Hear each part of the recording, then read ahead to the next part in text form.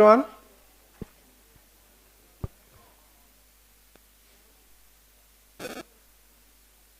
I think we can start. We can see that most of the people are on their seats. Welcome to the 10th East Annual African Evidence Summit. My name is Aimable Nsabimana.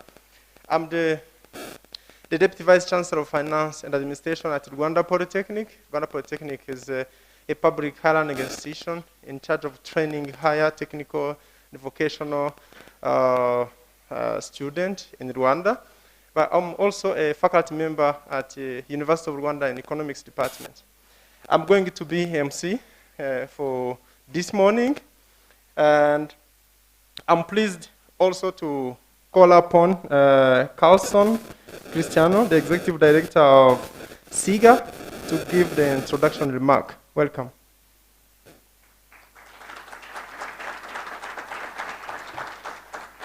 Thanks so much, Aimable. I've been told that it's okay if we take our mask off while we're speaking or while we're actively eating or drinking. So I'm going to take my mask off for a minute. So good morning, everyone. I'm so excited to welcome all of you to the 10th Annual Africa Evidence Summit. It's been a whole decade. Can you hear me? Okay. The Africa Evidence Summit used to be called the East Summit. Some of you might remember. Named after our signature East Fellowship. So thank you all so much for being here and for bearing with our COVID protocols. I know it was a little bit of a hassle to get in the door this morning, but we want all of you to have a very safe and enjoyable experience here.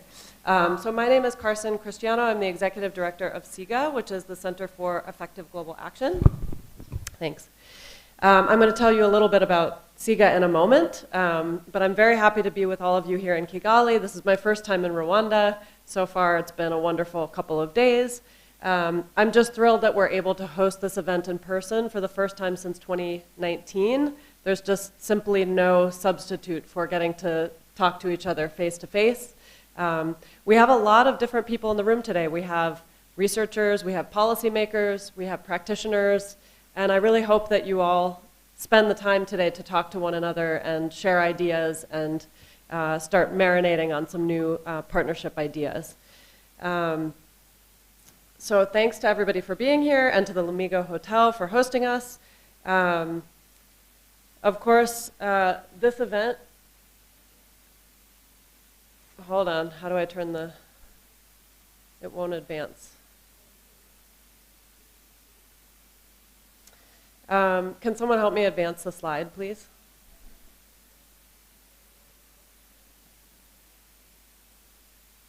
I'm going to continue, but can someone, there we go. Next slide. So I want to thank the Rwandan partners here. Without their help, this event simply would not be possible.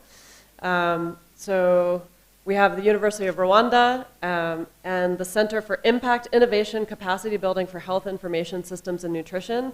And special thanks to NIERA members Aimable, Sambina, the lecturer at University of Rwanda, who you just met, and to Janine Kondo, who is a medical doctor, professor of public health, and CEO of Seek-In. She's a busy woman, and I'm just so grateful for all of the support that they've provided and input to this event. So I'd also like to acknowledge, if you go back one slide, the support of our donors, so the Hewlett Foundation, Fogarty International Center, NIH, and an anonymous donor. These institutions have been so much more than funders to us. They've really been thought partners as we've developed these programs and expanded to meet growing demand for impact evaluation training and research. So now I'm going to tell you, let's go to the next slide, about our main co-host. So SIGA is the Center for Effective Global Action based at UC Berkeley in the United States. Our mission is to improve the lives of people living in poverty using insights and tools for decision makers backed by rigorous, inclusive, and transparent research. Our academic network includes over 140 faculty now who are in many different disciplines based at different institutions up and down the west coast of North America. And working with graduate students and partners all over the world, SIGA researchers use rigorous methods like RCTs, quasi-experimental methods, and also tools from data science to try to understand what works to expand education, health, and economic opportunities for people living in poverty. I'm going to talk a little more about SIGA's capacity building in a second. You'll also hear from SIGA's founder and faculty co-director, Ted Miguel, later this morning. And on the SIGA team, I'd really like to thank some amazing staff. So Maya Ranganath, who's our, can you raise your hand, Maya? Who's our Associate Director of Global Networks and Inclusion, Chelsea Downs, Amy Shippo, who ran our Wagape program, which was the last couple of days. Some of you attended that. Dan Kasara, Iman Abbasi. There are more of them in this room. I hope you'll get to meet the SIGA staff. It's not easy co-hosting an event that's being hosted 10,000 miles from where you live, so it's been a bit challenging, but we're so happy that this is all happening now. And also our colleagues from Northwestern have pitched in the last few days and hours to help make this happen. So, next slide. There we go. Since 2018, we've partnered with NIERA. And NIERA is the Network of Impact Evaluation Researchers in Africa. I'm so proud of this partnership. I think it's come a long way in just a few years. So NIERA was founded by alumni of our East Fellowship Program, which I'll tell you a little bit more about in a second. It's headquartered at U.S. International University in Kenya. So today, the NIERA network includes over 40 African scholars who are advancing decision-focused evaluation of social and economic development programs to improve well-being. They focus on capacity building, so they offer training and mentorship. They also support evidence generation and policy outreach. So currently, NIERA members hail from several East African countries, but I believe they have plans to expand to other African countries as well. And Sam Oti will tell you more about NIERA during his presentation on demand-driven research tomorrow. And from NIERA, I'd really like to thank the chairman, Amos Janguna, who has been amazing and has become a close colleague and friend over the years that we've worked together, as well as Sam Oti, Jennifer Nyakinya, and Maina, of course, Janine Kondo, who I mentioned, and Imable, and I'm sure I'm leaving out some of our NIERA colleagues who have helped out. So now I want to remind us why we're here today and tomorrow. So we're here to share evidence to inform decision-making in Africa. We're here to talk about how we can make the evidence better and more inclusive. And we're here to spark new collaborations, which is why I hope you'll all stay for the coffee breaks and the lunch hours and the happy hours. I wanted to focus us all on some good news, which is that over the past decade, as long as SIGA has been here, and in the past few years since NIERA has been founded, there's really more empirical evidence than ever before. So the number of impact evaluations has just exponentially increased. I think the American Economic Association's RCT registry now has almost 6,000 evaluations. And the 3IE registry, which includes both randomized and quasi-experimental studies, has over 10,000 evaluations registered. So that's a lot of evidence that policymakers can draw on to make decisions. We have more researchers than ever before, and especially on the African continent. So we're seeing scientific production by African scholars increasing something like 40% over the last 5 years. We have better data and better methods now than we ever did. We're using new types of data from mobile phones, from satellites, from sensor networks. We're digitizing administrative data and synthesizing data in a way that we never did before. And in addition, we're seeing tools like artificial intelligence, machine learning, other methods being used to support the policy decision-making process. And policymakers are taking evidence a lot more seriously. Of course, we still have a long way to go, but I'm very excited about some recent examples of policymakers working directly with researchers to incorporate insights. In Togo, just last year, a team of researchers from SIGA and IPA worked together to integrate new methods for targeting aid in the wake of COVID-19. So they were able to identify the citizens with the greatest need for humanitarian support by using new types of data from mobile phones and satellites. The program was so successful that other African countries have begun scaling up that program and adapting it, including the DRC. So now to talk briefly about inclusion. It's not just about whether or how evidence is being generated, but who is generating it. And I think all of us here really understand that there remains a significant gap between the number of African scholars and North American or European scholars that are studying issues that are really relevant to the African continent. And so SIGA really believes that investing in local research talent is key to catalyzing evidence-based policy change. I'm going to go quickly to our approach here in the interest of time. So our approach to inclusion and capacity building includes 3 pillars. We offer fellowships, and there are a lot of people in this room who have benefited, I think, from these fellowships. And funding for research and for training, as well as convening, and that's what we're doing today. So since 2012, we've hosted semester-long fellowships for over 60 African scholars at UC Berkeley, where SIGA is based. The fellows develop research proposals with faculty and student mentors. They take classes, they attend seminars, and they meet with faculty and other researchers across the SIGA network. I'm happy to say that we recently expanded our fellowship programs to West Africa, and we have a couple of Ghanaian partners and researchers in the room today. I'm referring to our Development Impact West Africa program, which is a partnership with GIMPA in Ghana. We've also started offering virtual fellowships. During the pandemic, we realized how big of an opportunity it was to offer some of the mentorship and training online. And so that's allowing new fellows to join us that maybe couldn't travel to the US before. So we're really looking forward to continuing to expand our fellowship programs geographically and to be even more creative about how we deliver that training. I'd love to see all of the fellows raise their hands today. Can you raise your hand if you have either come to Berkeley or maybe you're looking forward to coming to Berkeley this semester?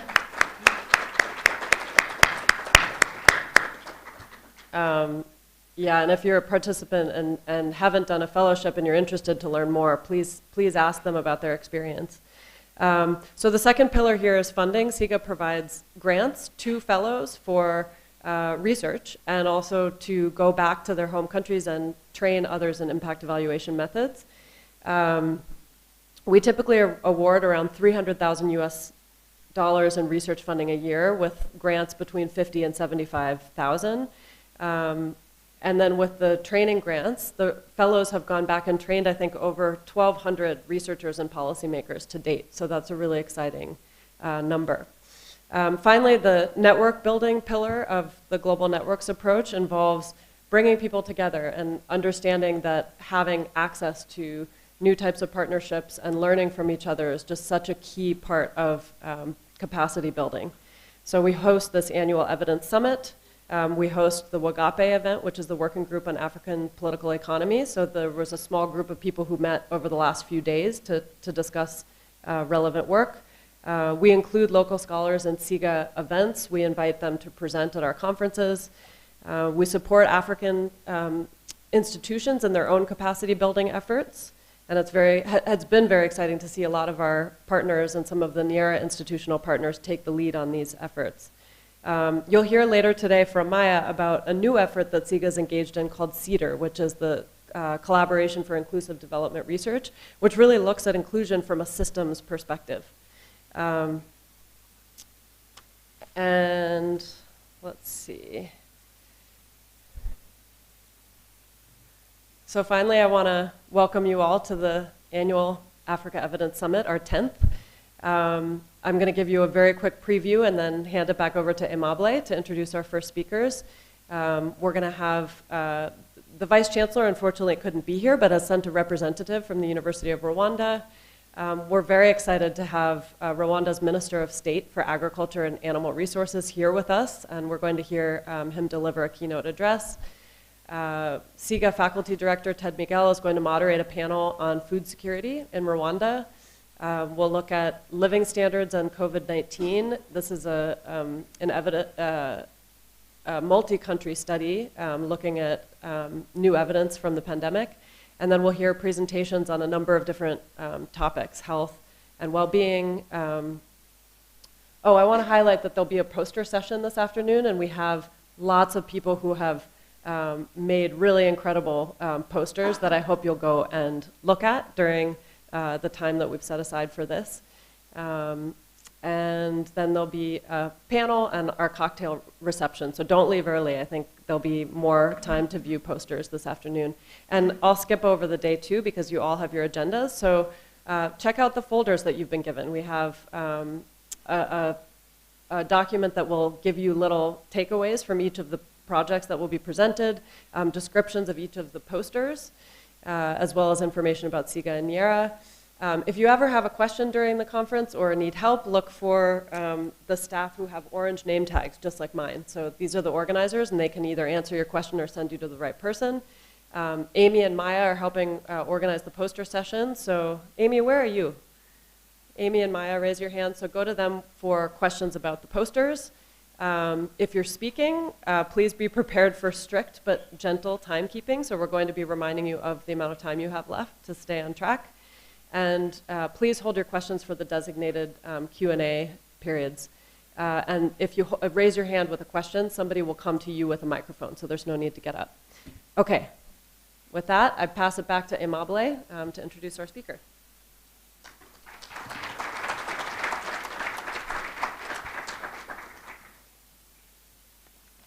Thank you very much, Carlson, the Executive Director of SIGA.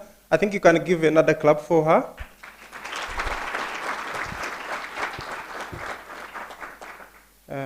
Honorable Minister, allow me to introduce also the Director General of RAB, those who may not know, Dr. Kalangwa, who is coming to join us and will talk about food security. You are most welcome. Thank you very much, Executive Director, for the introduction. At least now, those who didn't have more information about SIGA, now they have more clue, and I can really give testimony. I'm part of the East Philo. I know how much it has changed my research capacity and development. You are thankful. Without delay, I would like to invite Dr. Claver, the Principal of College of Business and Economics, to give the well-marked introduction from the University of Rwanda. Dr. Claver is representing the Vice Chancellor, who has an urgent expected change on the agenda, and he's going to tell us about University of Rwanda. You are most welcome.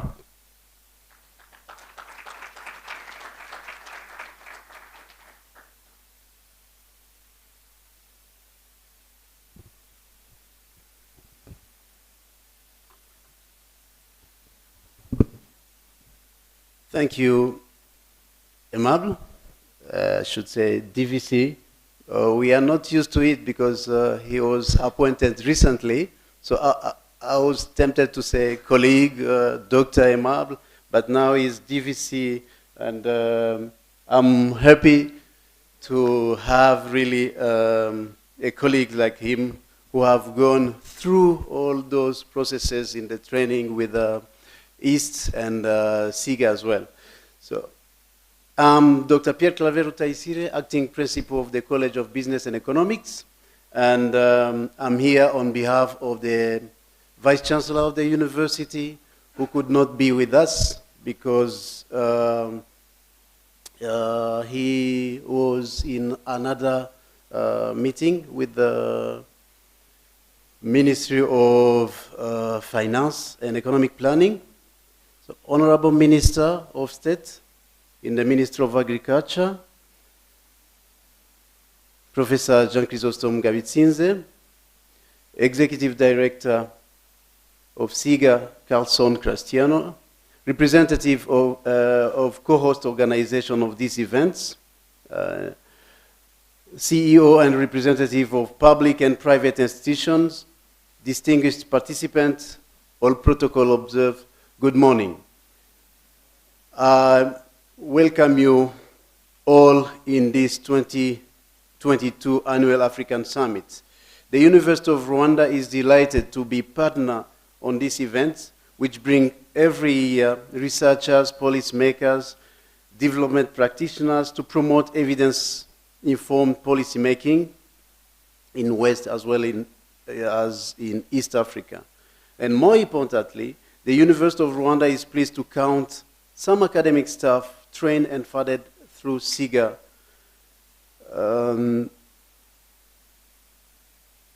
Yesterday, I got the chance of participating in the WAGAP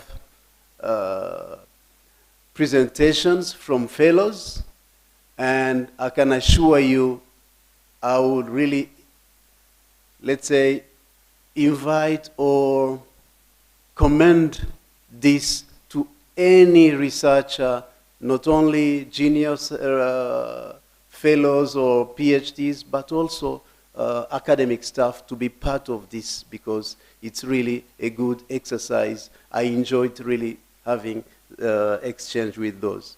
So the University of Rwanda is quite a young university, because it was established in 2013 through a merger of the former 7 high learning institutions. And the merger resulted into 6 colleges, which are spread in all over the country in 10 campuses distributed in the whole country, Kigali, but also in the 4 provinces. So I won't go into more details, into statistics, but keep in mind the number of 26,000, more than 26,000 students. That is the number of students we are having every year in university. We are registering 10 new students every year. Of course, those are undergraduate and postgraduate students. So the 6 colleges are the colleges of Arts and Social Sciences, College of Agriculture and Veterinary Medicine, the College of Business and Economics, the College of Science and Technology, the College of Medicine and Health Sciences, and the College of Education. The restructuring of the university involved the establishment of campuses across the 4 provinces and city of Kigali, as I said. This has contributed to the government's second economic development and poverty reduction strategy under the economic development and poverty reduction strategy policy. So UR has presence in the 4 out of the 6 planned cities, Musanze, Huye, Rusizi, and Nyagatare. This presence has resulted in an increased economy and infrastructure developed in those cities due to the increase of student and staff population. So as I said, we are now having the bachelor programs as well as postgraduate programs. And we are now shifting to make sure to reach the national strategy for transformation 1. We are now trying to increase more the STEM programs. And we are looking to achieve the 75% of postgraduate program in STEM. And now the University of Rwanda is now at the 71 of registered students, those STEM programs. In those postgraduate programs, we are having the 4 out of 6 colleges are offering STEMs, and we are having centers of excellence. All the 8 centers of excellence are in STEM. I won't go into citing all those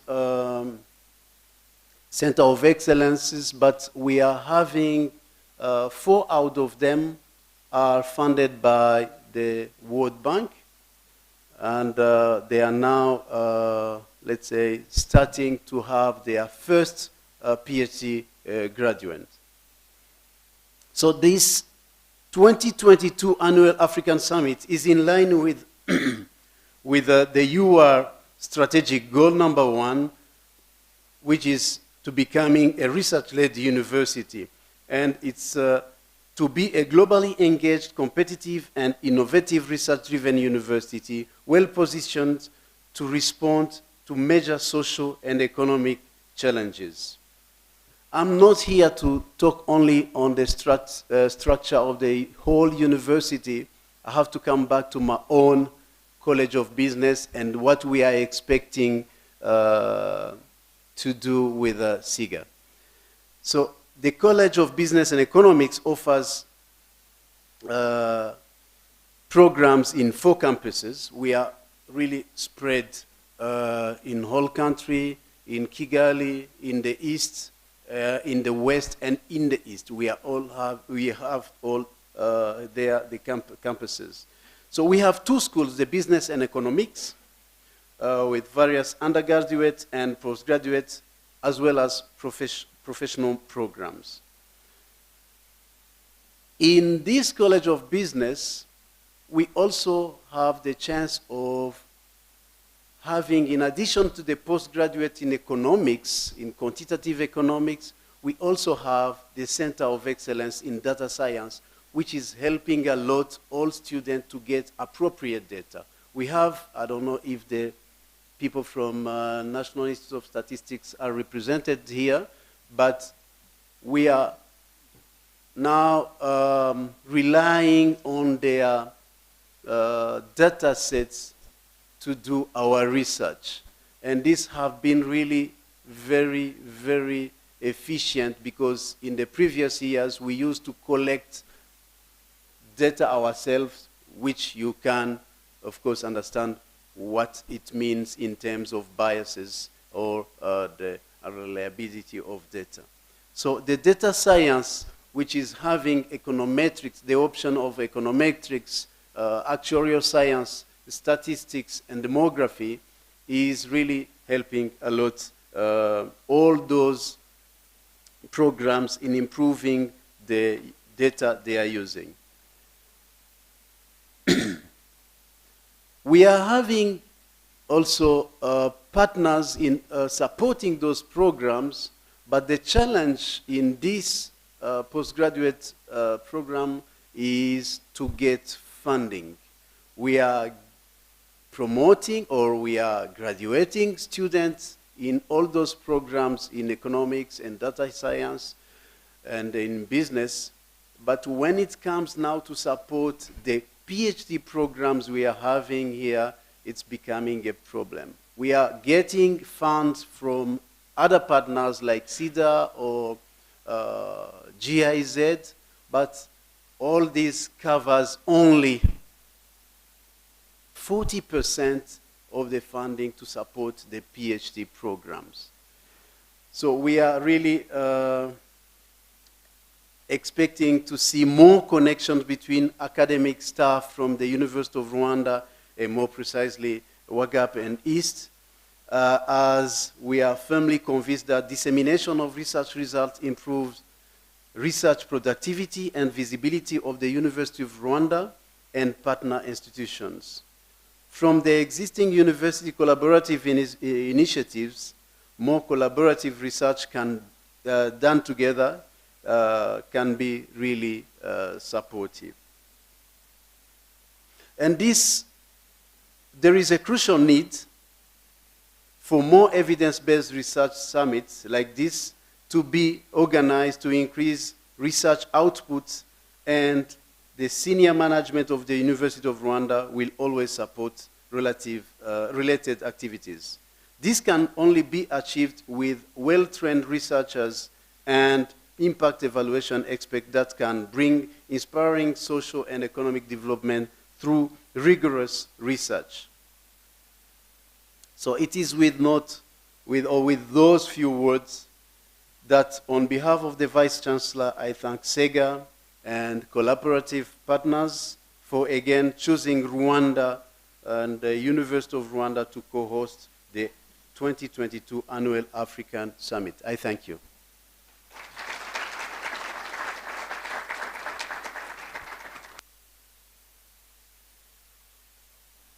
Thank you very much, Dr. Clavel, the Principal of Business and Economics College at the University of Rwanda. Your remarks is really impressive. You give us the background of the university and the way forward for the college in terms of capacity building, development, and the ambitions of the college to train higher qualified researchers, both masters and PhD level. Without delay, I would like to introduce you Professor Jean Chrysostome Ngabitsinze, the Minister of State in the Ministry of Agriculture and Animal Resources. The Professor Ngabitsinze has been in Ministry of Agriculture since 2020. Before that, he was a member of Parliament and he was the chair of Public Account Committee. But before that, also he was serving as a professor at the University of Rwanda in the College of Agriculture. And I'm honored also to have been working with him, especially during my PhD program. He was really supportive and one of the supervising committee. Without delay, I would like to invite the Honorable Minister to give us your remark. Thank you.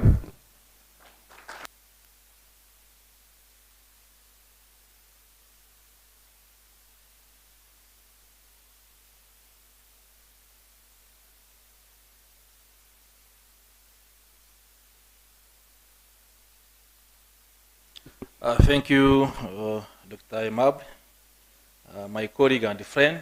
I think here I'm allowed to go beyond the protocol and be the person I want to be this morning as a researcher.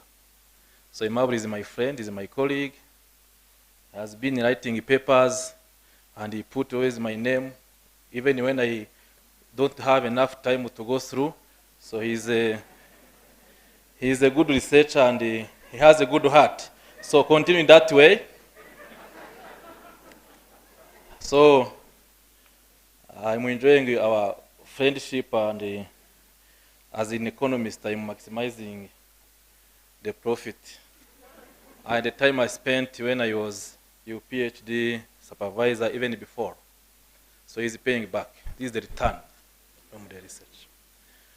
Ladies and gentlemen, all participants, all protocol observed. I don't want to go through and forget the students we have here. They are the boss today, sitting with researchers I saw in the list. We are very lucky this morning.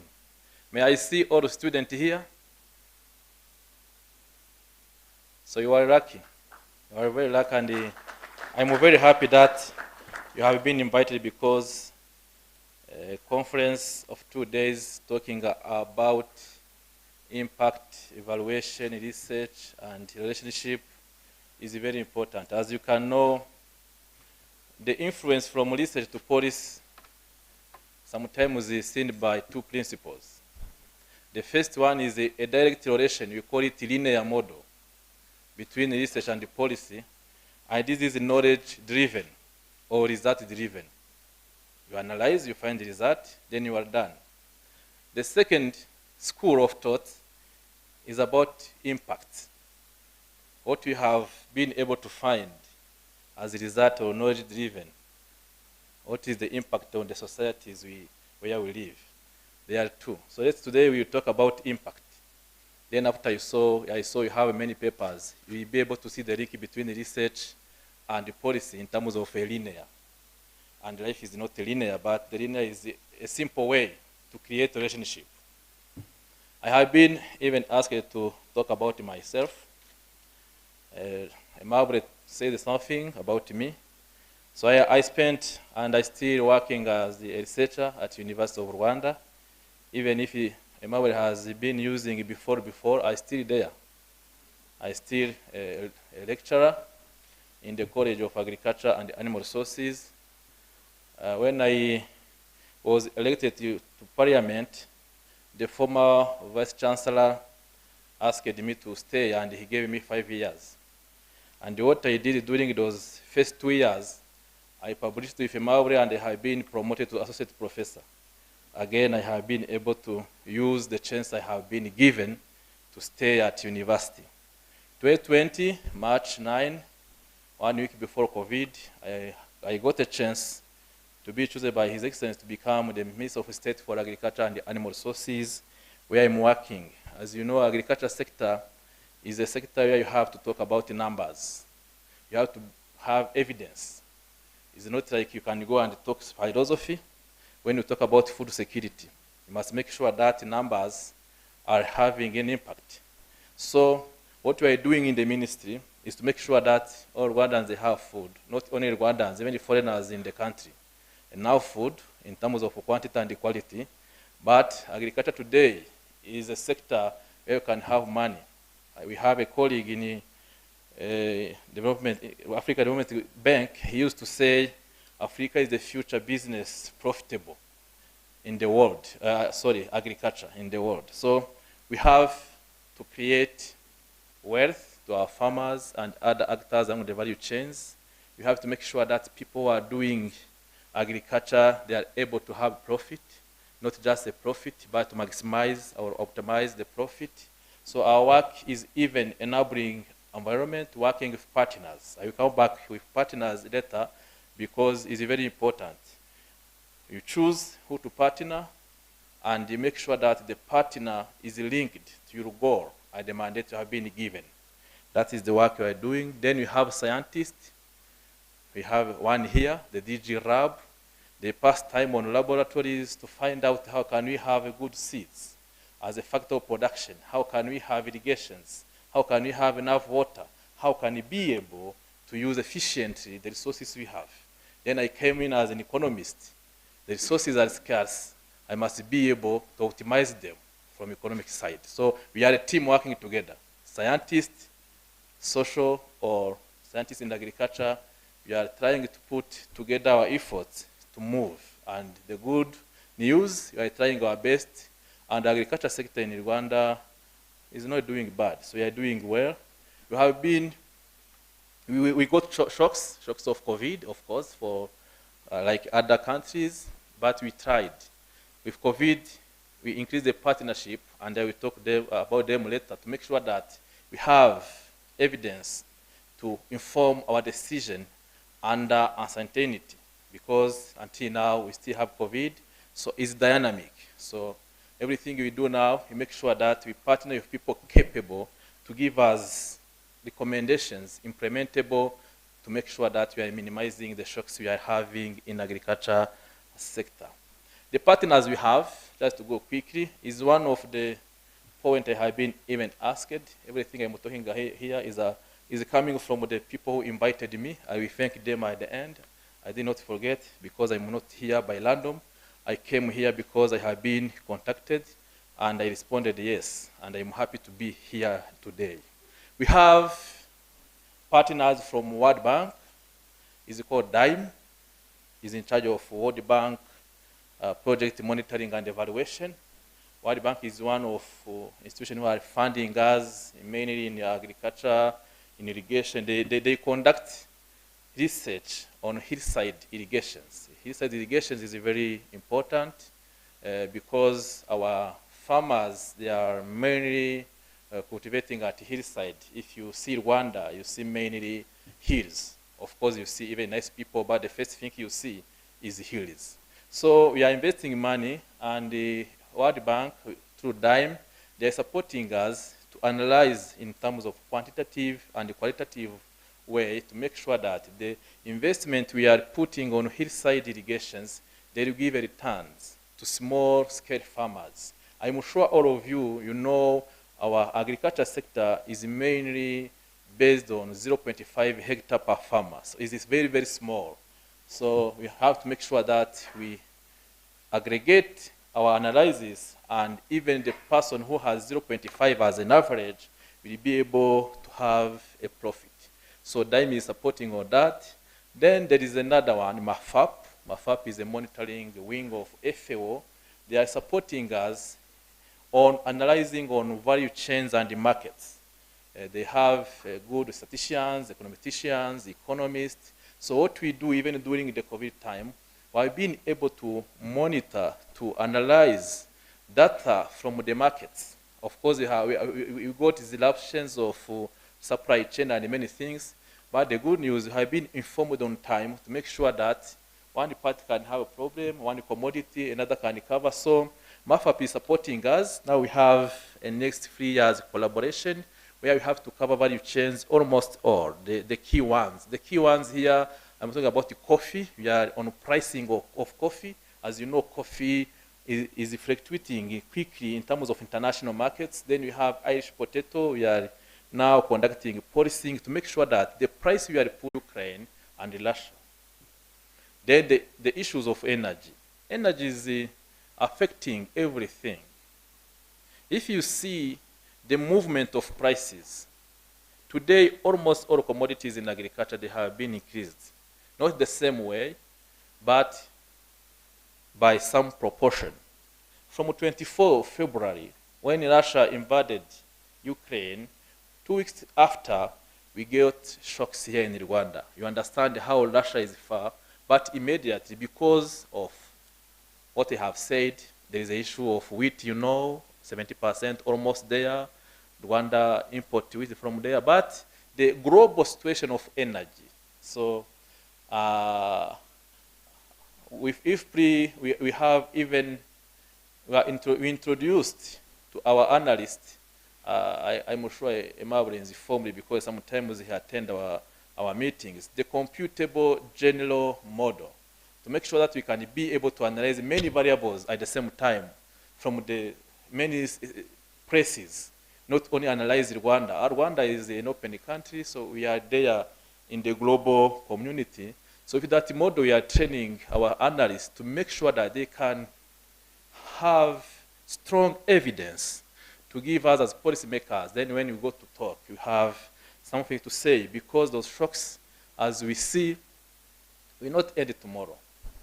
Will not end tomorrow because if you go back 10 years ago, from 2008, the financial crisis, and from there you see the shocks we have been having, of course, not at the same level. The world have been always had shocks. So it's good to have a good analyst to make sure that any data they get, they are able to transform it to a communicable finding. So with IFPRI, we're working on that. Another part IFPRI is supporting us is regarding the expenditure, the public expenditure in agriculture. How are you distributing it? You are doing it in an efficient way. So those are scientific works we are doing together with scientists as policymakers. And it's very important because going to the end, I think here we'll be discussing how can we be able to improve the relationship between policymakers and researchers. Sometimes there is a disconnection, that is true. Sometimes if you go in literature review, you will see that perhaps policymakers don't trust researchers. And researchers don't trust policymakers. That is a true story. But you will never be able to increase or to maximize or to add value to everything you do in all sectors without working with researchers. Now I'm talking about the side of policymakers. Because if you have a policy, you have many policies, now you have a PSTR4, is our transformation strategic plan of agriculture, is ending in 2024. If we don't have researchers to be able to tell us where we are today, I could come here and say we are doing very well. But in the morning in the newspaper, you will see that prices are increasing. How are you doing well if the prices are increasing? The productivity of maize, the productivity of beans, the productivity of cassava. So we have to make sure that we work with researchers. So the questions is how and when. First of all, to work with researchers as policymakers is to accept they know more than us. I hope policymakers here will agree with me. They know because the power of data. When you don't have data, and when you have data you don't understand them, honestly saying, everything you will say will be around, let's not put a number to avoid problems after here, but for sure researchers knows more than other people in terms of, because they do research every day. We have researchers in the lab, we have researchers in the ministry, we have researchers here from other institutions. They pass the time searching. But as you know, the sensitivity analysis of a policy maker is the first in the list. You must make sure that you analyze everything you are going to communicate to the community.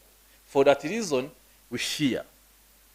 And I hope at the end of this meeting, you will make sure that you minimize that fear and create a team, researchers, policymakers as brothers and sisters, because they work for the same purpose, the well-being of community. So it's very important to underline that. So let's work together. Let's trust each other, even when things are not the same. Even researchers or policymakers, between them, they don't agree all the time. No one can agree with all people, but you have to accept that criticism is always positive when you take them as positive attitude. So I hope this will be even covered. So going to the end, I hope and I'm sure. Hope and sure sometimes they can't go together, but let's use them. At the end of these 2 days, together with the researchers and the policymakers you will have, you will be able to create one team. Creating one team is not meaning to agree totally. Creating one team who has enough knowledge, who are humble enough, who are able and capable to sit together and find solutions. Let's take problems we have globally, and you have them, of course, at the national level. Now, globally, people are saying we are going to have issues of food because of what we see. Many in Africa, we fear hunger now. And from the last 30 years, the UN have been working to end hunger. When you are near to say that we can reduce hunger, we have new shocks.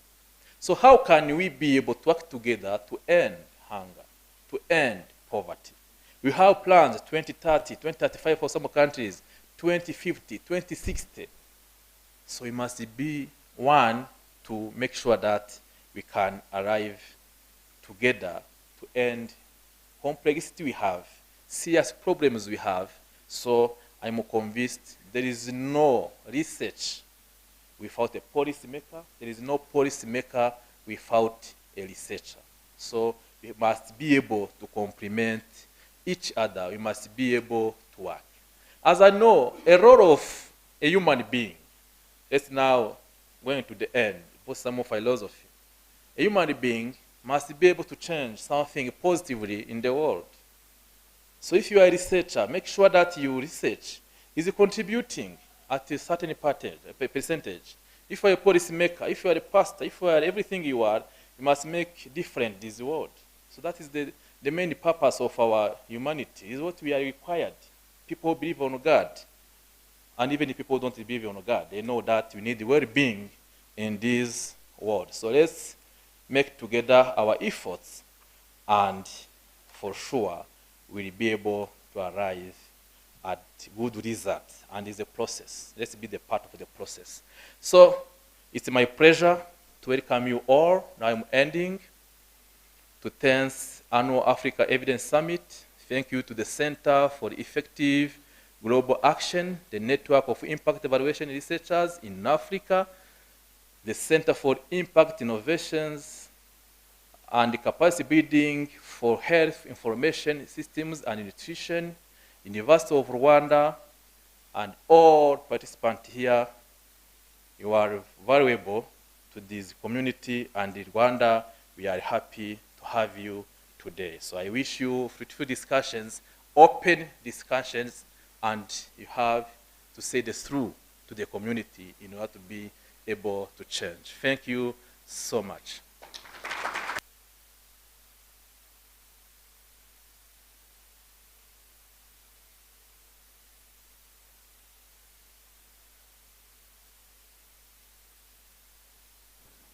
Thank you very much, Honorable Minister. You can give another clap, please. Thank you very much. I think the message is really very clear, especially for the guest, to introduce you in our country, more specifically on agriculture sector and other big areas where there is much interventions which are coming on, but also we need to introduce more robust measurement tools to provide more evidence whether all those interventions, they are just achieving the target. Without delay, I'm going to introduce you to the panel. We are going to have a panel on food security in Rwanda. And this is really important because, as you know, from Ukraine war, from COVID, there have been issues of food security globally. And we need to hear more about the current status of the food security and associated threats on what happens, what are the drivers which affect food security, and how the country and policymakers, as the Honorable Minister said, how the country is coping and where is the way forward.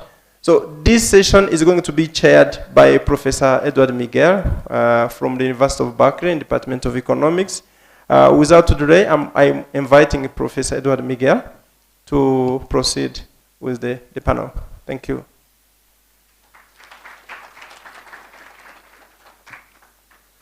And maybe I'll also ask the panelists to come up and take their seats. Good morning, everybody. It's such a pleasure to be here. I'm Ted Miguel. I'm a professor of economics at the University of California, Berkeley, and the faculty co-director of the Center for Effective Global Action. It's wonderful to think that we're now in our 10th year of the Africa Evidence Summit. I remember the first one, which was in Uganda in 2012, and just exciting to see all the energy in the room today. I really look forward to the conversations and really learning a lot. So we're really delighted to have a great group of panelists. I think we still have a couple more coming up. And once they're up here, then I'll introduce them to you. The goal of the panel is to bring together policymakers and researchers to discuss the evidence that's available on the key issue of threats to food security in East Africa as a region. I do think that Minister Ngabitsinze's remarks were very inspirational along those lines of speaking about how policy and research need each other to make progress, how we're really members of one team, and we really hope that this panel and the broader discussion will move us forward in making progress on these issues, bringing in their own experience here. So we're not going to have slides for this session. It's really going to be an open discussion. And let me just start by introducing the panelists. We really have a distinguished panel here today. The first is Patrick Karangwa, who's the Director General of Rwanda Agriculture and Animal Resources Development Board. We also have, as a second panelist, Gracie Rosenbach, who's Country Program Manager for the International Food Policy Research Institute, IFPRI. We have Boaz Kezire, Head of Policy and Advocacy at the Alliance for a Green Revolution in Africa, AGRA. And then also Malindi Sibomana, Director of Product Innovations at One Acre Fund. All right. But I see three panelists, so now is there a fourth panelist?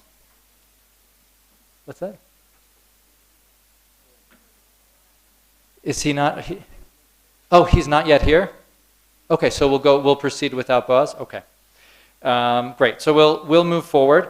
What I'd like to do is really just open with a general question for the three panelists and give them a little space to talk about their experience. Then we have some specific questions about work that they're doing. And then eventually, towards the end, we're going to open it up to questions from all of you. So please keep your ears and your minds open, write down some questions, think about them, and then towards the end, we really look forward to allowing you to bring your issues to the table and get the answers that you think would be useful. So let me start with our panelists and just an open question, asking them, what is your and your organization's current work in food security, and how are you helping to bridge the gap between research and policy that was highlighted before? Maybe we'll just start at the end.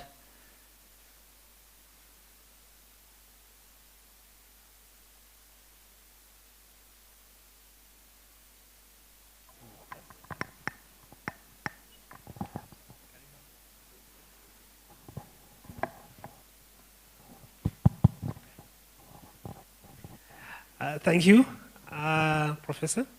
So, if I got it correctly, the question is about first the institution we come from, what it does to address food security, right? And how bridge gap between research and policy. I think it has been mentioned a bit earlier as well, as I come from the Rwanda Agriculture and Animal Resources Development Board, RAB, where I work as the Director General of this institution.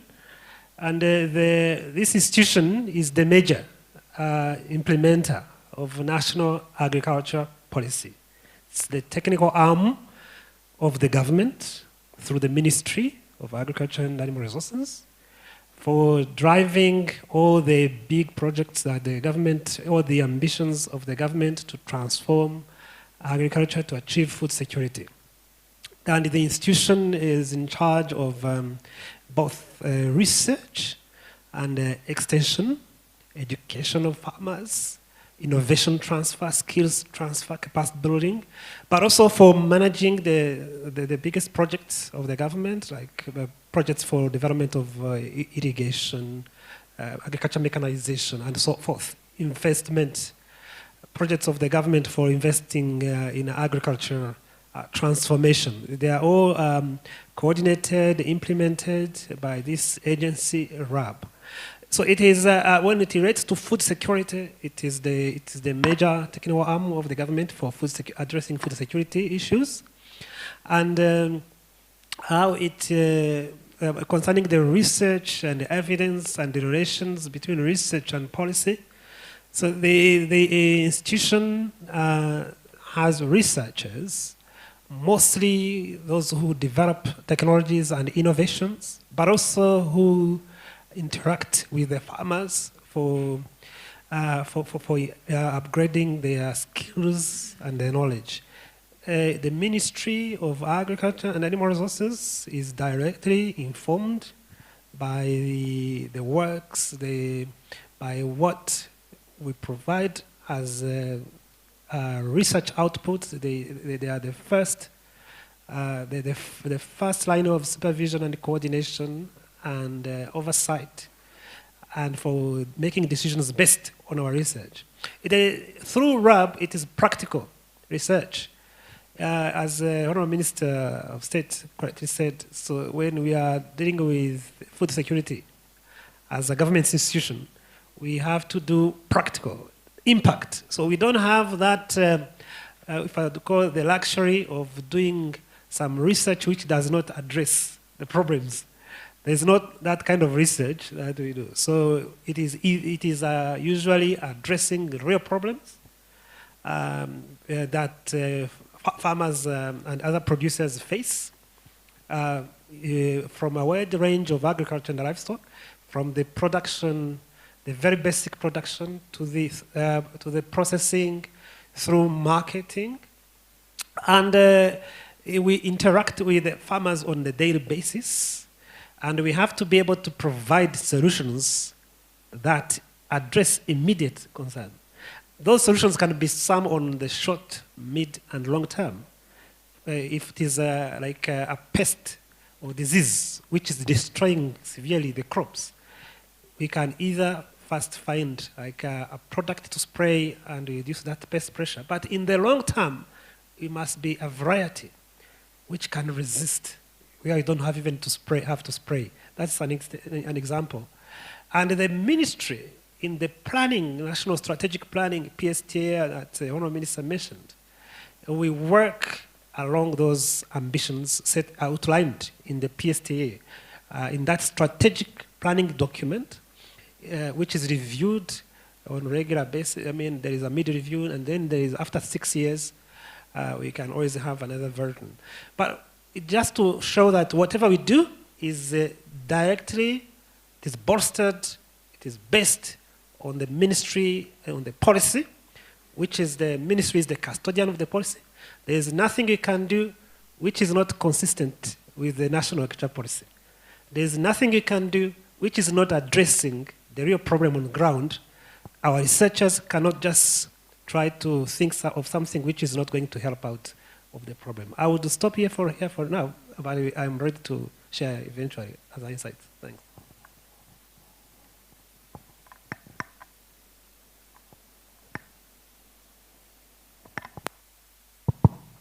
Okay, good morning. My name is Gracie Rosenbach, and I am the Country Program Manager for the International Food Policy Research Institute. We have our Rwanda Strategy Support Program here. And so as it says in the name of our organization, we really try to bridge this gap, as the Honorable Minister of State said, between research and policy making.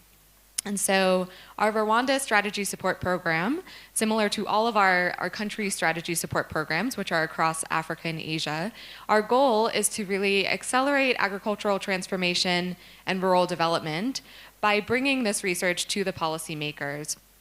And so we try to do this in 3 ways: through collaborative policy analysis, capacity development, and partnership building. And so in this way, specifically here in Rwanda, we work very closely with the Ministry of Agriculture, with RAB, and with other local research think tanks and academia as well. We have some partners with the University of Rwanda. And so we do this through trying to answer the questions that are really pressing and timely for Minagri. So of course, right now, we've been doing a lot of research on the global food and fuel price crisis, which I think we'll talk about in a bit, how we can help Rwanda to mitigate some of the impacts of this crisis using the data that's available to us through the National Institute of Statistics and through others. And so what this collaborative policy analysis looks like is a lot of one-on-one work together, some small groups, and also through some formal learning events that we host, so that all together we can continue to grow in our skills in data and policy analysis as we try to answer these pressing questions as they come up, as they relate to poverty, hunger, and malnutrition. So I'll leave it there, and I think we'll talk a bit more about specifics later.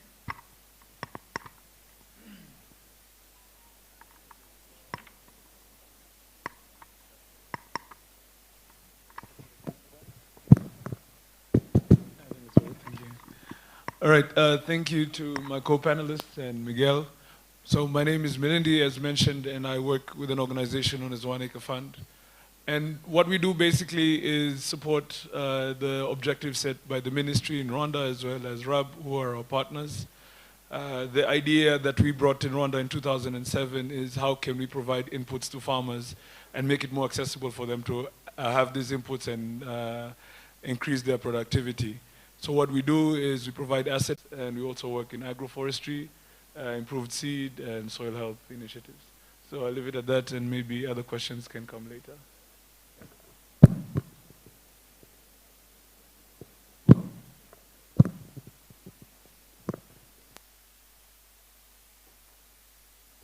All right, I think that works. You guys can hear me? Great. Well, thanks for that introduction. I will say that I had the pleasure of working with the One Acre Fund actually in Kenya on a research project, and really enjoyed that active back and forth with your group to learn. I'd really like to turn to a topic that I think is on everybody's mind. It's come up several times, and maybe it's the heart of some of the discussion today, which is what the next 1 to 2 years are likely to look like in Rwanda and the broader East Africa region, given the unprecedented crises that we are facing.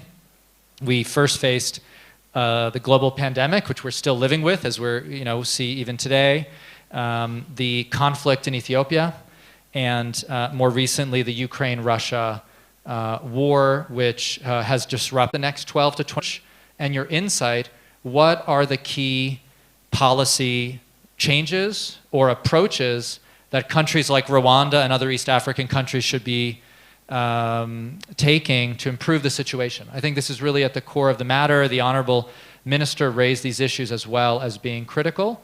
What can we do? I think one topic, of course, that's especially on Minagri's mind right now is the rising fertilizer prices, both as a result of the supply chain disruptions due to the COVID-19 pandemic and also with the Ukraine-Russia war. And fertilizer prices on the international market have doubled in the last year. And so for a country that tries to help farmers use fertilizers through some subsidies, that can take a really big toll on the agriculture budget. And so we've been doing some research to try to see how we can consumption, national consumption, but also helping to reduce poverty and hunger and so forth. And so I think this is a good example of a type of analysis that a lot of countries could be doing to try to estimate what would be better for the trade-off of trade versus national production. Thank you.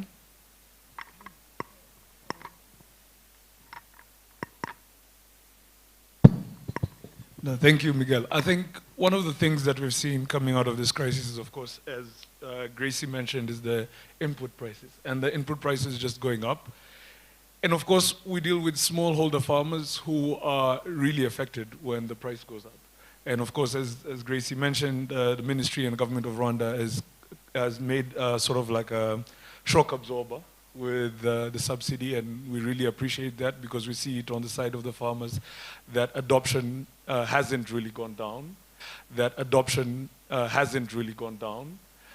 But if you mention 12 to 24 months, then we have to think about what can happen if this continues to be a trend.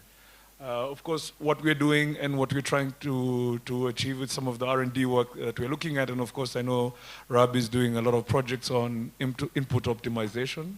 So for example, fertilizer optimization, which will make it easier for the farmers to reduce maybe the amount of inputs that they're using in their fields.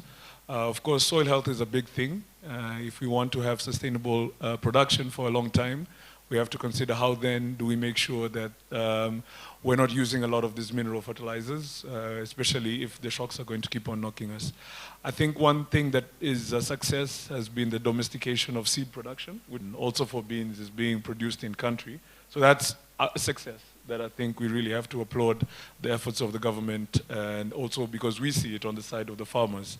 So I say input optimization is going to be important. So it's diversification of production, something that Gracie mentioned. We can't only look at staples.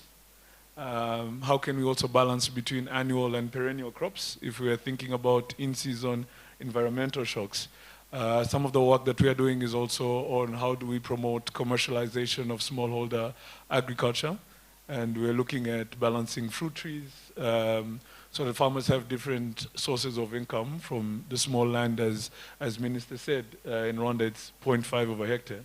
So it's really a small margin of error that the smallholders can work with. So I think if I can summarize it like that, it's just how do we mitigate risk at that level?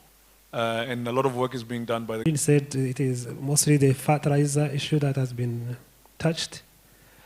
And for the wheat, we need to realize also that the wheat here, though we import the wheat we use for milling table here, it is also being able to buy it by producing the most high-value commodities here on this land.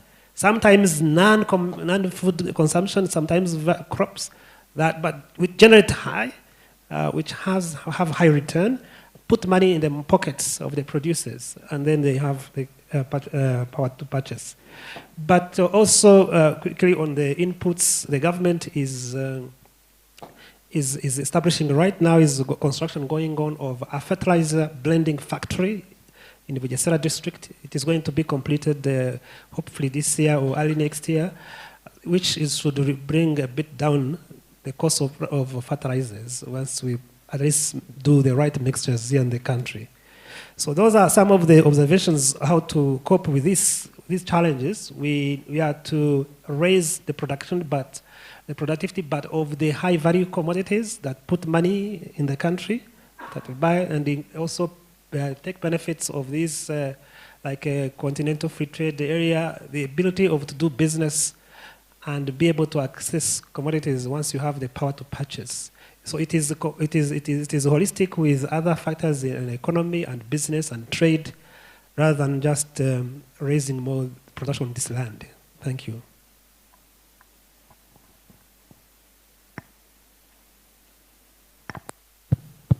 Thank you so much.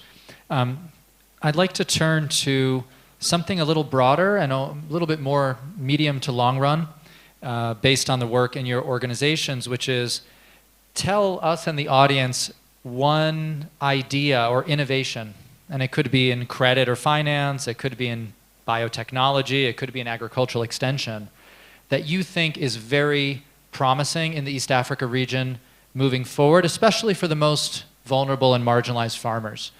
Is there a product or a project that your group is working on that you think has a lot of potential? And again, since this is a mixed group of policymakers and researchers, I think even something more speculative or kind of new ideas that are still being evaluated would be of great interest to the group. So maybe I'll turn it over to you to talk about something you're very excited about. And why don't we start this time with Milindi?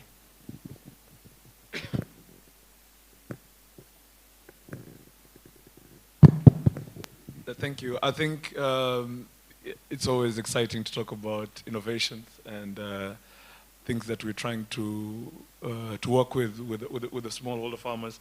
I mean, the issue of food security and the shocks that we've been seeing is something that we have also been concerned about for a while. And one of the things, and I mentioned it earlier, looking at soil health and how to make that small piece of land productive for a long time, is something that we're really interested in and we're working on, trying to develop conservation agriculture systems for smallholder farmers. Because if you think about most of the conservation ag technologies that are out there, they're really designed for large-scale commercial farming. So one of the things that we're working on is how can we customize this for smallholder farmers. And of course, we have a MOU on research with RAB, and we are also tapping into that expertise that's there. We do a lot of work also on agroforestry. Last year, I think we did about 20 million timber trees. So the year before that, we distributed about 15 million. We're looking at 20 million this year as well, and maybe about a couple of 100,000 fruit trees. So just how do we maintain and improve the quality of our soils such that the farmers can continue to produce for a long time? I would say that's the idea that excites me most, because I know if you come back 15 years later, farmer is still able to get as much out of that land as he was getting now, even, if not even more, and more efficiently. So yeah, that's it for me.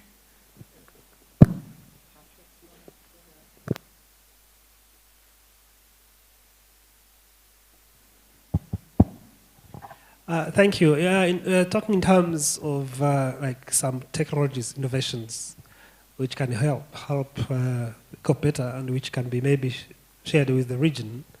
It's not like just like one particular magic bullet that will turn around things. So it is a wide range of technologies and innovations for, at least as far as our institution is concerned. When it comes to crops, we have released a lot of varieties of crops that are higher yielding, much higher yielding than the traditional ones. If you pick any of the major crop, pick maize, pick beans. Beans, we have varieties which are producing at least twice as more as we used to produce with. Soybean as well, they are producing at least twice more. And potatoes, we have varieties which are now can be grown even in the hot areas. We used to have varieties which grow more in the humid areas. Now we have got a wide range of varieties which can cope better. And potato is a very good crop, recreative, money providing, which can also be. Some of these varieties can be also shared. Most of them we are free to share. All of them basically to share with whoever is ready to partner with us to access such varieties of crops. but also when it comes to livestock production, we need to be able to feed. And most of the big challenges with the raising animals, it is ability to feed them in climate change context, when there's drought and all crops, all the forage has gone dry, ability to store the animal feeds for a longer time. So we have crop varieties, forage varieties, which are more climate resilient, more climate smart forage farming, which some of this has been worked, like mostly in a global context in many other countries, like 20 countries worked to develop these climate smart technologies. They are already in these other countries.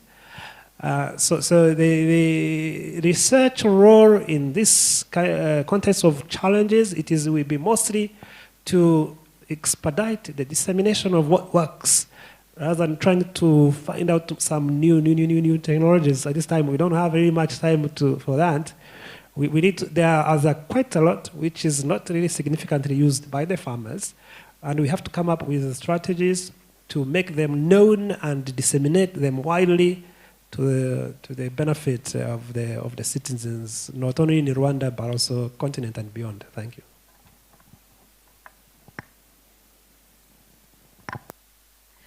Thank you. So I am going to speak about extension, which I think is a bit funny because I have the two extension experts on either side of me. But I think that this is something that Rwanda is already doing exceptionally well with such a decentralized local government system. I was in the field on Monday, and the farmers were telling us about the numerous extension visits that they've received over the past season, and all of the different things that they heard about and how they implemented it into their field. When we do these computable general equilibrium models, in almost every country, when we are looking at the returns to investments, so the returns of fertilizer on yields, or improved seeds on yields, or extension on yields, extension is almost always the highest. It almost always has the highest returns on the investment. And so I think it's a really key and important part of the agricultural development system that we don't always talk about. And I know the ministry is currently working on doing this customized agricultural extension system. So already looking at, even though it's going very well, how can we continue to improve it? And one project that we've done with Digital Green is to look at digital extension. So this way, the farmers are all receiving video information. So they're all receiving the same information, and then they have the extension agent there to answer any questions that they have. And that's been pretty successful in Ethiopia and Uganda, where we've piloted it. So that's something interesting that we have talked about trying here in Rwanda as well. But of course, as DG Rob mentioned, Rwanda has so many different microclimates. We grow so many different crops here. So I think that's one of the main goals of this new customized agricultural extension system, is how can we customize to all of the different agroecological zones, to all of the different soil types, all of the different crops. And so this is something that I think is really exciting that's happening now, to build on the success that Rwanda has already had with agricultural extension. Thank you.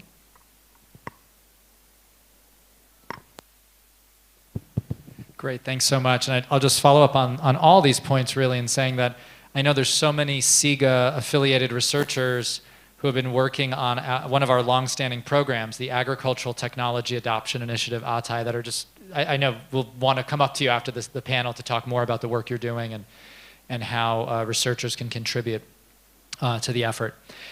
So because of time, we're going to open up to questions from the audience now. We'll have about 10 minutes for questions. If there's other points you haven't had a chance to make for our distinguished panelists, please feel free in the Q&A to bring in anything else that's on your mind or any closing thoughts. But I know there's going to be a lot of interest in the room in following up on these really interesting and provocative comments. So maybe you can just raise your hand in the audience if you have a question or a thought, and we'll run a microphone back to you. I see over here Alibel, if we can get a mic over to him.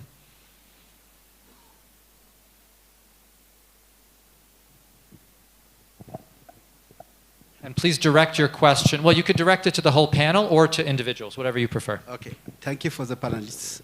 Thank you for the chance. My question, I think, is for three of you. We know because of this crisis, the farmers, especially in East Africa, has been much affected in terms of this Ukraine and Russia war. Also, the conflict that's stayed in Ethiopia also.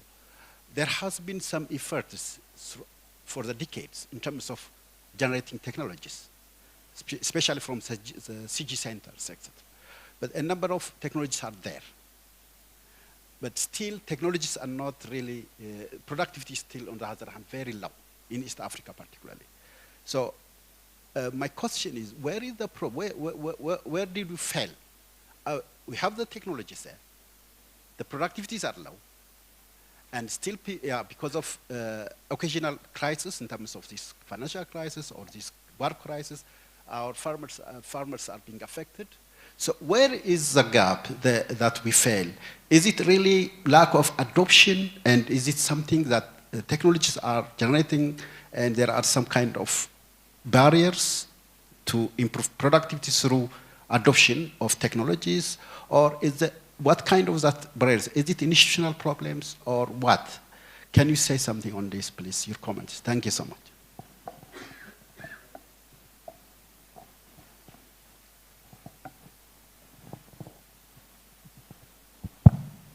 I need to quickly check the question if it is about the adoption of technologies, right? So they're wondering why they are not being used by the farmers, okay, to make sure that it is the right thing. So the adoption of the technologies and innovation by farmers in agriculture is always, it's a big also area of discussion, comes often. Some of these technologies are quickly adopted, others farmers are reluctant to adopt. There are several factors, it is not just one factor. Some of the factors, it goes with the, agriculture has to be viewed as business. Other technologies, most of the technologies, we don't struggle much to get through the technology. Like in Africa, if you talk about the electronics and the mobile telecommunications, it has been adopted quickly. The farmers, even our farmers, even some of our least resourced citizens, you will find them with the phone. Some of them with even a smartphone, they are so excited about the WhatsApp ability to chat. And we can always wonder why we don't see innovations in technologies in agriculture not being that rapidly taken. Why the food security is it's a major concern. So it is multifactorial. There's first of all the content, being able to be contented with the little your subsistence when there's a mentality, a mindset shift to see agriculture as a business. Not just to find what can make you pass a night, another night, pass on the night, because the mentality of subsistence farming will not stimulate investing in putting more technologies. If this can produce 3 times more than this one, but you have to add a little bit more money to acquire this. I say, I will not take the pain, I don't need that 3 times more, I will continue with this one. Because the thinking is, well, as long as I can find what at least I eat with my kids, I think that is enough. So that is a big issue of which is enshrined in the systems, production systems, which are not business driven, because we will see that in the few farmers who are business oriented, we don't struggle with this adoption. They are always on the look for the next higher variety, the next fertilizer which adds more. You will find that those they pick quickly, and they don't even wait to pick from us. They will even be looking around. They have brought some new things we don't have yet here in the country. Our farmers, like in Rwanda, the structure of the farming households here, they have very small holdings. The average of the land used in Rwanda, it is 0.6 hectares per household. And those farmers who have got a bit more land, I think I have some 2 or 3 figures here. about 55% of our farmers, they have less than 0.3 hectares to use for land production. And most of these, they don't want to hear about putting a little bit more investment. I will use the little I have. And sometimes it doesn't make a quick correlation with also, the more you go to too tiny units of production, you difficultly find returns on the investment. And 31.9% of our farmers, they have between 0.3 and 0.9 hectares. And 11% of our farmers, they have around 1 hectare to 3. And those who have got 3 hectares, they represent 1.4%. The 1.4% are the ones we are ready always to put more technology, put more innovation. So it is multifactorial in terms of land that can make a business case, and in terms of also viewing farming as a business, but also the kind of technologies that we avail as well. We must always, it has to be economically driven. That's why economic science and social sciences must be fully integral part of the biological research. It has to make an economic sense and a socio-economic transformation case that is tangible enough to drive interest in using it. Thank you.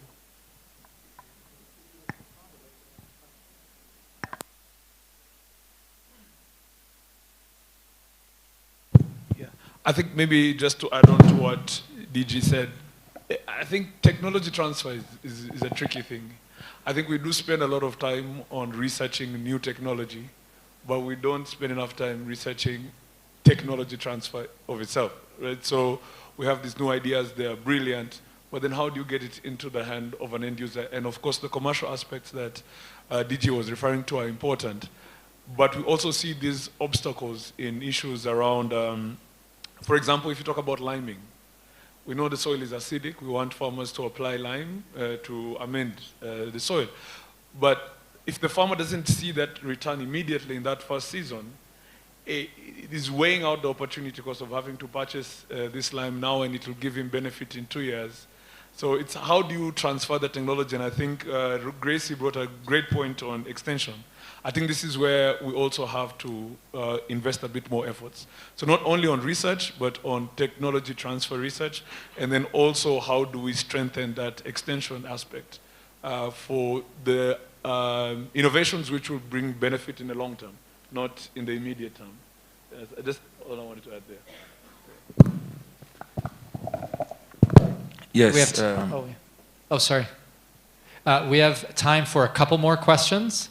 So I see a few hands, and maybe okay, I see 4 hands, so I'm not sure if, is there someone right there, Sam? Okay, go ahead. Yes, thank you very much.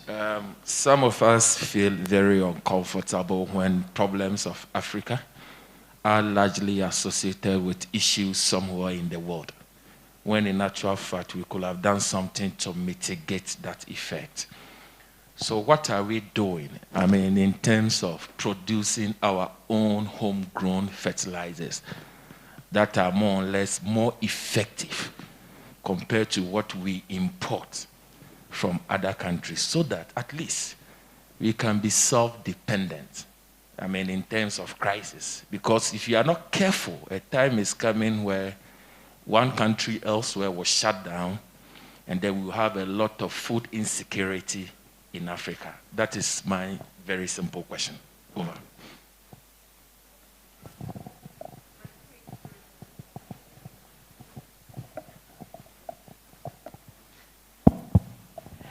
Thank you for the question about building, capacity here in Africa to produce our own fertilizers, because that one is specifically about production of fertilizers. Yeah, I had mentioned about what we are doing in many other countries in Africa is so far mostly about the blending. Even in Rwanda, we are right now building a fertilizer blending factory. That one is not for making it from scratch. At least it will lower the costs because we'll be able to bring what we mix to make a final product. And that one is also in many countries here around in Africa. But the fertilizer production plant itself, so far on the continent, I think there is only in there's Egypt and there's Nigeria with the Dangote plant factory. And when you look at these investment, they are huge investment. I was reading about this Nigeria plant, Dangote. It is, I think it was invested with, was it like 400 million USD? It's not like just a normal little investment. So before we reach, even if, well, it is, of course, this question is a very paramount importance. We should be able to have in Africa some factories like we are doing in COVID.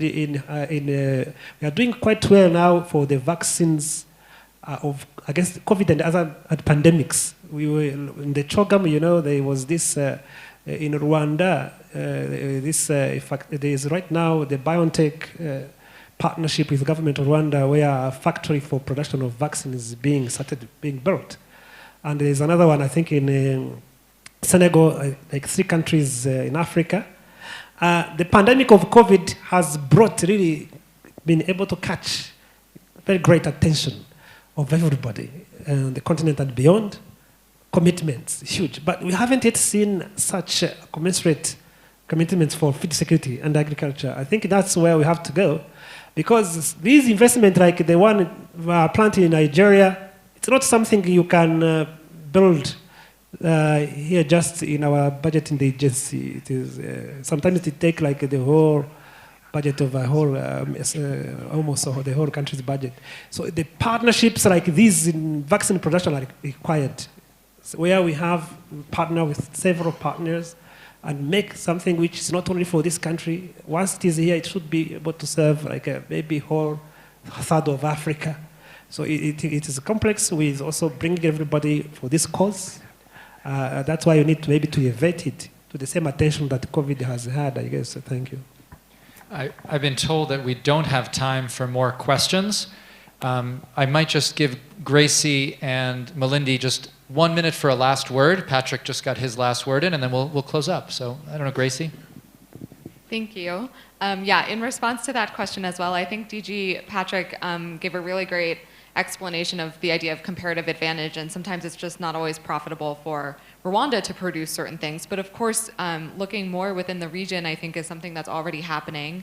And of course, there's always the issue of natural resources as well, right? We can produce the fertilizers here, but we need the inputs that in some cases are natural resources that we don't have here in Rwanda, that mostly right now are coming from Russia. So there's this issue when it comes to globalization. You have to look at who has those resources and who has the comparative advantage. But I think something that we're working on now that is really exciting is trying to look at some price trackers and price monitors. So Minagri, through the Isoko database, already collects market prices here in Rwanda every day across the country, which is amazing. For anybody who works with prices, you know that's a huge feat, and it's something that we're always really excited to see.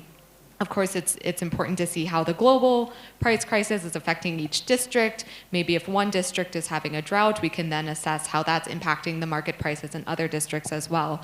But on top of knowing those local and national prices, we need to know the regional prices, right? And of course, the global prices. We all know the global prices right now. We know the price of fuel and fertilizers is skyrocketing. But what about the regional prices? To your point, maybe Uganda had really good rains and they have a lot of maize. And so maybe we can look to Uganda instead of to Europe for some of our imports. And so that's something that we're working on now, is integrating prices on the local, national, regional, and global level so that policymakers can make the best choices about where to get the supply of important inputs. Thank you.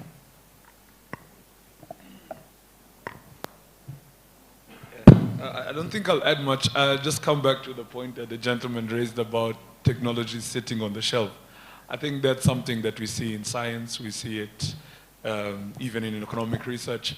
And also DG mentioned that there's no one solution for everything. So I think sort of like that loop between research policy and what we can call problem statements coming from the ground, if there's a way that we can tighten that and make sure that it's always going like this, it's really going to help us. Otherwise, there is a risk of ending up just having more and more technologies or more solutions or more tools or more models that cannot be applied on the ground. So I don't know if it's the first day of the conference today. So as researchers, it's always good to say where are we getting our problem statements from, and as we are developing these solutions, are we adding on that last step of how complex is it to transfer this technology, and what solution can we find for that complexity? So that's just what I wanted to add. Thanks so much. I mean, those last couple comments were really insightful, and I really hope events like this can help to close that loop, exactly as you said, putting us in the same room. Even some of the comments about data availability, prices on a daily level, will interest many of the researchers in the room. So hopefully we can help achieve those objectives. Maybe we can have a strong round of applause for our panelists. That was a great panel.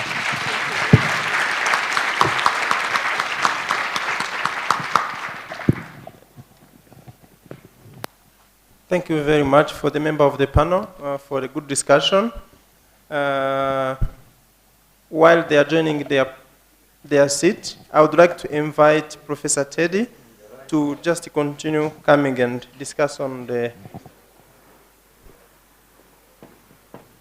his research, on the evidence from the 9 countries on living standard during the COVID pandemic. Thank you. Right. Okay, gotcha. Thanks, thanks everybody. I think I've got some slides that they're bringing up, and again, really delighted to be here.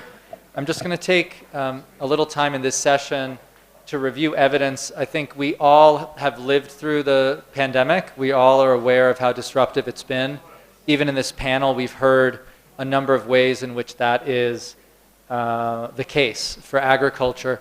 What I'll be presenting on now is a broader discussion of evidence on this issue of impacts on living standards of the pandemic for low and middle income countries. Okay, I see my slides are coming.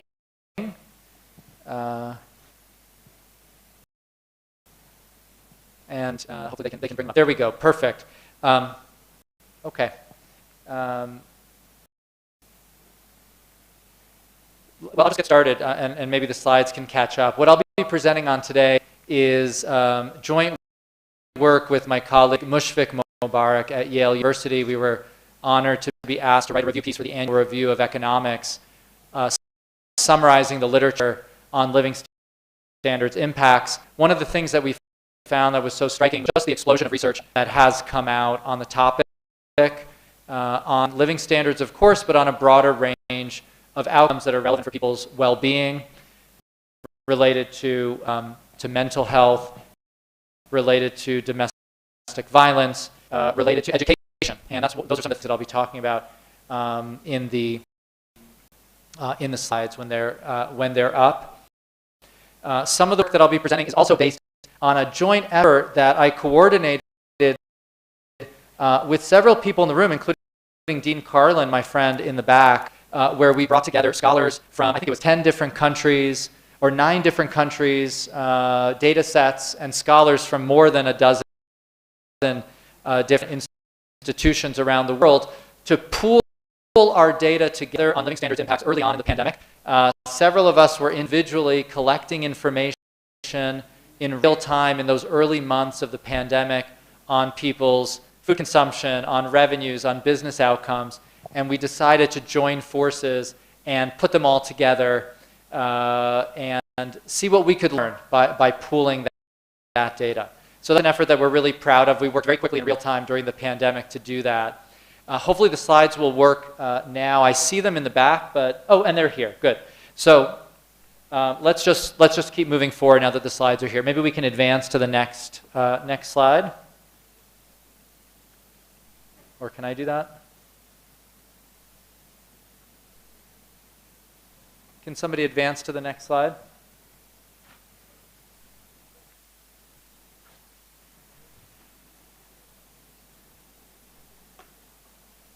All right.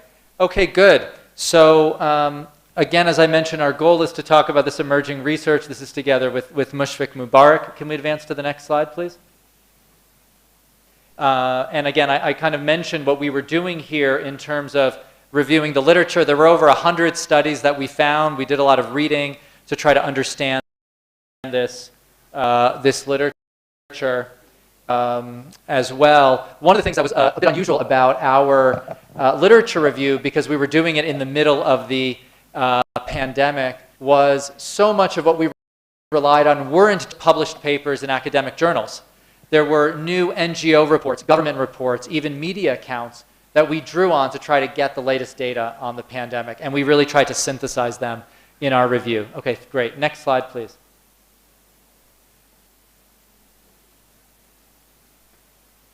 Great. So this is just an example. In the appendix to the study, we have dozens and dozens of these pages listing out all the articles that I'm really puzzled by the presentation, sorry. I'm going to just keep going, and I'm going to ignore the slides and just tell you about the talk.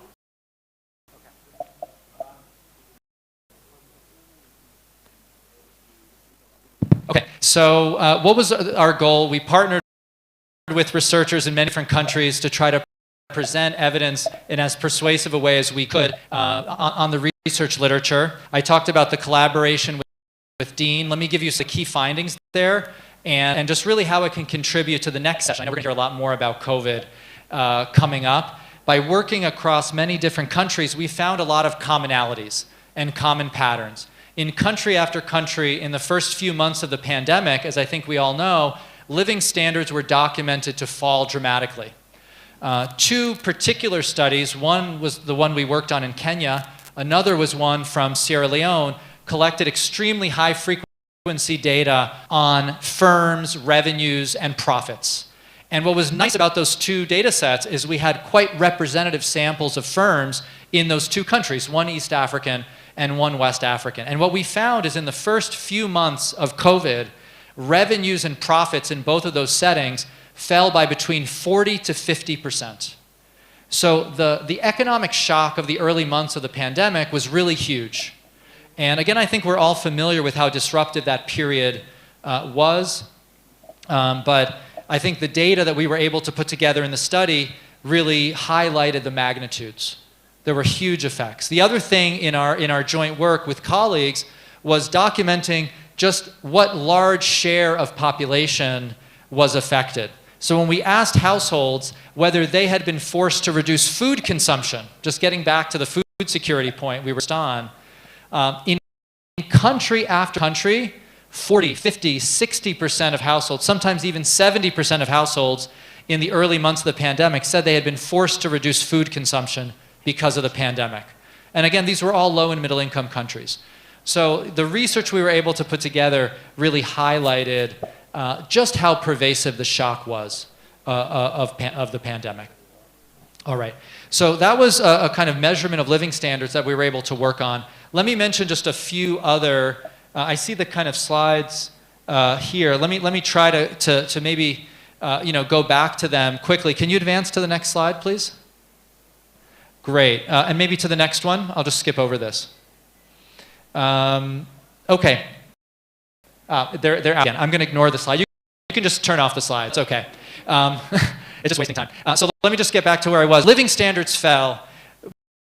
Firm revenue fell. There were really large-scale negative effects. But what we're very, kind of proud of with this review and really the research was how quickly researchers around the globe, in East Africa, in West Africa, in Asia, in Latin America, documented effects in a wide range of areas. So I'll give you a few dimensions that are very important. People have talked about, for instance, the twin pandemic during COVID of intimate partner violence or domestic violence.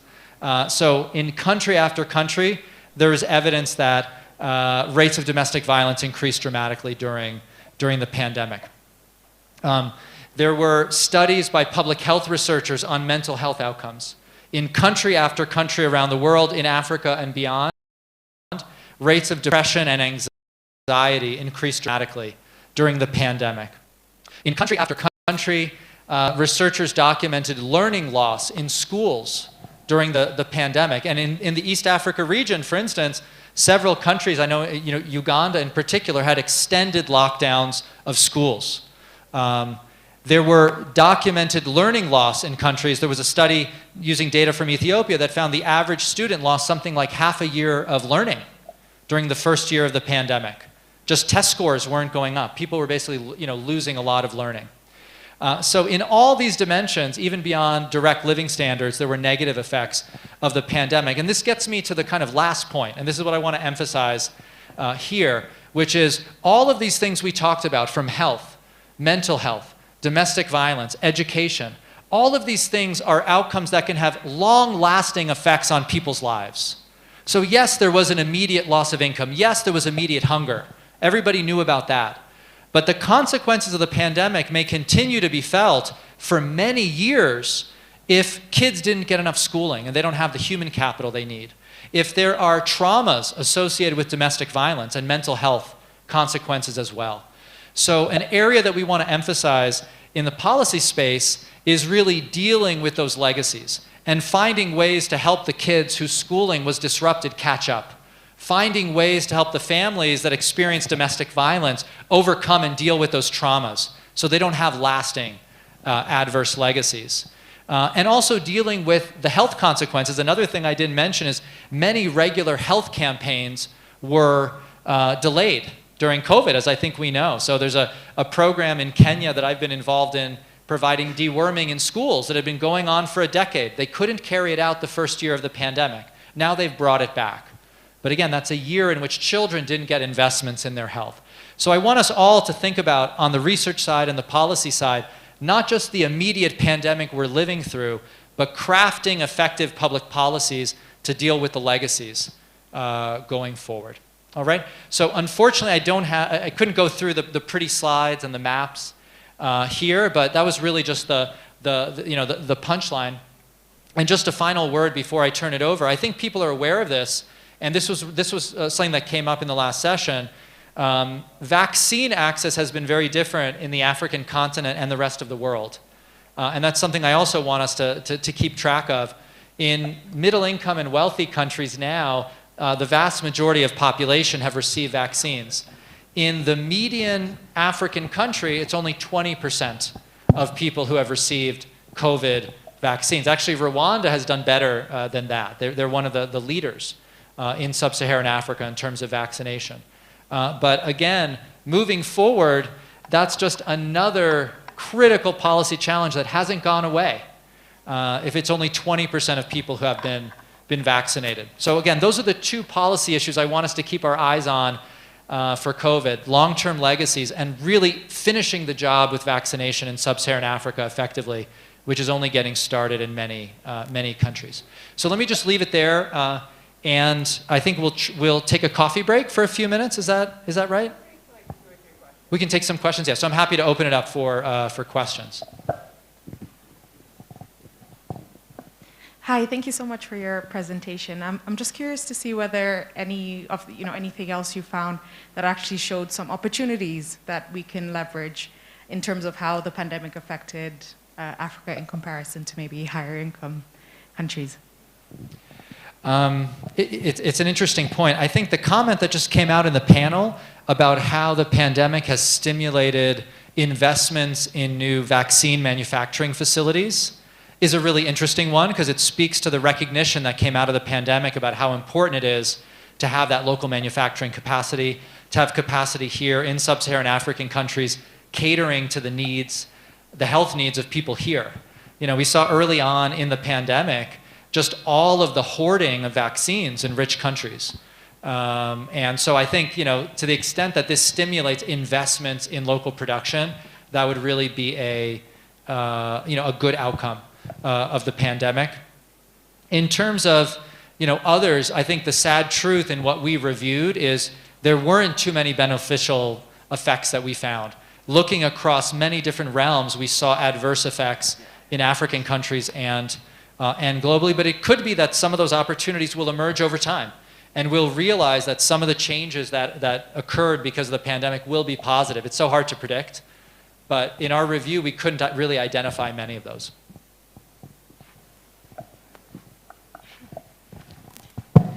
I'm coming. Oh. Is there a hand up? Yeah. Oh, okay. Thank you so much. I I was wondering, for example, the negative impact of COVID on education. Many remedial classes have been put in place to, how can I say, to reduce the gap. But in the health sector, the pandemic has reduced the number of visits in health facilities in terms of vaccine campaign and so forth. So do you think, is there any program which can be put in place to reduce this health gap? Thank you. Yeah, I mean, I think what you mentioned about lost campaigns, vaccine campaigns, is extremely important because, again, without achieving high enough vaccination rates, we run the risk of future outbreaks of diseases that have been more or less controlled. So again, I would just urge policymakers, donors, and others not to lose sight of all that was lost and to make sure those investments are being made. I'm certainly familiar in some East African countries with the attempts at remedial education. I think those are very important.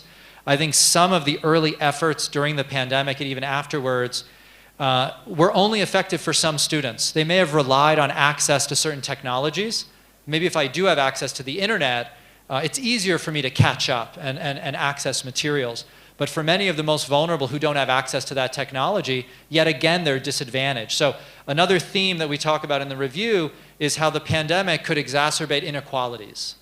And inequalities that we've been working as a community to try to deal with for a long time. So that's another fact that I think we need to deal with going forward. I think there was there another hand here? Yeah. Alibel, hey. I don't know if your data has something. Do you want to put on the mic? Sorry. Okay. I don't know if your data has something to say about the following issue. Why I'm asking this because in Ethiopia, for instance, there are some regions have completely locked down, and some regions not. Yeah. But those regions who have complete lockdown has a very devastating effect on the economy. Yeah. Now, looking back to the measures that have been taken in the global world, so do you think that the measures that have been taken in the world have really exacerbated the situation? Or can we really have another measures and then minimize the effect on that? That's my... Yeah, so you're talking about lockdowns. I mean, I think the conventional wisdom now, or broad consensus, is that there may be very different appropriate policies on lockdowns when we think about the economy in richer and poorer countries. I think that's something that's well established. In poor countries where people are closer to subsistence and more vulnerable communities, the effects of the lockdown could be quite devastating and quite different than in a richer country where it's easier to work from home or people have more savings, etc.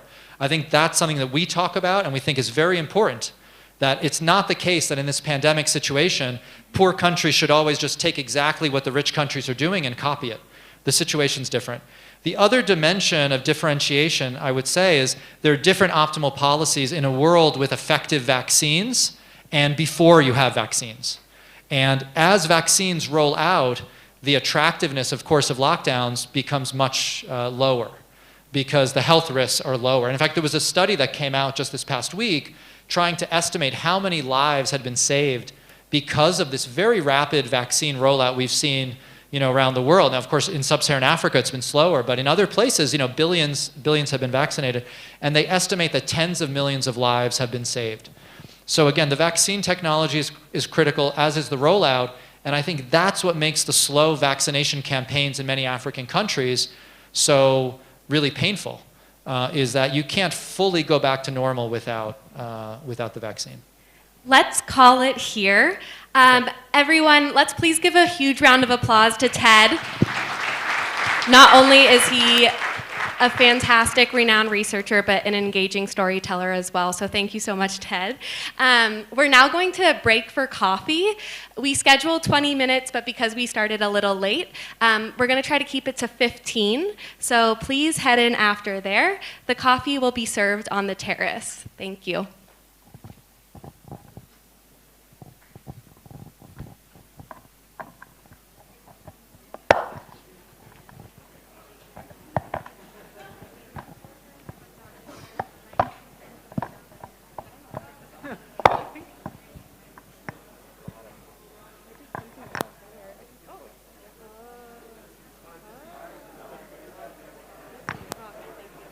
Is that okay? Okay, great.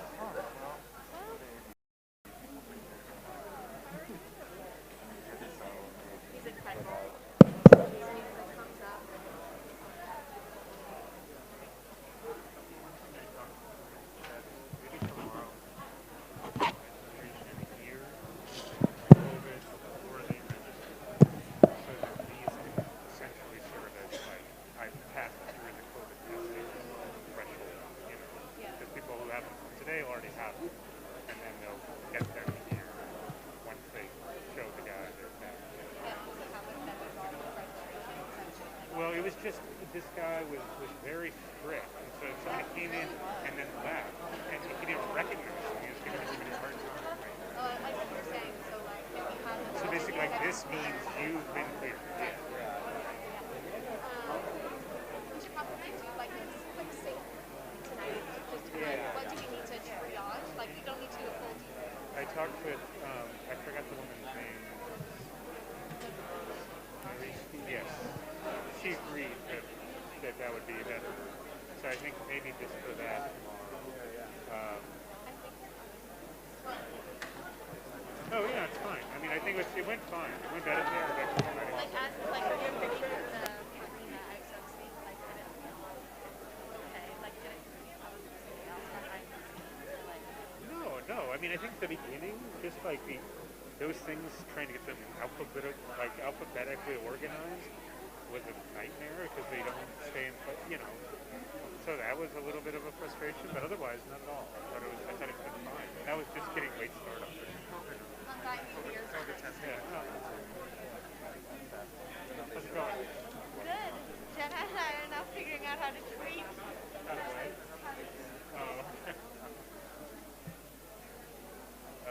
Who's this? Do you know, is this Maya's? Sorry. Is it just a laptop lying out?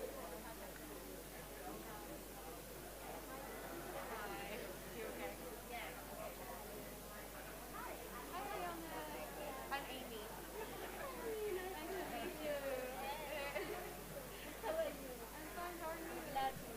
Hey, see you in person. It's so nice. Yes. Okay. No worries. We'll find a spot for you. It's okay. We'll find a spot.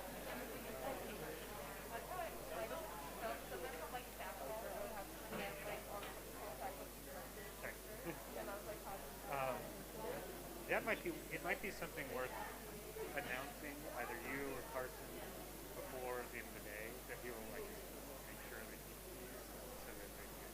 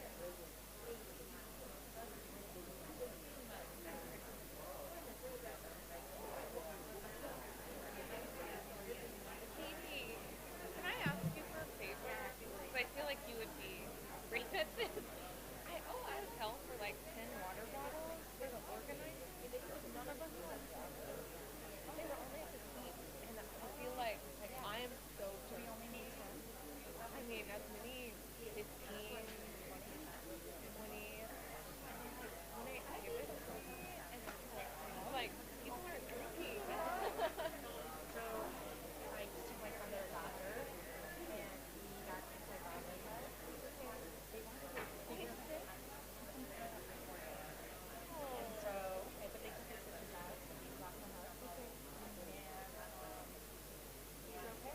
I just feel like, I think what's happening too is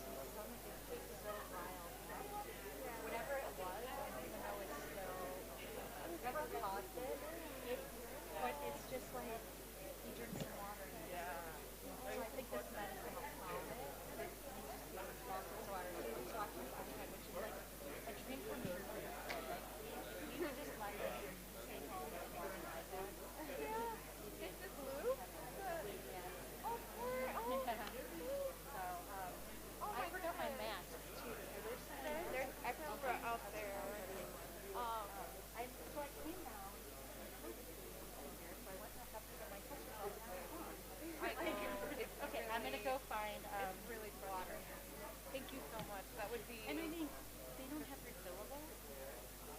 Okay. I'm going to use. I'm sitting where Joe just. Okay. Okay. I'm going to grab. We did have a 2-minute time card, so literally just vote for you.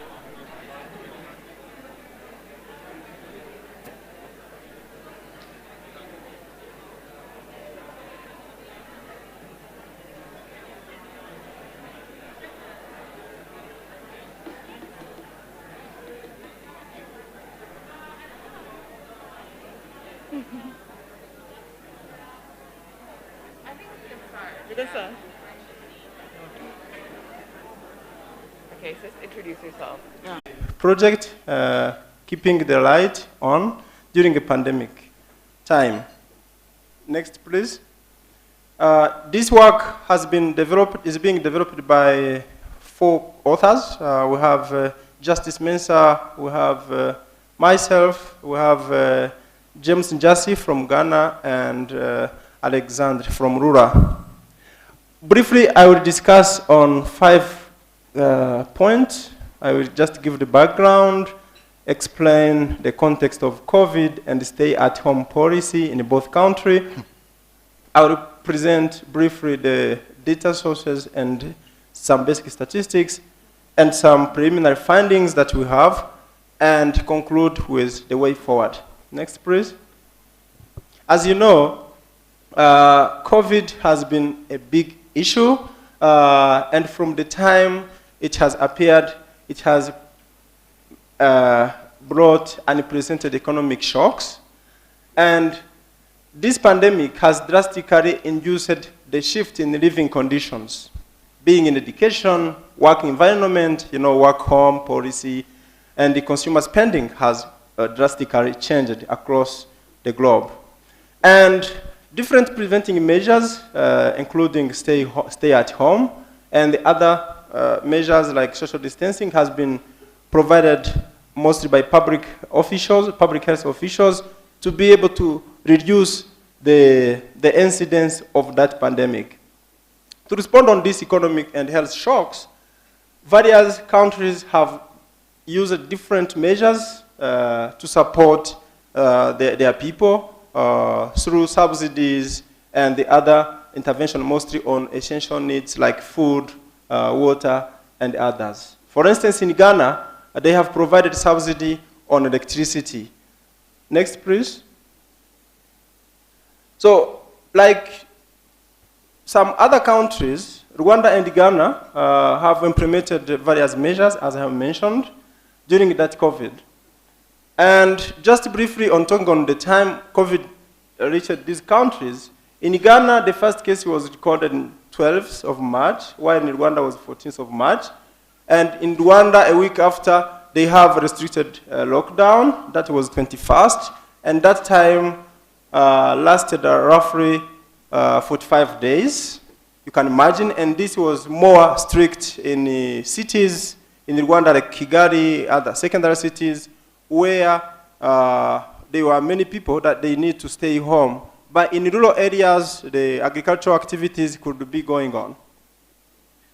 And as I mentioned, Ghana has partly facilitated the people through some subsidies on electricity.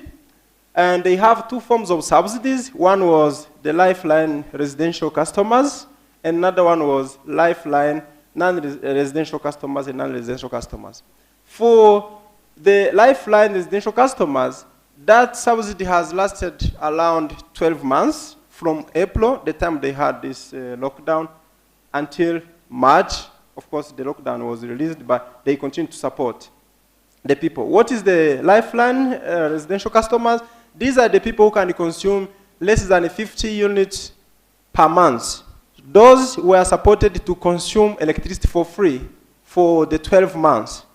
While non-life residential and non-residential customers, they were only supported for 3 months. I think that was mostly in restricted lockdown, where the industry or other people who may consume more than 50 watt per month, they were supposed to pay only half of the price of electricity that they will consume per month. So that's the 2 differences. Next, please.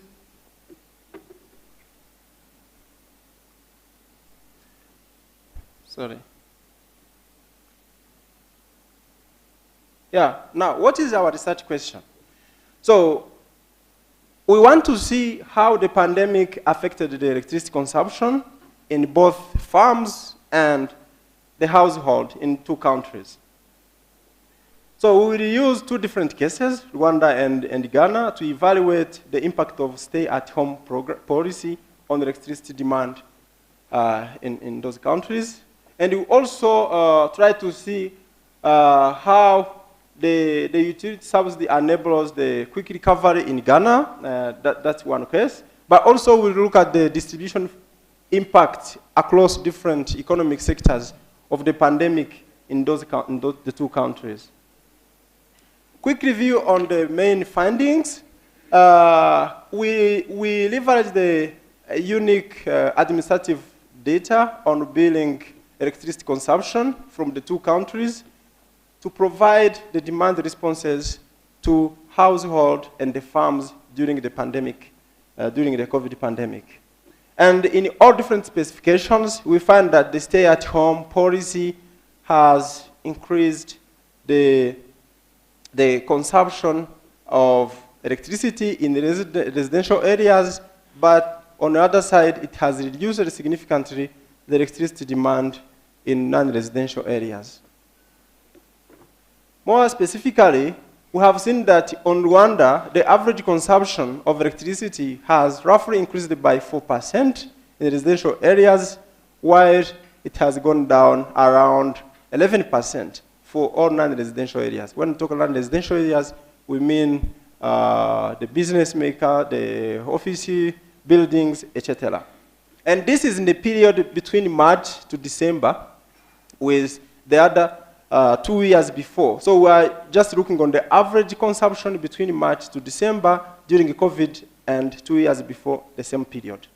So in Ghana, we found that the average consumption of electricity has roughly increased around 20% for residential areas and 5% for non-residential areas. And you can see in both cases, during that period from April to December in Ghana, the consumption of electricity has significantly increased compared to 1 year before the same period.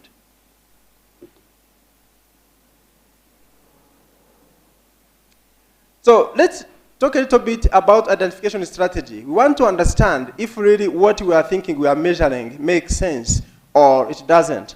So there are 2 things that can bias our result, and we just follow the paper from Elwin. Sorry, yes, I have to check. My God, I have to. Somebody's taking on that.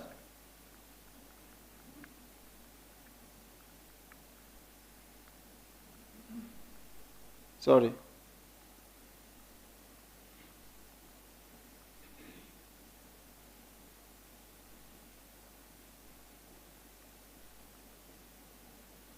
Okay. Okay. Sorry for this issue. So let me talk briefly on the data we have used. We are using 2 different data from 2 different countries. We have used the data on electricity consumption received from the Rwanda Utility Regulatory Authority, RURA, and that includes the monthly consumption purchase of all electricity. And of course, I would say that RURA is the national regulator responsible for regulating all public entities in terms of water, electricity, telecommunication, etc. So we have the data from 2018 January to 2020 December. And we have used the more than 21 million observations. In Ghana, we got data from Electricity Company of Ghana, ECG. And this is also a largest distributor of the electricity in Ghana, which cover the side of south and the middle of the country. And it's really covering more than 70% of all the electricity consumers in Ghana. And we have data by the time we are doing this estimation, we have data from January 2019 to December. But now we have received the other bunch of the data from January 2018. We will try to estimate the same model as we have done in Rwanda. And we have roughly 29 million observations on Ghana side. So it's worth it to mention that both countries will have electricity, the frequency of the purchase, and the unit purchased, and the amount paid by every customer. And you have the customer ID as well as the location of the customer. So that's why I was talking about the identification strategy, that estimating the pandemic, it becomes with some challenges because when you are talking about electricity consumption, you need to consider the seasonality in electricity demand. Temperature and rainfall, they play important role for the electricity consumption and the electricity access, especially for the Sub-Saharan Africa, where we use more water to produce electricity. Sometime during rainy season, you have more water. The opposite we don't have, and that goes with electricity.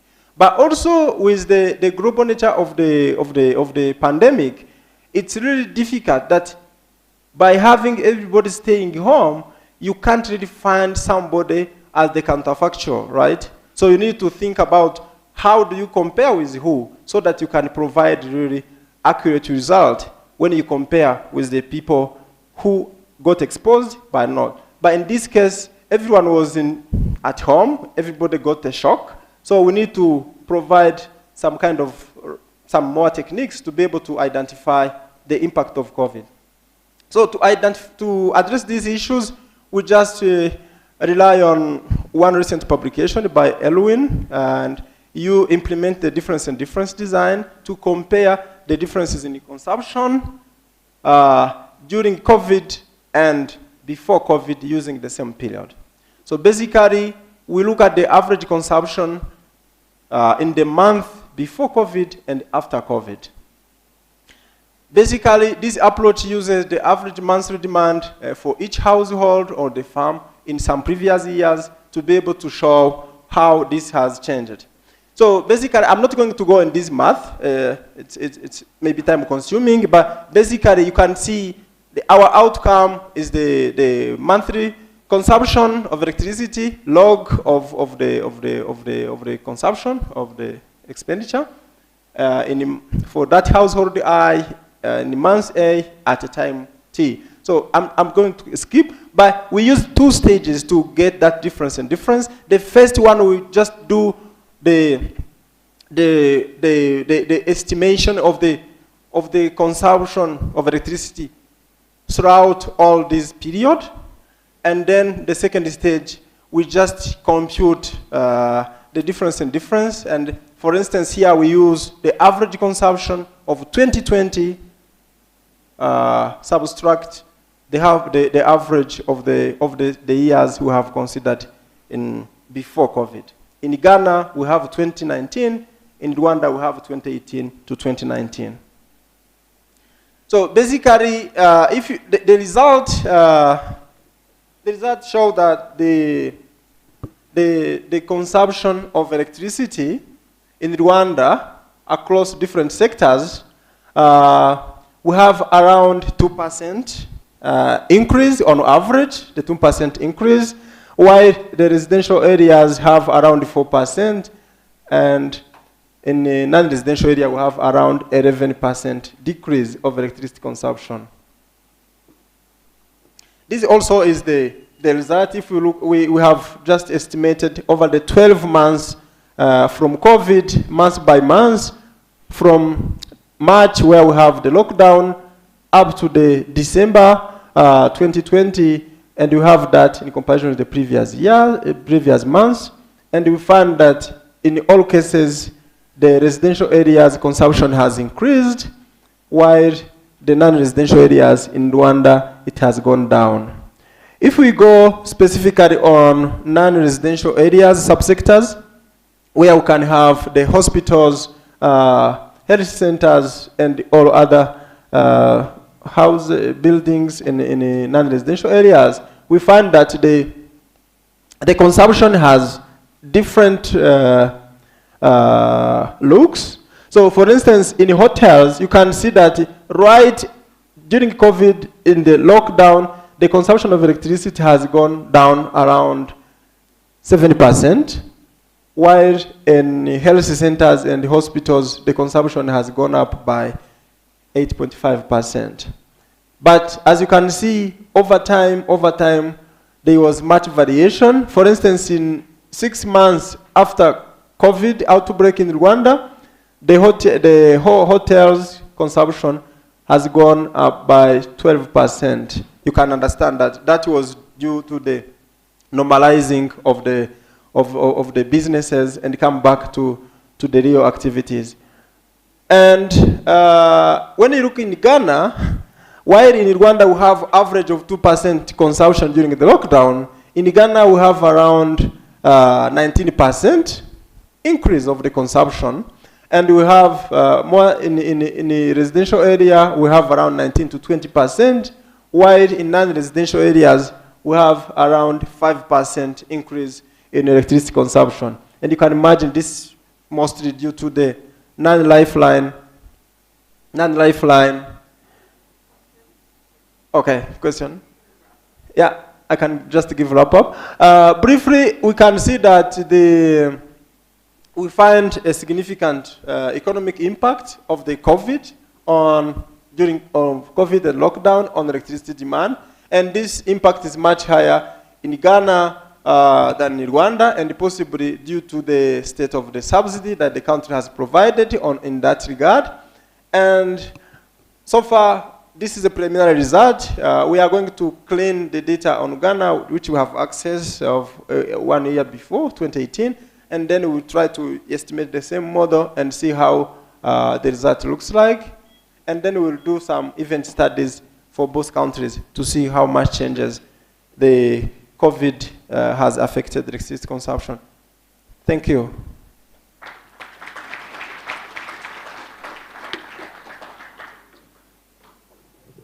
We'll take a couple questions. I'm running. We're going to start in the back. I see you. Hi. To your right. Hello. Thank you. My name is Christian. I work for the FARA Foundation.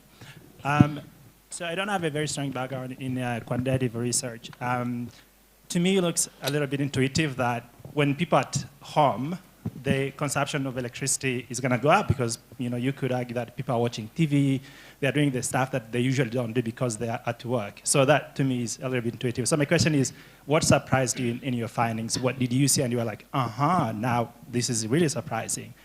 And I think my second one is, did you find a positive net value in government subsidies? Because if you look at Netflix subscriptions, they have really gone up because people were at home and they didn't have anything to do and they were watching Netflix. So wouldn't have people been better off if the government actually supported them in other areas other than electricity? Because possibly they were spending a lot of money in other things, and therefore the support from the government on electricity wasn't as didn't give a bigger net positive value.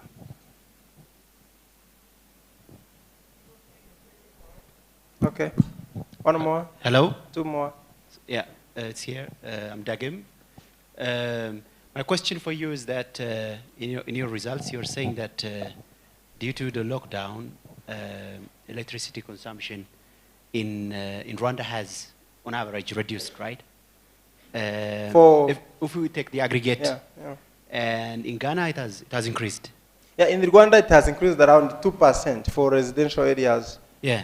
And 11% for non-residential areas in Rwanda. Yeah, but if we take the aggregate. Yeah, that's the average aggregate. Yeah, so it has increased for Ghana. Yeah, in Ghana the consumption is higher. Yeah, exactly. Compared to Rwanda, yeah. So and of course, in your regressions, I didn't see, for example, whether you have interacted the subsidy. You just mentioned that it could be explained by the subsidy, but I still couldn't understand the bottom line of your findings. So, what's the take from here? Okay.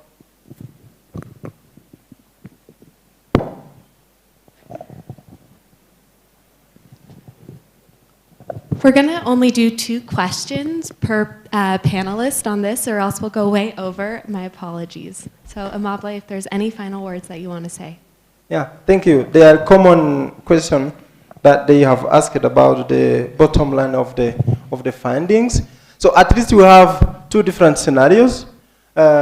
Maybe before I come on that, I just want to remind that also that in Rwanda, the country has made different subsidies, especially on essential food and the other essential needs in the household, but not specifically in electricity as what Ghana has done. But we have different subsidies in other sectors as well. So now the bottom of these findings, you can see we have 2 different results. So basically we have where the country have provided subsidies, the electricity consumption has gone more than 20% during COVID time than what has been done before. So the consumption has gone 20% higher in Ghana during the same period of COVID compared to the period before COVID of the same period.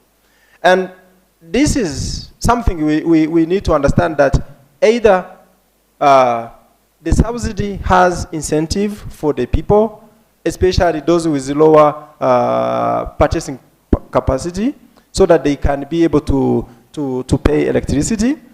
But also, this was, for the government of Ghana, I think, was a matter of also supporting the people to be able to have to be supported during COVID. Because during COVID, people have to stay home. They have to do something rather than just keeping it themselves. So they didn't have income, some of them. They have part-time contract. They couldn't manage to purchase electricity. And this has shown that the interventions can do better on the welfare of the people. And also for his question, he was asking about the other areas rather than electricity. I mentioned that even in Rwanda, we have different interventions. Government have provided food and other essentials across the community in the country. And the results are not quite trivial because we are still working on them. This is the preliminary result. We hope that we are going to improve the model. But the first impression is that there is impact of COVID on electricity demand. Thank you.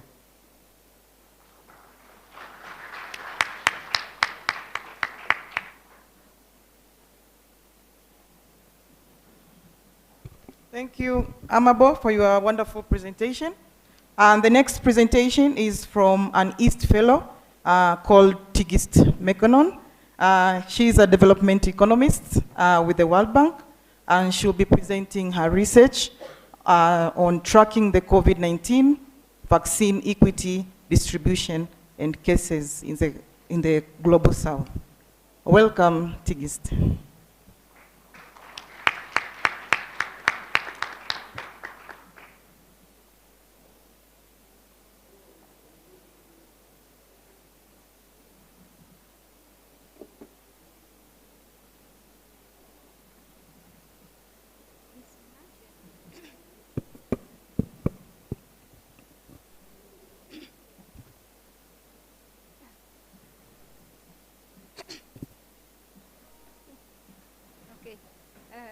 Can you hear me?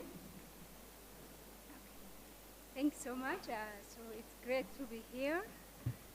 This is the biggest event that has done since 2017. Tigist, we'll need you to speak a little louder for us in the back. So sorry. Okay, let me use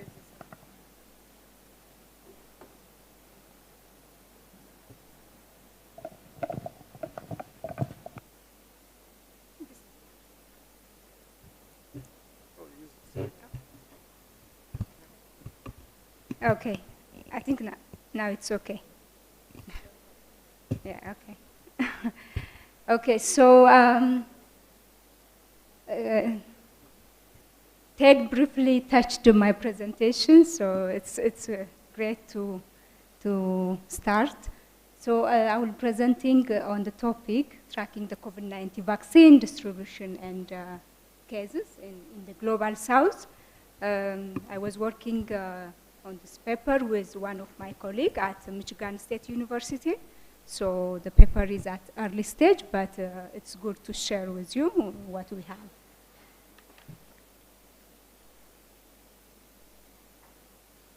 So this is the outline of the presentation. I will briefly show you the introduction part, the study context, the data and the estimation method we use, the result, and the conclusion part. So as you know, the COVID-19, the coronavirus was a big crisis. So around 6 million lives was taken, and until recently, until this month, over 6 million lives was costing, and over 550 million cases until this month. So, for instance, if we see the global working hour lost, it was 8.8%. This is equivalent to 255 million people that has been lost their job.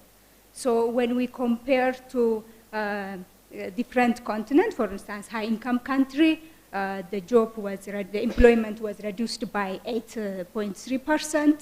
Upper income, low income, upper middle income in the U.S. and in Africa, employment was reduced by those percentages. So when we see the global economic loss in 2020 only, it was 9 trillion USD. So this is one of the worst recession since the Great Depression. So this is the losses and the COVID-19 crisis that created on the world. So thanks to science and technology, now we have the vaccine. The COVID-19 vaccine invention was quicker than the previous experience. The previous experience was it may take up to 10 to 15 years to invent a vaccine because of the complexity of developing the vaccine. So, for instance, in the early 2000s, the influenza pandemic in the 80s, over 15 million lives was lost due to influenza. But now the COVID-19 vaccine was developed less than 1 year. The first vaccine was Pfizer. Pfizer was introduced in December 2020 after getting approved by the Food and Drug Administration on December 11. So there are also other vaccines. The World Health Organization has approved and publicized around 10 vaccines, including Pfizer, Moderna, and Johnson. These three are the most used vaccines. So as of May 9, 2020, over 11 billion vaccine doses were administered. So when we see the vaccine acceptance rate in low, middle, and income in low, middle, and high income countries, for instance, the average vaccine acceptance rate in least developed countries, it is 80%. But in the US, for instance, since it's a big country, we use the US as a sample to compare with other continents, like other groups like low income, middle income, and high income countries. As you can see, in the least developed countries, the vaccine acceptance rate was higher than even the United States. So, while the vaccination against COVID-19 has resulted a substantial reduction of COVID-19 related new infections and deaths as well, and started to and helped the world economy to recover, but this was not the case in least developed countries because of the distribution. So globally, 59% of persons are fully vaccinated in terms of worldwide. It is the highest percentage in the Western Pacific, but the lowest is in Africa, only 14%. That is why we are interested in this topic to study what is the issue, why it's very low in Africa and high in Western Pacific, while the vaccine acceptance rate was higher in least developed countries. So we want to know whether is it because of the vaccine distribution or the government was not properly working, or there is low production by the pharmaceutical company. So we want to track these gaps. So first, before we go to the estimation, first we categorized countries into Global South and non-Global South based on the World Bank country classification by income group. Based on this, we classified countries into Global South and non-Global South countries. So we extract data, 149 Global South countries and 59 non-Global South countries for comparison purpose from our World Data websites. So in this data, we have this important information for the analysis, the national COVID-19 vaccination coverage and take-up. We have also data on COVID-19 new and new cases and cumulative cases as well as the deaths, and the vaccination policy for all countries. So, so we also use additional data from World Health Organization website, from COVID-19 dashboard that was administered by the Center for System Science and Engineering at Johns Hopkins University. And we also use the data from Bloomberg graphics on COVID-19 vaccine tracker. We also use data on the first date of the vaccination for each country from CNN Health. Why we use all this data? Because those data has important information for our analysis. That is why we explore all those databases. So the latest date that we extracted this data was on May 12. So for the analysis, we used the event study method because this method is appropriate for our analysis due to the variation in the treatment timing across different countries at different period. So using the country level data, our unit of analysis is country.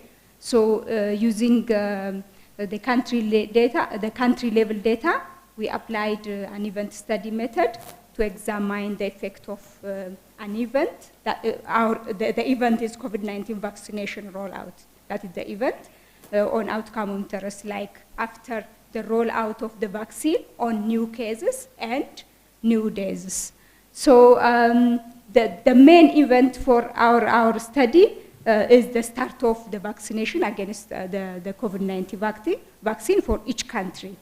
So we use the COVID-19 vaccine confirmation date from the World Bank, from the World Health Organization as information event or policy to assess the variation in timing by countries.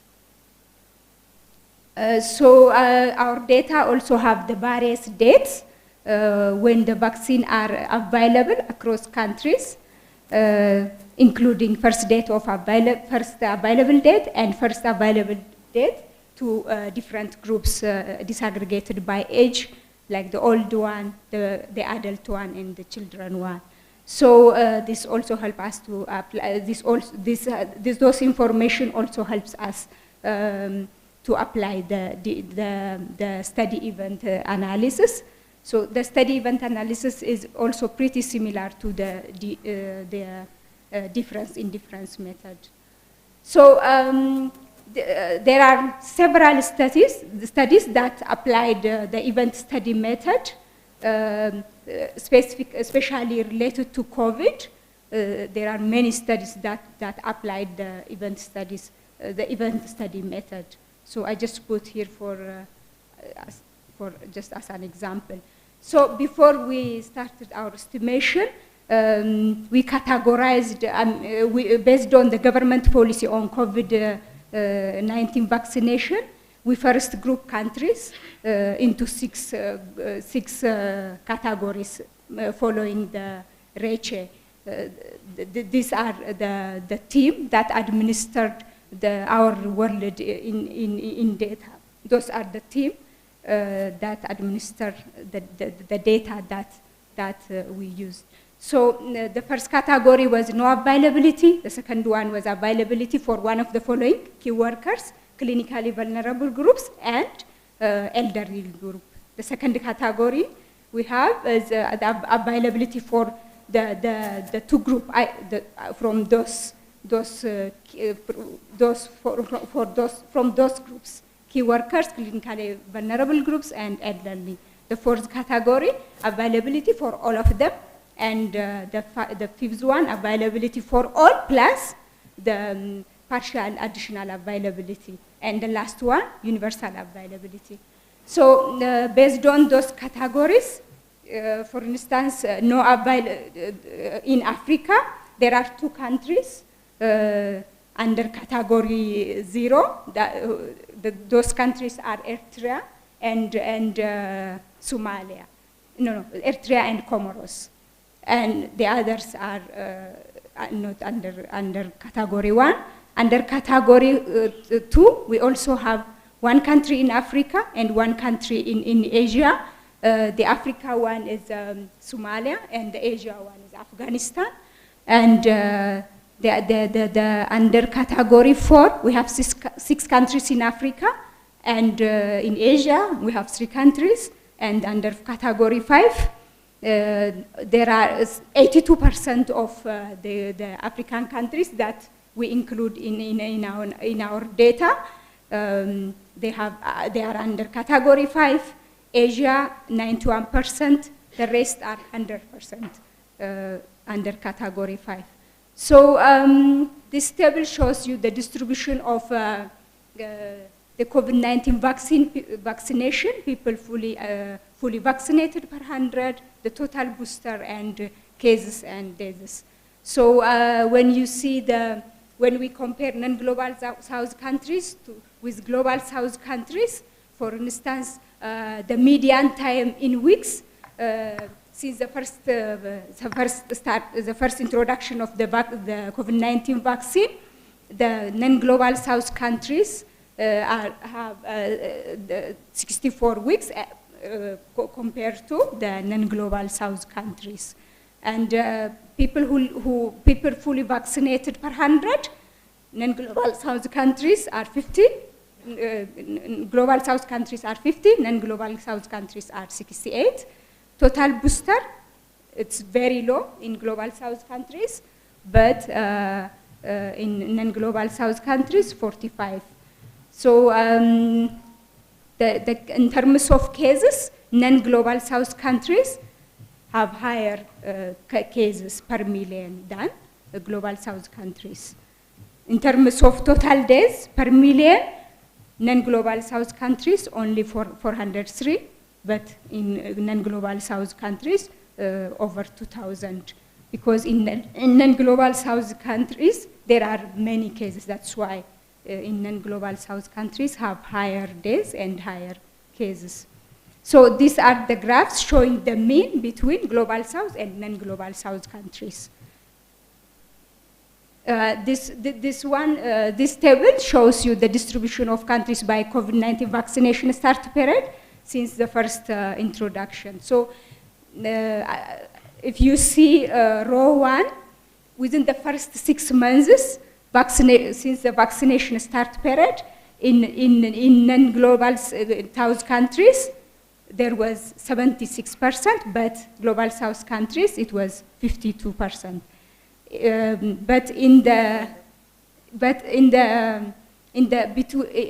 Between 7 to 12 months since the vaccination start period, global South countries was higher, 62% than non-global South countries.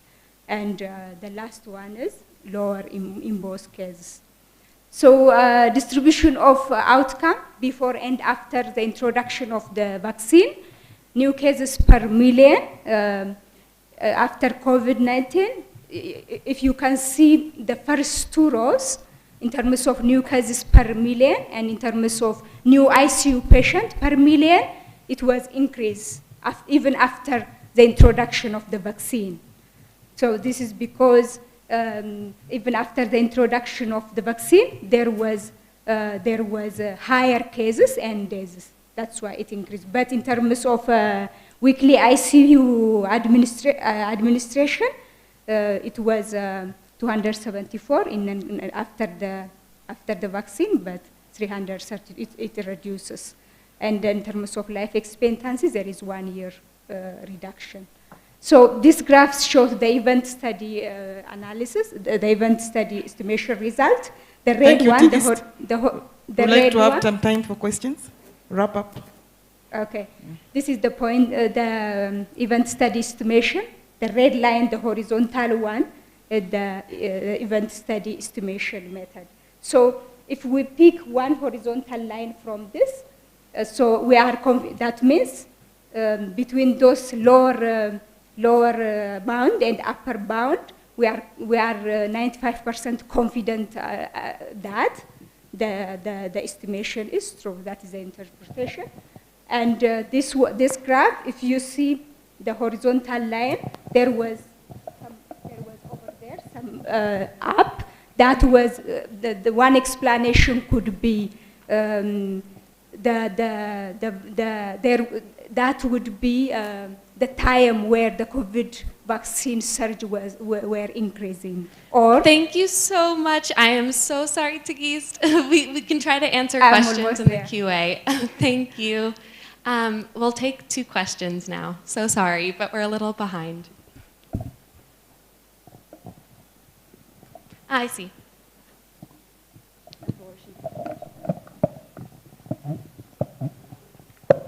Hi, Tigist.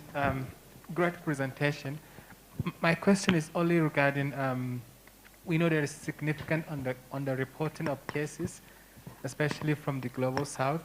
So how did you account for that? I will expect you to maybe use another data, let's say from the Economist excess mortality reports or something, just to provide more rigorous evidence. Yeah. Okay. I think this is common, right?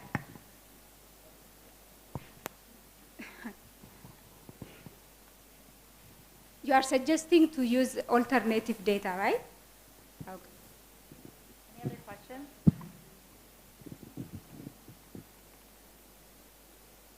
Actually, so yeah, maybe use another one, but not to throw away what you use from the WHO, but to maybe compare the 2 data sets and see what will happen.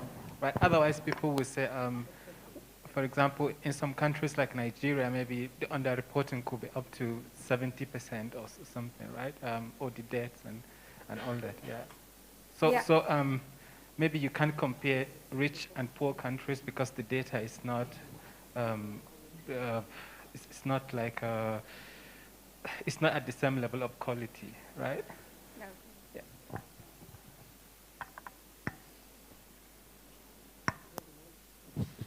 Okay. Thank you so much. Hello. I have one comment. Okay. I was just trying to comment on your event study estimates, and I'm a little bit not sure whether I understood your estimates correctly. So before after COVID, your point estimates seem to be similar. Before and after the introduction of the COVID vaccine for specific countries. Because different countries introduced the vaccine at different time. That is why we applied the event study. No, I get that. I'm just saying that the estimates just before and after COVID, they seem to be similar. They seem to be around 0. And both for the cases and days. If you can put up your slide, we could see that, but I'm a little bit not sure, or perhaps I misunderstood your presentation. Can someone show? For the sake of time, I might suggest that we have you two meet one-on-one during one of the breaks. I'm so sorry to be a strict timekeeper, but we just really want to get through all the amazing panelists. So thank you so much, Tigis. That was wonderful. I'm going to pass it back over to Christina to introduce our next speaker. Thank you. Thank you. Thank you, Tigis, for your wonderful presentation. And now I'm pleased to introduce another East Fellow, Ronald Mulebeke, who is a health systems researcher and a PhD research fellow in disease prevention and control. So welcome, Ronald.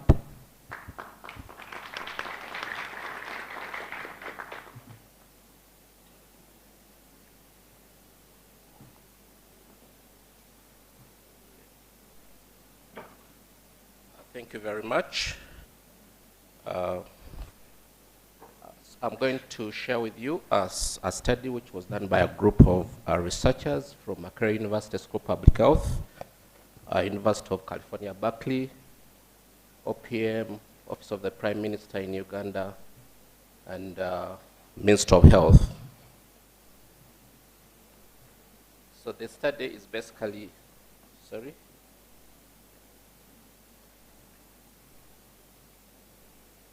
Going up so fast. Wow. How do I get back?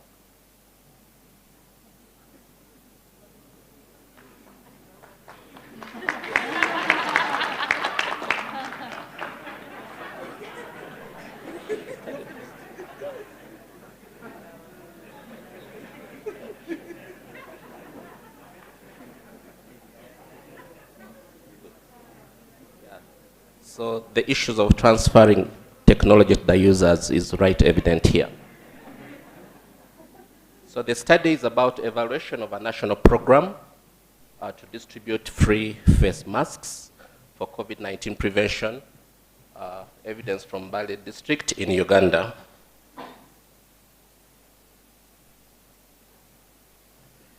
So I'll talk about the background and motivation, methods, results, and conclusion.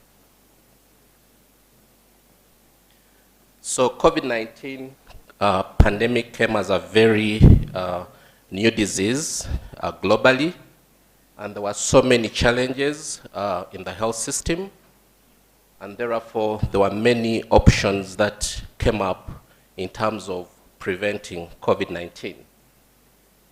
And one of the key non-pharmaceutical intervention to reduce COVID-19 was wearing masks. And this was very common in countries, especially in the global south, where access to vaccines was a challenge at that time when the global north actually was dominant in accessing these. So Uganda decided to make a policy of distributing free masks as one of the strategies to reduce COVID. And this was a national campaign where free masks were distributed to all citizens who are above 5 years, and about 30 million masks were distributed by the government. So in this study, as we wanted to evaluate the impact of these masks in terms of use, we partnered with the Office of the Prime Minister, Ministry of Health, the local district officials, and the Mbale district officials. So our study objectives were basically to test whether distribution of free masks affected mask behavior, and also to test whether pairing mask distribution with education about masks and about COVID affected the attitudes, knowledge, and behavior. Now, we're motivated to do this study because there were quite a number of barriers to wearing masks as the literature kept evolving during the pandemic. And one of them was about access to affordable masks. So would it be a barrier to mask wearing? And therefore, a number of settings thought that free distribution would improve the uptake of health goods, as it has been evidenced somewhere, and therefore even for COVID-19 in terms of using masks. And then the other barrier could be knowledge of COVID-19 severity and mask effectiveness. Again, probably education about COVID-19 and masks would overcome this barrier. And then the importance of using masks, and especially the behavior nudges to change behavior. This was one of the issues that, again, we thought would address in the study. And of course, social norms, social signaling can affect adoption of health goods, as has been evidenced. So we thought that giving education to these people and also giving behavior nudges would actually improve the uptake. So what did we do? This study was in eastern Uganda, in Mbale district, and the study was conducted between Feb and April 2021, and the intervention was basically mask distribution by the government of Uganda, and then the study team, as I've mentioned, was involved in the last mile distribution and also education of the distributors. So we collected data by direct observation of mask behavior and self-reported phone surveys about masks, about COVID, and socioeconomic data was collected. This is just to give you a little bit of the timelines about the distribution campaign. The distribution started around June 2020. It paused a bit during elections in Uganda at that time. From November to January, it was an election year, election period, and therefore there was a bit of pausing. But again, slightly before the elections in January 2021, there was a presidential directive to ensure that all citizens in the country received these masks. And therefore, we kind of started this study in Feb, just slightly after the elections, when we did the baseline survey, and then the masks reached Mbale district, and then eventually we did the inline survey. But the priority for this mask distribution was basically for areas or districts which were along the borders and also the highway districts, and then the densely populated districts. This is just to give you a context of Uganda in terms of COVID burden around the time we conducted this study. And so when you look at this,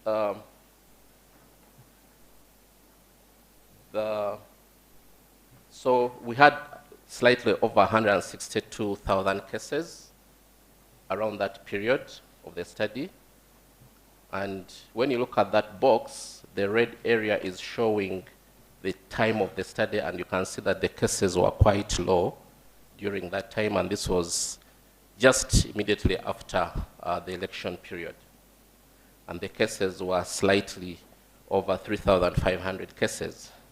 But again, just to note that most of these cases were actually picked, which were tested and reported, were picked from border points, and at the same time trying to follow up some contacts from the people who had been found positive and were in the community.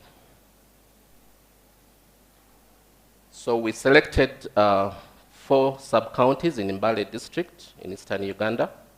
And these were Busiu sub-county, Busiu town council, and the others. And these, we randomly selected about 90 villages to collect data from.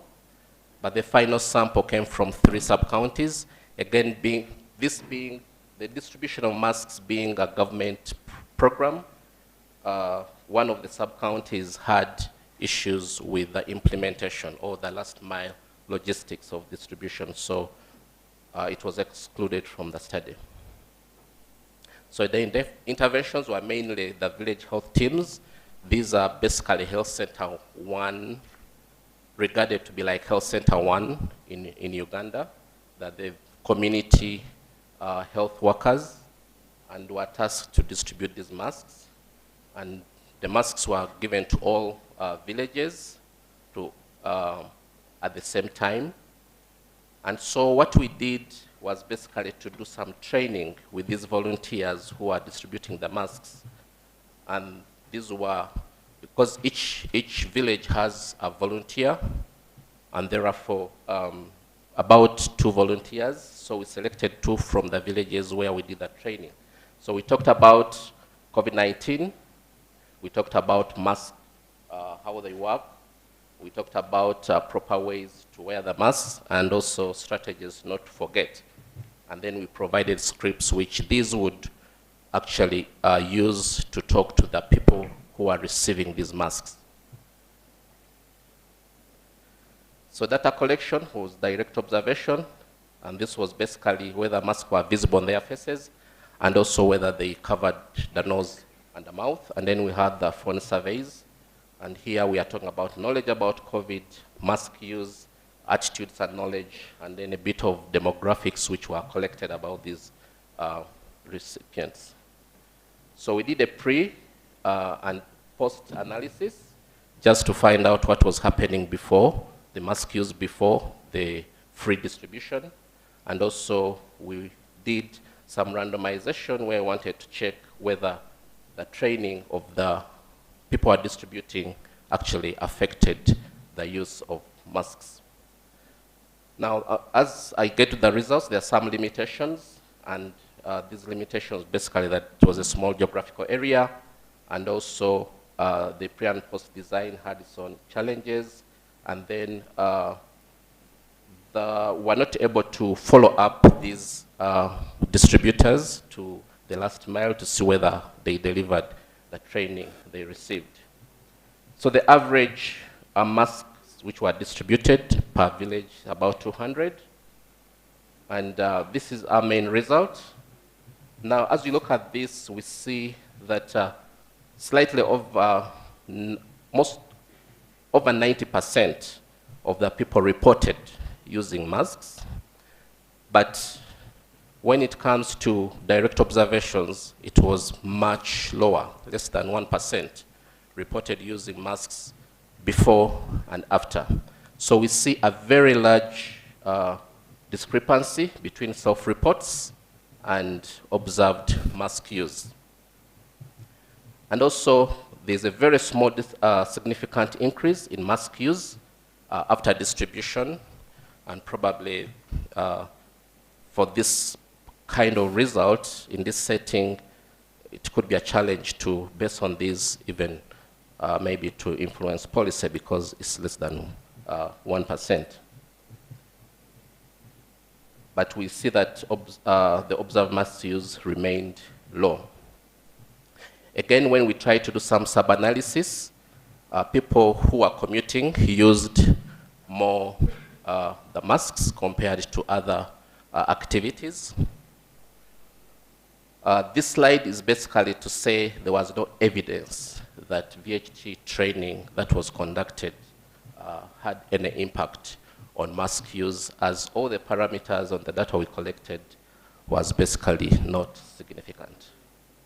In conclusion, there was small increase in mask use following distribution, and this suggests that probably access to masks may have been a barrier to some people.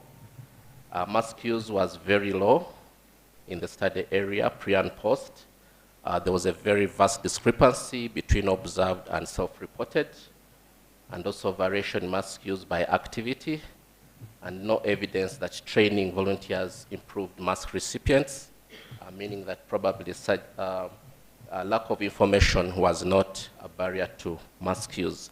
But also social norms were key factors in observance, in observable health behaviors. We see this again in another study in neighboring Kenya around the same area, where there was a lot of social desirability bias which involved, which affected the interventions. Just to pick out one of these bullets, a free distribution and education and other interventions have had impact elsewhere, like in Bangladesh, where actually the impact was much higher compared to what we see in Uganda and in Kenya. But this is probably because in these settings they were able to do much more than just education. After mass distribution, they had education, they had role models, and also they had reinforcement. But also the context in this area is that in Bangladesh, they had about 13.3 who are already using masks at baseline, whereas Uganda, it was only 0.5%. And therefore, the context is very, very critical. And so social norms are very key and very key in such studies and intensive interventions to affect mass use, though some of these interventions could be expensive. I want to acknowledge the Office of the Prime Minister, Minister of Health, Uganda, Mbale District, IPA, SEGA, and Wellspring for funding the study, Makerere University School of Public Health, and University of California, Berkeley. Thank you very much. Thank you, Ronald. We'll take 5 minutes for questions. Great. I actually would love to hear from women first this time.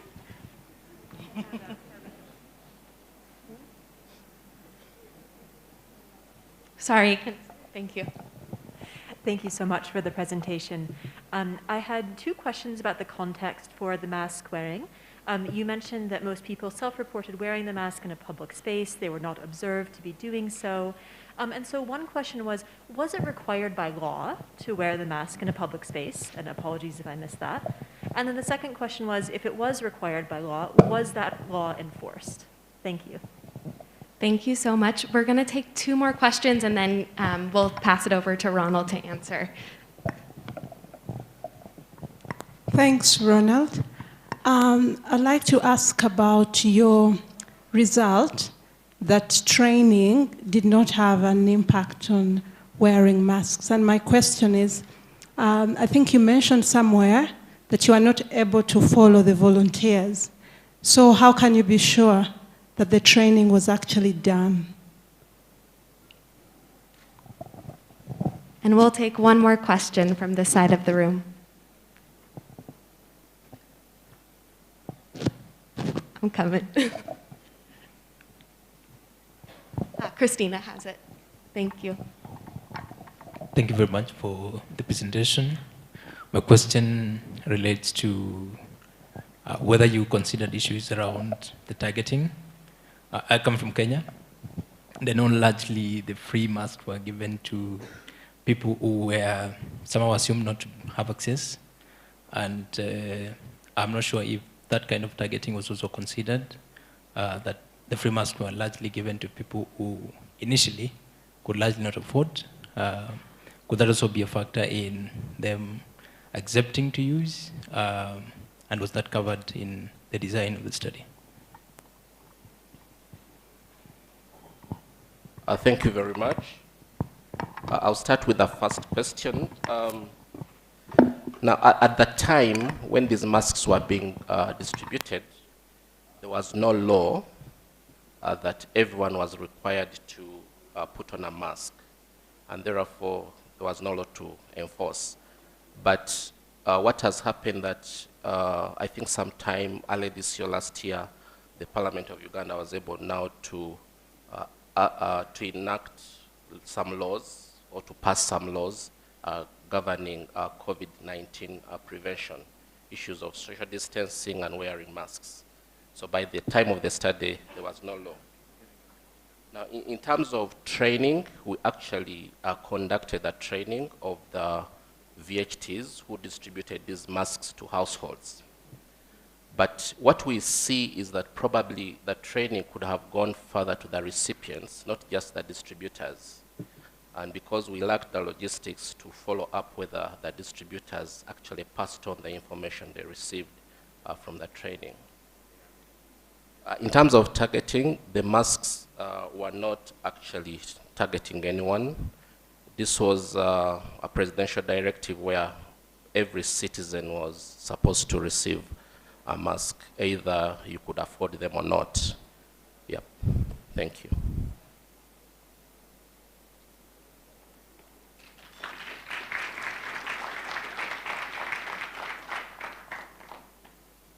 Thank you, Ronald, for your wonderful presentation. So let us clap again for our presenters.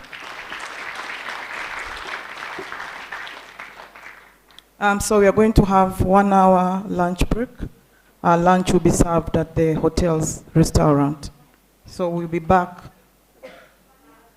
One more thing to add. Thank you so much, Christina. And let's give a final round of applause to our speakers. I'm so sorry for cutting people off, but I'm just excited to also get you all to lunch. So in order to get served, you'll need a lunch voucher, which will be provided at the door. Jenna is holding them up right now.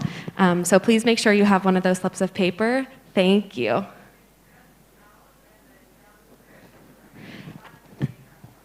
Out, down the stairs, and to the right, not in the main restaurant. Thanks, Maya. Okay, let's eat.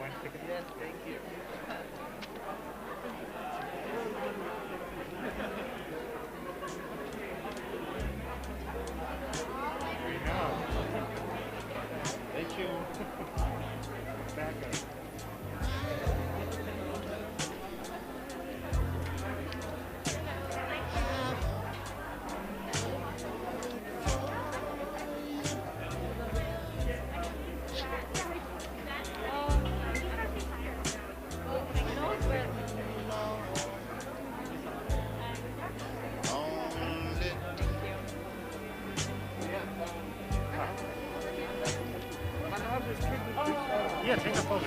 Yes.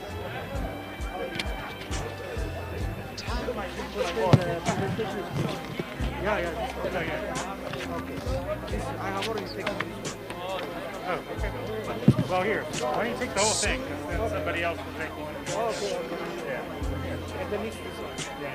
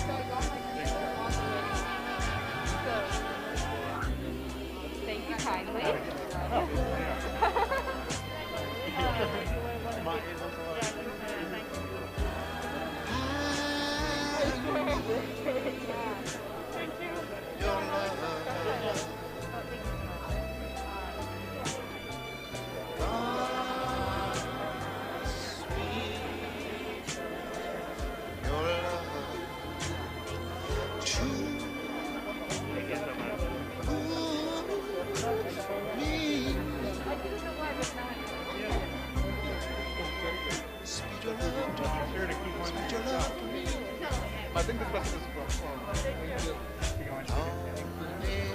rivers flow to the sea, to the sea, to the open heart.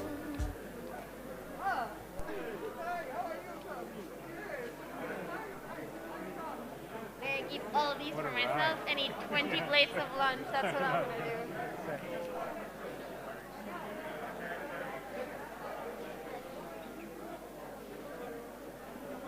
Alright, so we're what? A half hour behind? Looks like it, but maybe. We're supposed to take photo of our friends. They are in the meeting. They are in another meeting. Yeah. Yes, they are here, but they are in the meeting. Thank you.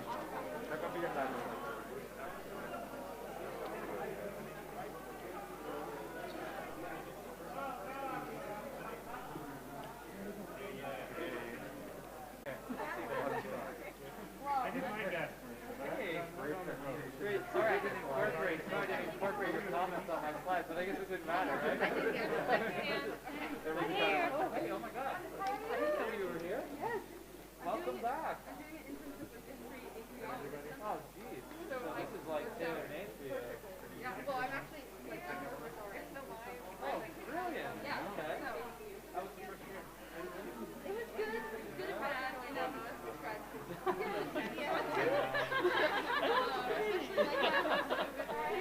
You're doing great. Keep going. We just live in a world of virtual Trying to like choose classes remotely spring semester. Like that whole ad drop was on Zoom. Same with us. The first couple weeks. Yeah, online, and the first one. So in this section, we are going to dive into four presenters, who will share their research to health, related to health. So our first presenter is Dr. Janine Kondo, who is, she will be presenting on evaluation of integrated primary health care using digital platform. Welcome.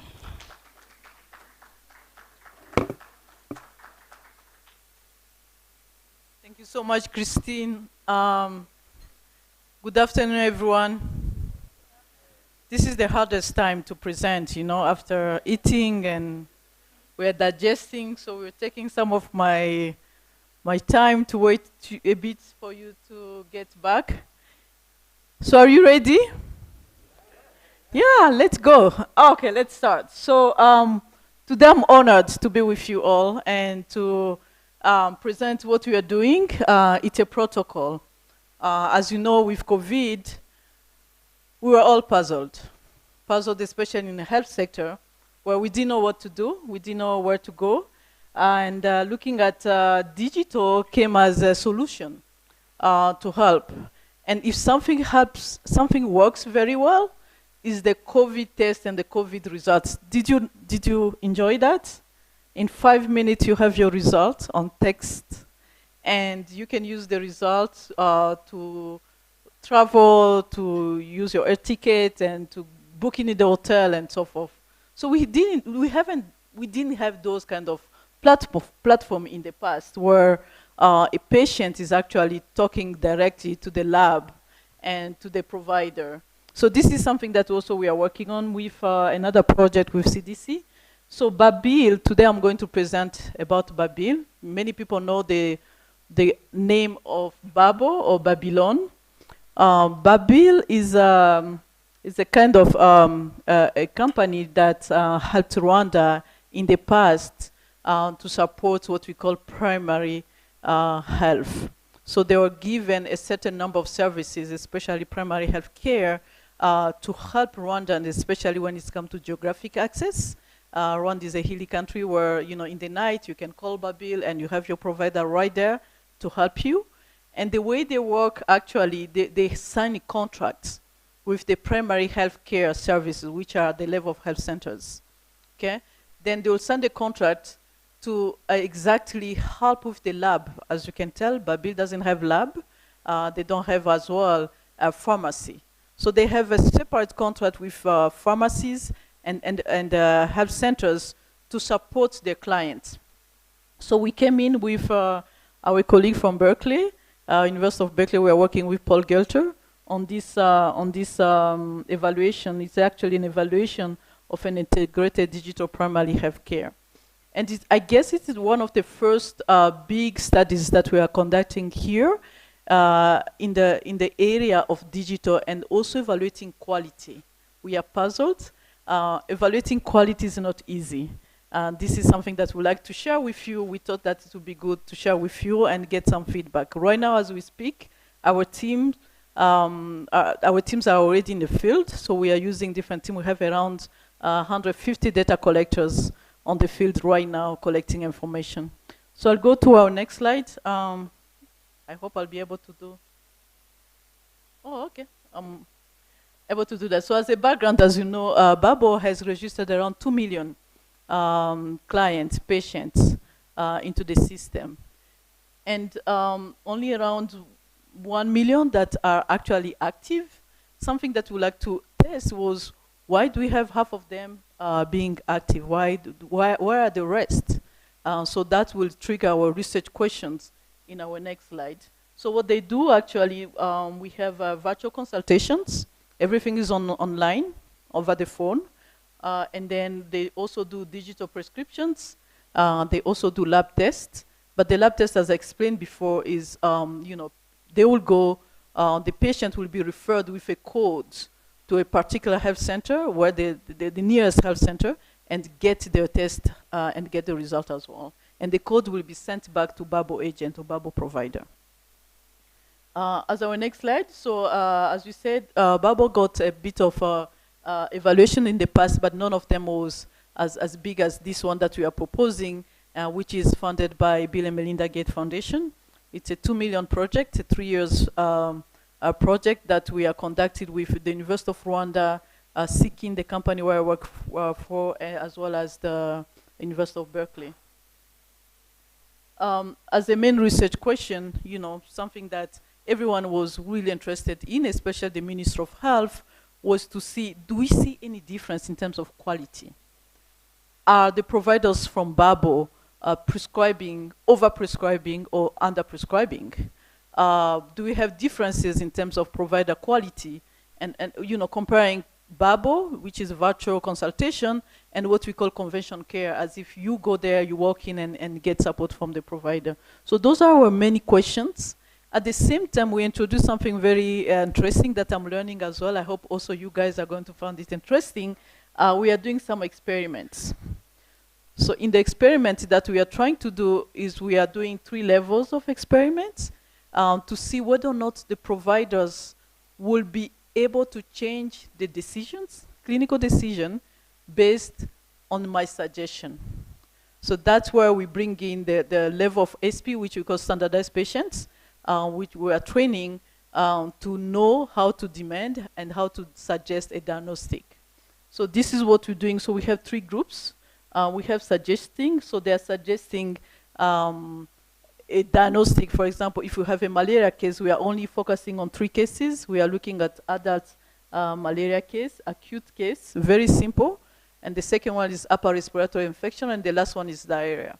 On diarrhea, adult diarrhea, we are checking whether or not Babo tend to keep, so this is an emergency case, where we are testing whether or not Babo will tend to keep severe case, and whether or not they're supposed to send actually the cases in the hospital. So all those are the experiment that we're testing.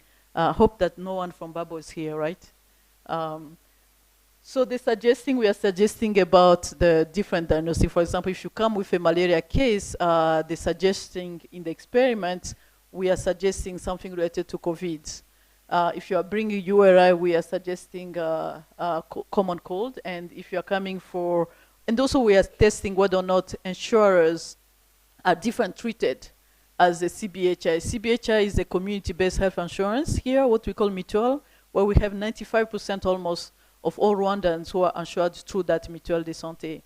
And what we do, we are testing whether or not care received by the patient who are either mutualist, under CBHI, is actually different from someone who comes as a paying private. So those SP also are paying either private or also they are enrolled under CBHI to see whether or not there's a difference in terms of care given just because I'm private or just because I'm mutualist. So, our objective, of course, is to evaluate the digital health care services on key patients and also to explore factors that contributed or that hinders. Well, as we said, we had around 1 million of patients who dropped. If you start by the time Babo started in 2016 and look at the registration, we see the registration drop. We'd like to dig in and understand why these guys dropped. So as a specific objective, as we said, is more about factors that are supported or hindered the use of Babo services. And the second one is to look at the utilizations, where we will have access to the data, HMIS data, RSSB data, which is a mutual data set, which is a very huge data set where we are looking at the adhesion, we are looking at how many members are in the mutual, in the household, and then also check whether or not they're using Babo or not. If they're not using Babo, and go and ask why they are not using Babo and what are the factors that are hindering them from using Babo. And lastly, we are going to look at the impact of Babo digital health services on patient quality across selected 3 disease domains that we looked into: malaria, URI, as well as diarrhea. And lastly, we have also to check the cost of the services, based on digital or not.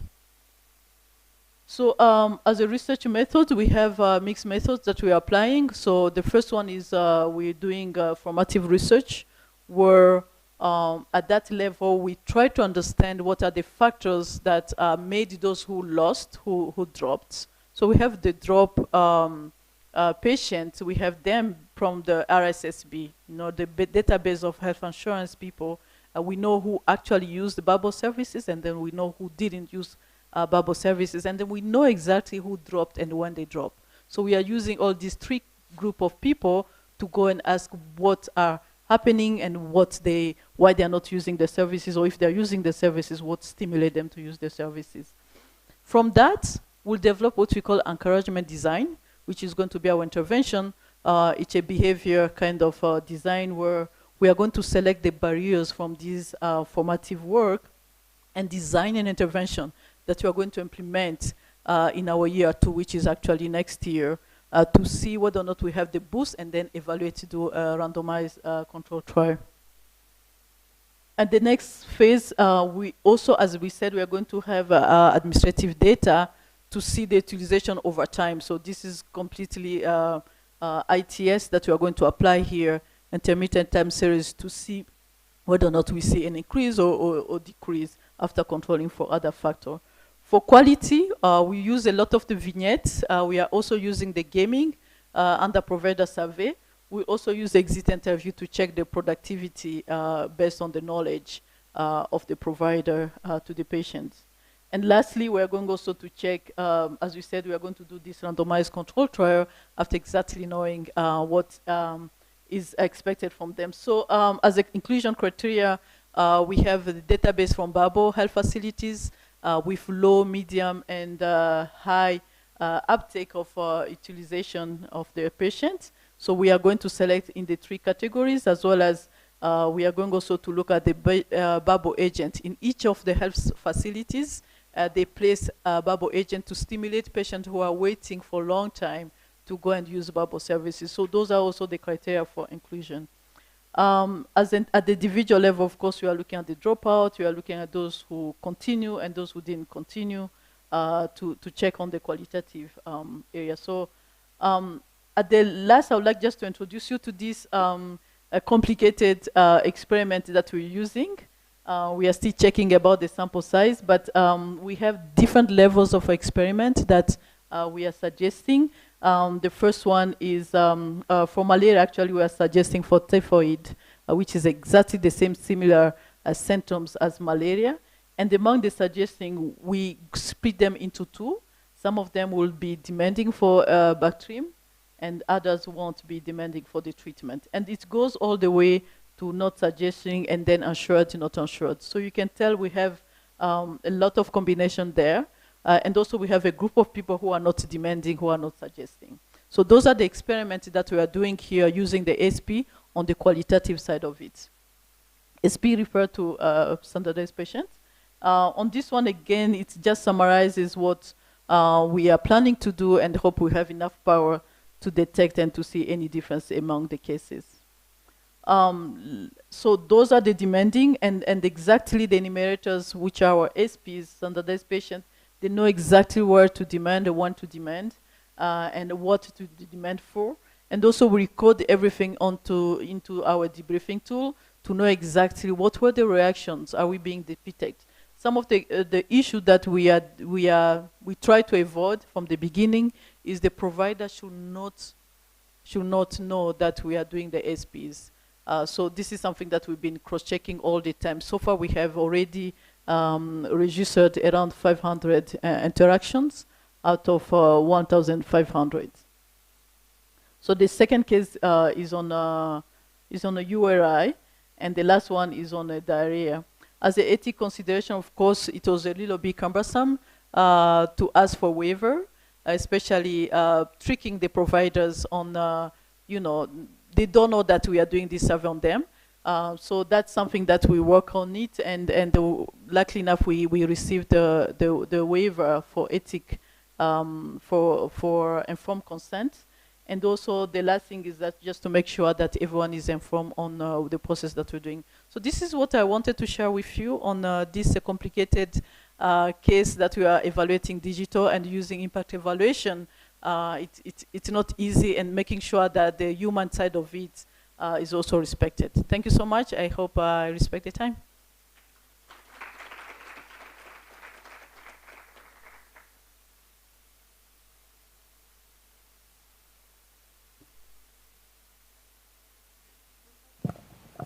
We are taking 2 to 3 questions.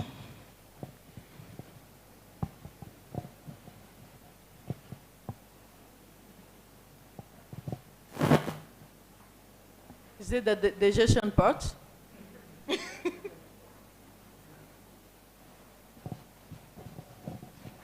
Thank you very much. Everest from University of Rwanda. So my question is on methodology. So maybe I didn't see whether you've taken care of maybe spillover effects. And maybe, I don't know, maybe in your methodology, maybe you can just highlight on that, how you account, if you have encountered with this problem and how you took care of it, yeah.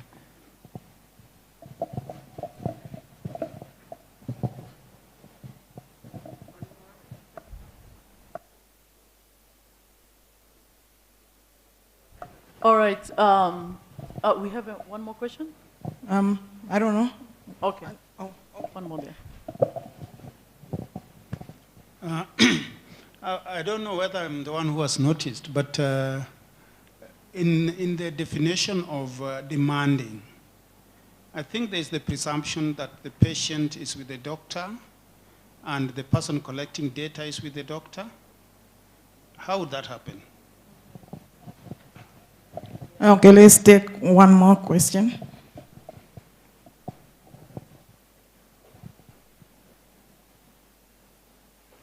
Yeah, thank you so much. I'm Jonathan. Mine is not a question, but something for you to reflect on. For the objective on cost analysis, I'll think it would be much better if you could do a full cost effectiveness analysis, because at the end of the day, policymakers will want to see if the intervention, for example, could be implemented on a larger scale, but something you can think over. And then the second one is about the quality of care, which is quite difficult to measure, as you already alluded to. But I think because providers and patients look at quality in different dimensions, it would be good to look at those 2 dimensions from the provider perspective and the patient perspective. Thank you.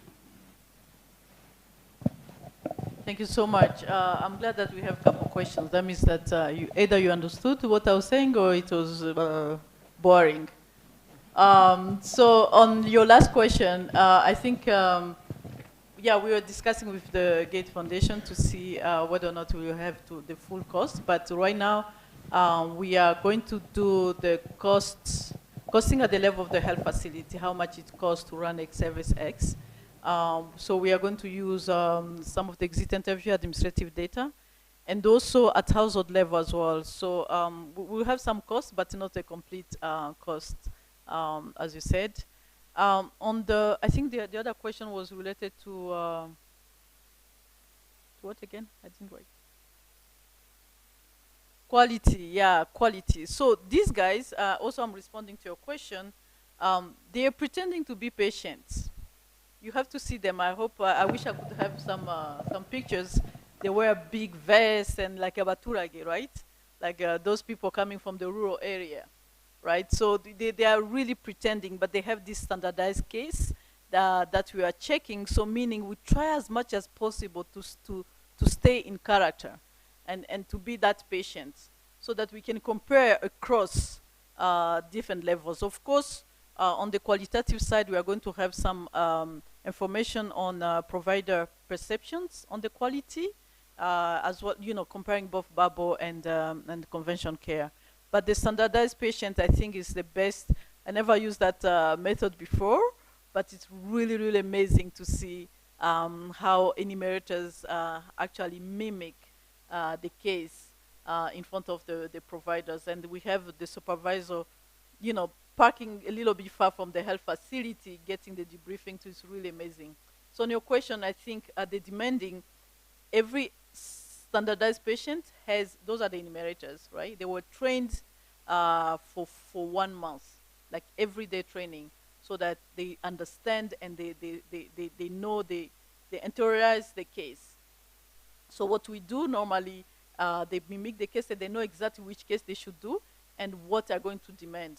So the demanding part, you know, it's like, you know, when you go to the health facility and the doctor, you know, after seeing you doing some checks, the patient can ask, do you think I can have Bactrim? So that is demanding. So, and it happens, you know, most of the cases, especially when people like you and me, we go to the hospital, we say, you know, this drug helped me a lot in the past. Can I have the same drug? So we want to see whether or not the provider can be swayed easily to change the diagnostic or to change the treatment. And we are seeing that. We see some providers actually putting a line on the drug that they wrote before to put the drug that we are demanding. So those are the things that we want to check in terms of how confident the providers are based on the lab tests to be sure in terms of the treatment that they're giving. Are they overprescribing? Are they underprescribing? Are they changing easily the treatment or the diagnostic just because I suggest or just because I demand? I think I responded to the question. On that, I think you were looking at spillover effect. So Babo is an intervention that has been there for many years, right? But it's not yet fully implemented across Rwanda. So out of 512 health facilities, we have around 400 that are already doing Babo. So in terms of spillover effect, you know, we don't see any threat there yet. But we see, we are afraid of being detected because especially when you are evaluating the digital, we are still working on that. You know, all your records are already in the system, right? So for the SP to come back for the next day or after a month, it's that where we are still struggling with. But we don't see any threat to spillover effect. Thank you so much, Christine.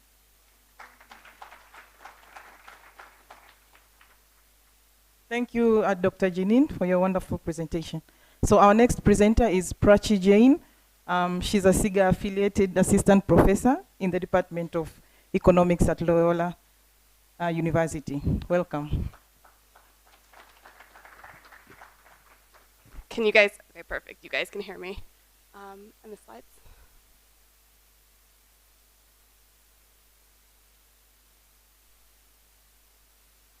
Perfect. I'm honored to be here today to present my work on does stress increase the choice of sooner outcomes in Kenya but not temporal discounting. discounting. This is joint work with Johannes Hochhofer at Stockholm University, as well as Abednego Musau and David Ndete, both in Kenya. I should also acknowledge that one of the team members that was integral to the implementation of the program is also here today, Irene Ngina. So to start off with, let me motivate this question by talking about the idea of a poverty trap. So often there's this idea that poverty begets poverty, that there's something fundamental about that once you are in the state of poverty, there is a set of self-reinforcing mechanisms that make it very difficult to escape poverty. And so the question here is adding on this layer of perhaps the reason for this is a behavioral mechanism. A story where because I am poor, it fundamentally changes my psychological processes in ways that then affect my decision making and make it harder for me to escape poverty. So here we're thinking about stress as an important part of the story. And so the story here is that when I am poor, I'm very stressed out. And because I'm very stressed out, I have poor economic decisions. Maybe I just don't think as well, or I make poor decisions or are more impatient. And because of that, that makes it harder for me to escape poverty in the future. And so we're really thinking about stress as this channel for this behavioral poverty trap and thinking about the relationship between stress and the economic decision making. So just looking at that bottom part of the cycle. And I should always acknowledge that stress is a tricky concept. And so we often describe stress as subjective when I'm gonna have to read this part, as the response when an organism's environmental demands exceeds their ability to cope. So it is inherently subjective with this idea that I just cannot handle the current situation. Okay. So why do we focus on stress? Well, there's already been a great deal of suggestive evidence that suggests that stress is an important part of this poverty cycle. So for example, we know that folks that are lower income have higher levels of stress. We also know that by helping people, right, so increasing their income in some way, that decreases their levels of stress. So for example, we see that if you give people cash transfers, you give them health insurance, or their rainfall shocks that positively affect their income, they report lower levels of stress. And there is a large literature in psychology that looks at how stress affects decision making. So this is a literature that is often with lab rats or folks in the global north that show that when folks are stressed out, their decision making changes. And so what we're really trying to do here is look at this question in a low income setting. So thinking about folks that are already in the state of like poverty, and also thinking about economic decision making, things that could be linked to the story of the poverty trap, why it becomes so difficult to escape in the future. Okay. So here I'm going to talk about one of a few outcomes that we have, which is temporal discounting. And so temporal discounting picks up this idea that I think very differently about income in the future than I think about income today. So here I say it's a decrease in the subjective value of a reward when the reward is delayed. And the story is this. Suppose I have 1,000 Rwandan francs, and I'm giving you an option between 1,000 francs today and 1,000 francs in a week. The idea here is the 1,000 francs in a week is further away, and I simply value it less. So I'm going to be much more likely to choose that money today because it feels more valuable, even though the amount of the money is the same.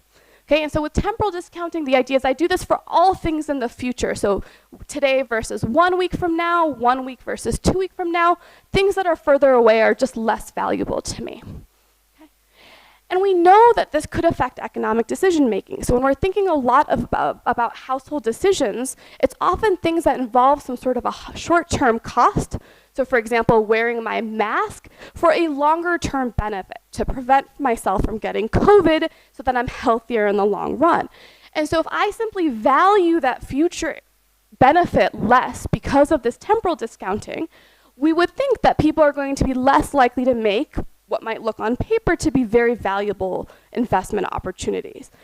And so a related concept is this idea of present bias, which is a little bit different, but again picks up this idea that there's something very specific about how I feel in the moment, that I overvalue things that are happening right now.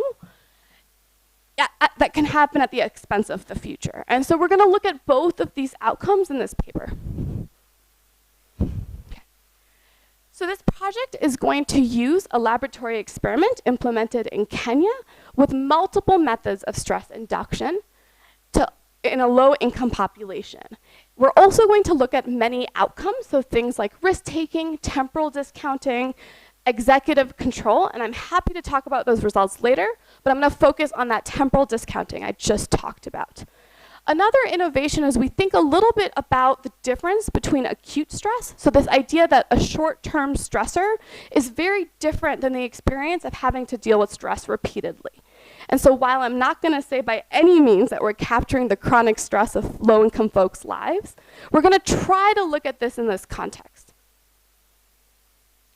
So how we implement this study is we're using a laboratory experiment at the Busara Center for Behavioral Economics.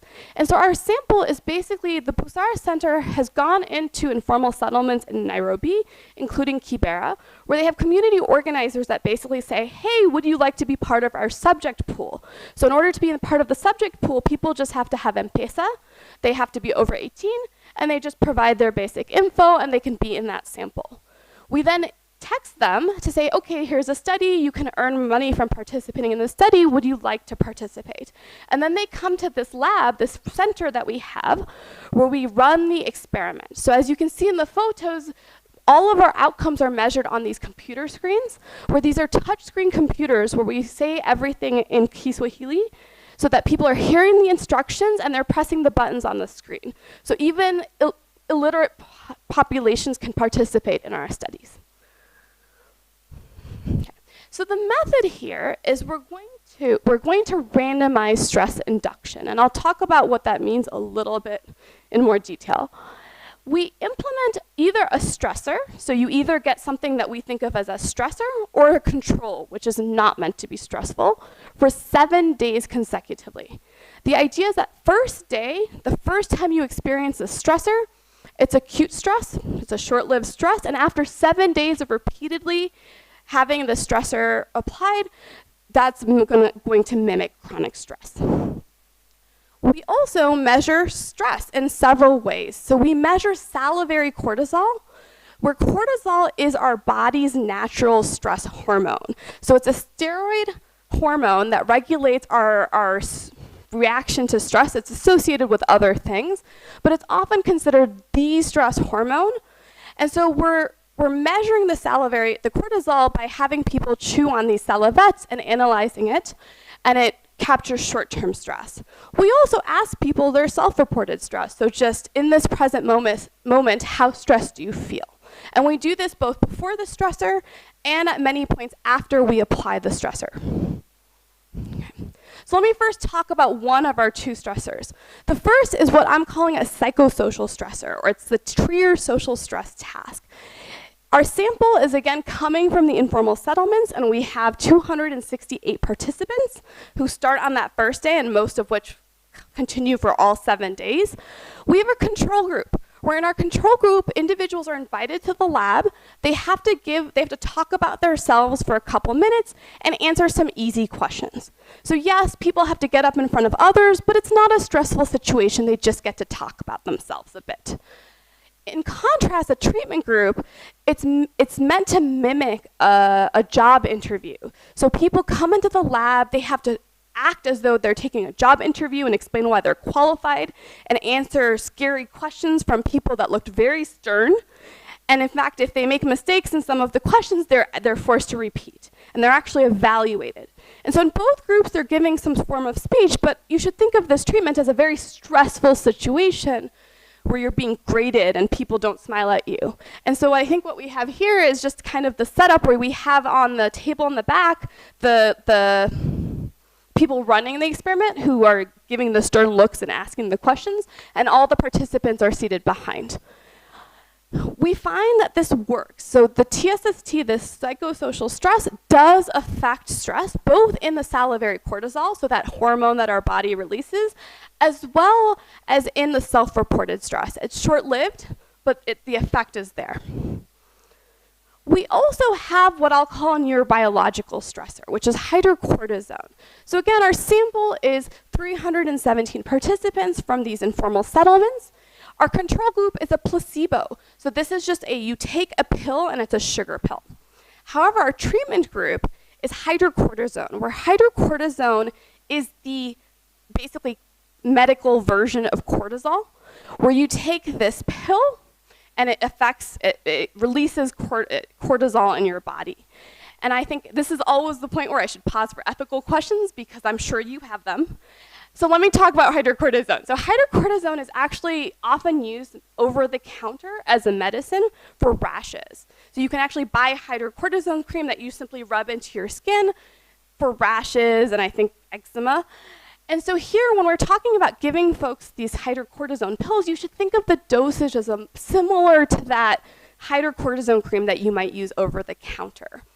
And so, we had a big screening to make sure that no one could be adversely affected, as well as nurses and doctors on staff.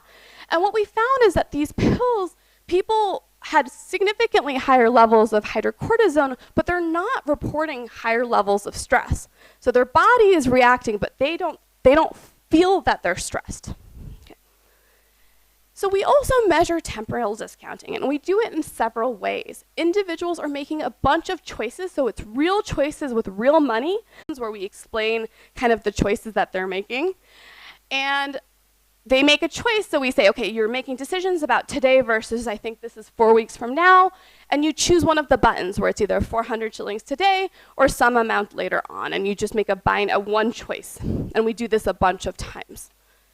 Okay, so I'm already over time and I know this. So the first result is that when we look in the gains domain, and I'm realizing the bars don't show up very well on this, so what I've plotted is a different group. So I have control and treatment, both on that first day, which we think of as that acute condition, and on day 7, which we're thinking of as that chronic condition. And what we're seeing, and it's a little bit hard to see, is that no matter, when I'm in that treatment group, when I'm getting that stressor, irrespective of which stressor it is, I'm much more likely to choose a sooner outcome. And here in the monetary gains domain, what that means is I'm saying, hey, even though I could get lots more money if I made the later choice, I'm going to choose that 400 shillings sooner, and I'm much more likely to do that if I'm in the stress group.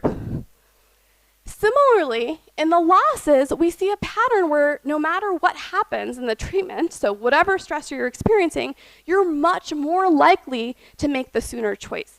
And that's interesting because here it's different. Here the sooner choice means that I am taking a smaller loss sooner rather than a bigger loss later. And that's interesting because in the gains domain, choosing sooner means that you're actually giving up money. You're leaving money on the table because you're just impatient. You just want that sooner choice. But here in the losses domains, it's actually very rational. You're saying, look, I would rather take that smaller loss than avoid it for a while.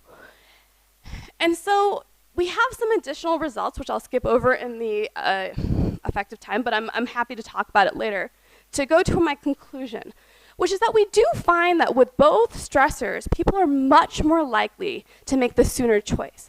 But what's quite interesting is that here in these different domains, a sooner choice can be a good or bad thing. In the monetary gains domain, making that sooner choice is bad. I'm giving up money because I want that thing that comes sooner. Whereas in the losses domain, choosing sooner means that I'm actually avoiding that big loss by getting it over with. And these results are not consistent with present bias or the traditional models of thinking about self-control issues and procrastination. This is almost suggesting that, when I'm more stressed, I maybe just want to get things out of the way. I just choose whatever sooner, irrespective of whether it's good or bad. And so when we're thinking about policy implications, this could imply, right, we often want to reduce poverty, we want to make people less stressed. The implications for how people make decisions actually depend on whether we're thinking of this as a gain, right, where they're standing to gain more money, where maybe they're just leaving money on the table, versus losses, where they're actually, in this case, choosing the right decision that maximizes their income. I will end there and take questions. Thank you. Thank you, Prachi. We are going to take 3 questions.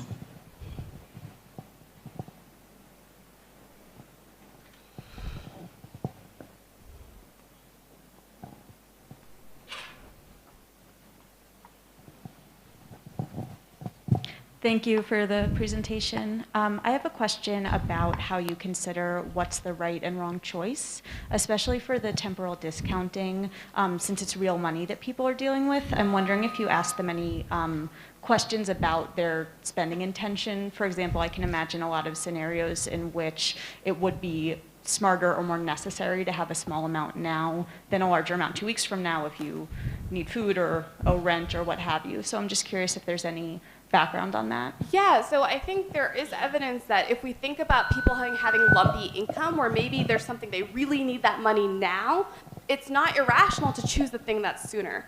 So we don't exactly ask that. We ask questions about what their expected income are. So like, do you think that your income today is going to be similar to 2 weeks from now? To try to get at that. And these results stand even when we control for those types of questions. Yeah, thank you.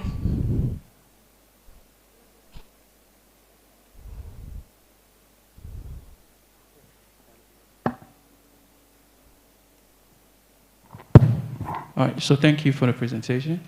I just have two quick questions. One is on the cortisol that you tried to measure. What was the level in the bigger population compared to the experimental group that you had?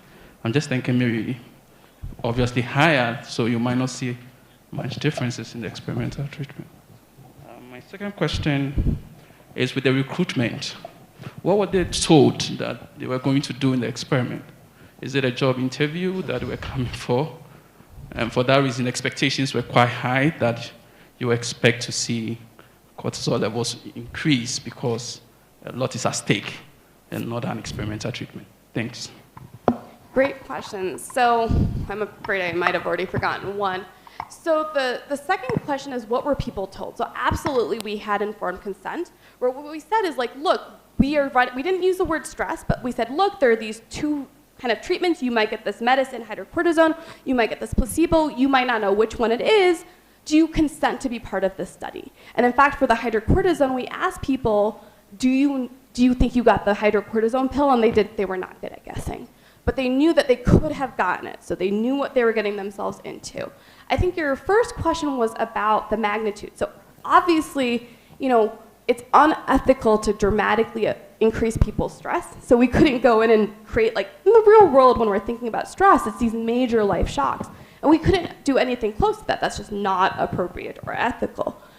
And so the types of stressors we were using, you could think of these as fairly minor stressors. In fact, we had other stressors that just did not work in the population. And so we try to benchmark this by saying, we didn't do exactly what you suggested, but we said, okay, in the TSST, was the stress response similar to what we might observe in the real world?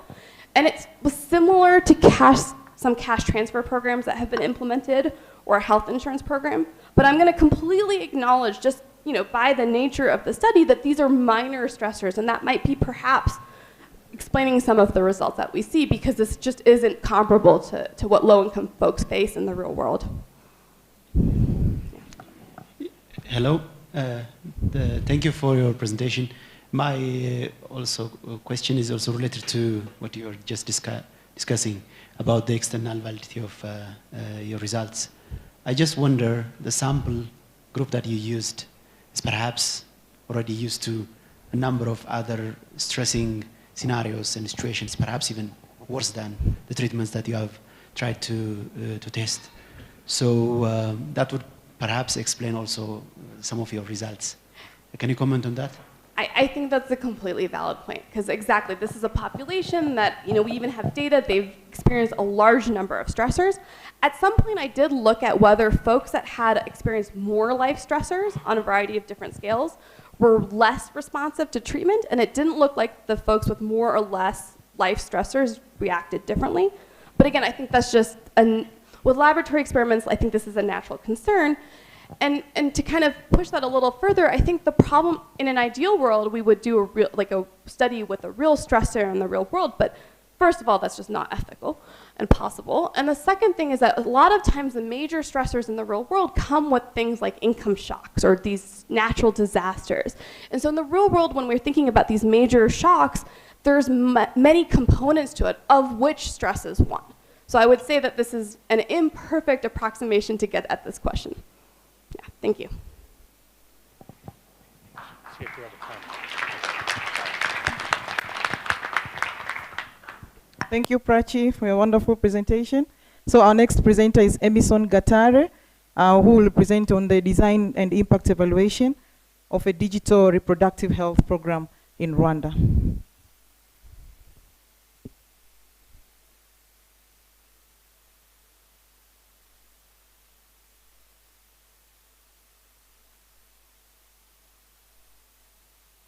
Good afternoon, everyone. Yeah, I'm Emerson. I'm from YLabs, a research and design organization working in over 15 countries, including Rwanda. So today I'm going to present an impact evaluation of a digital program called Cyber Rwanda, which is implemented here in Rwanda.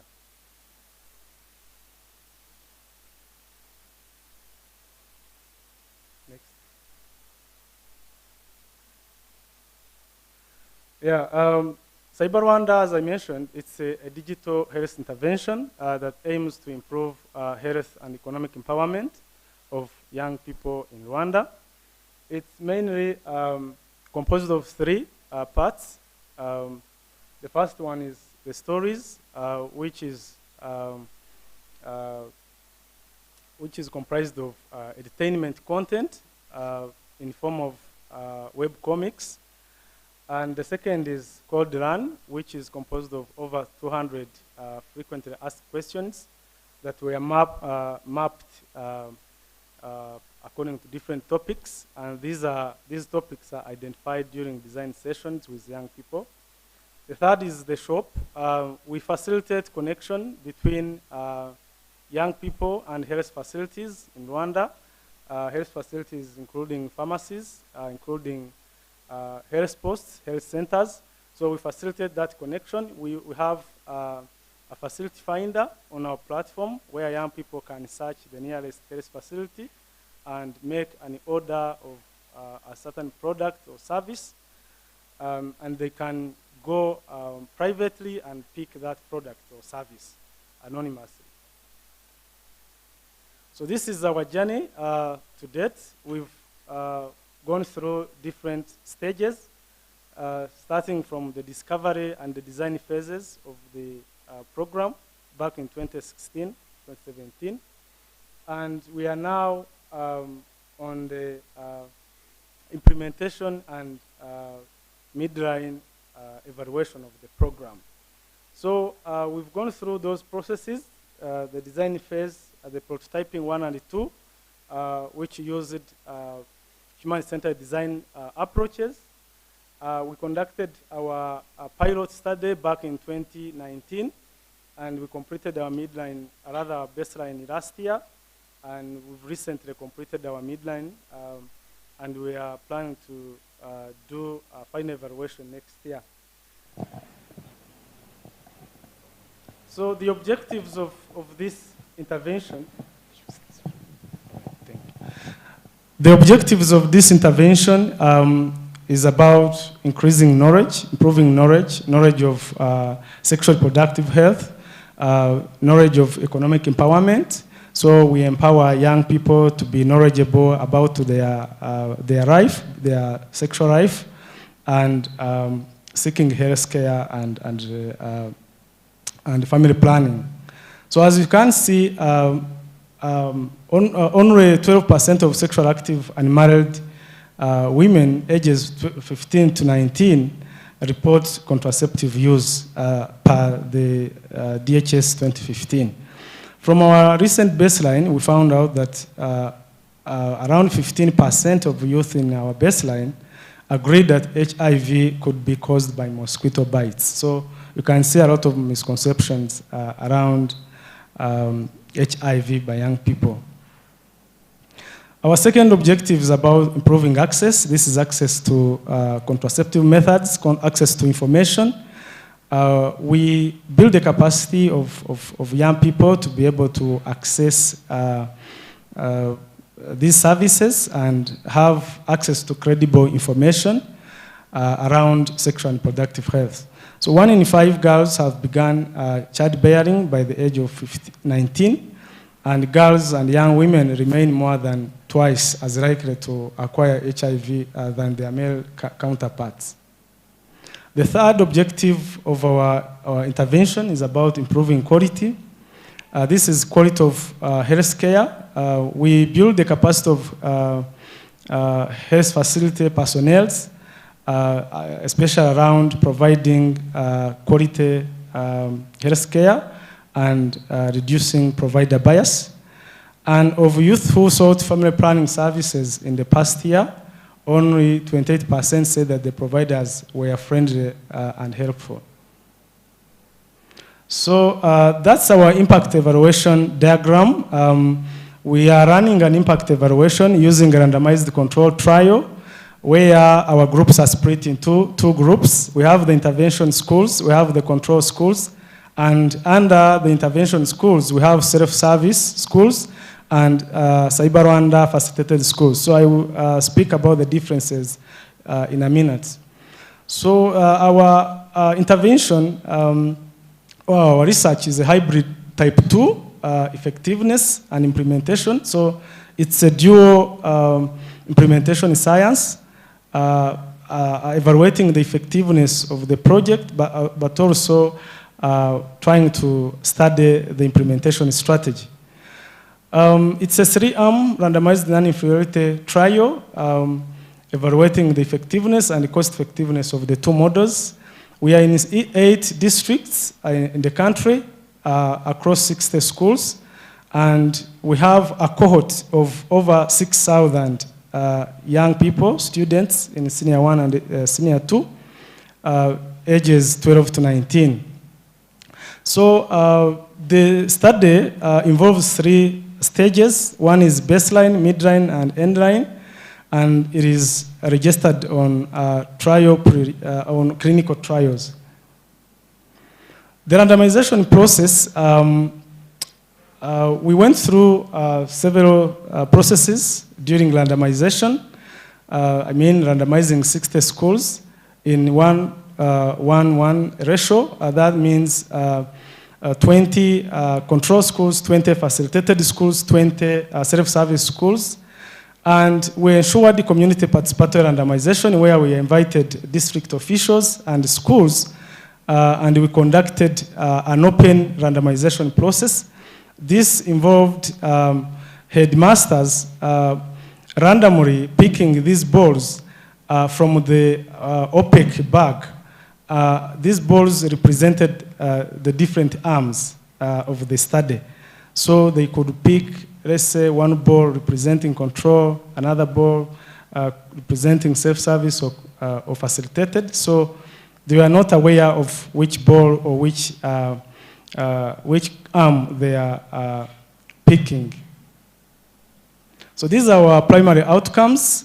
We have 4 primary outcomes. The first is the uptake of modern contraceptive methods, initiation of childbearing, HIV testing, and cost effectiveness analysis.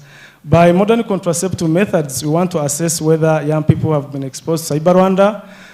We likely have used modern methods compared to those who do not have intervention. Same applies to initiation of childbearing. We'll be assessing whether young people who have been exposed to the intervention have less likely got pregnant compared to their counterparts. And we'll be assessing whether young people who have been exposed to Cyber Rwanda will more likely have tested for HIV compared to those who do not get exposure. Then the fourth one is looking at the cost effectiveness. We'll be looking at whether self-service model is less resource intensive and as effective as facilitated arm. So we've trained over 200 youth across 40 schools, 40 intervention schools to facilitate the intervention. So these are the differences between the models of the intervention group. So we provide those activities, those services and support to these facilitated schools and self-service. The major difference between our 2 models is that in self-service is meant to run on its own. They can choose their own way of running the Cyber Rwanda in their school. But facilitated, it's much, we provide much intensive support, including activity booklet that guides the sequence of activities and topics they have to navigate through clubs. And we ask them to form clubs as well, to use them as a ground for interacting with the platform. So we engage stakeholders across different levels, district meetings, we do quarterly reflection meetings, and we have really government support from Ministry of Health, RBC, Ministry of Education, and One Education Board. So our baseline and midline findings are have been conducted. As I mentioned, we conducted baseline last year, and we recently conducted midline, and we do this over the weekend so that we don't interrupt school activities. So we've enrolled over 6,000, as I mentioned, and we've managed to retain over 94% after 12 months during our midline. And we observe COVID measures during data collection, and we ensure that the best practices are implemented to make sure young people are comfortable sharing us their experience, especially on behavioral sensitive questions. So this is a little bit of a summary of the, our baseline characteristics. The mean age of our sample is 15 years, and females were 51 versus 48 male. And the majority of our cohort is from senior 1. So in terms of household hunger, we also asked those questions. We found that the majority of our respondents reported that there is little to no hunger in their households.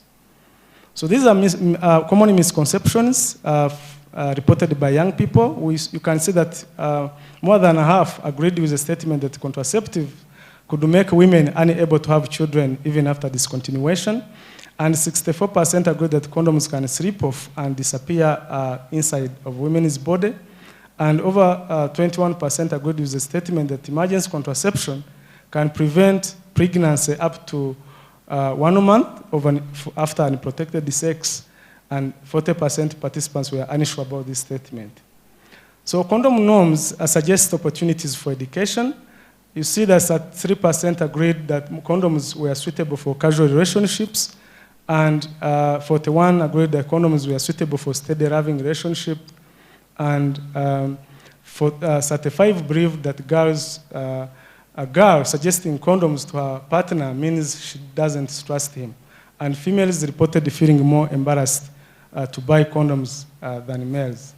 So we are recognizing the support from all these partners.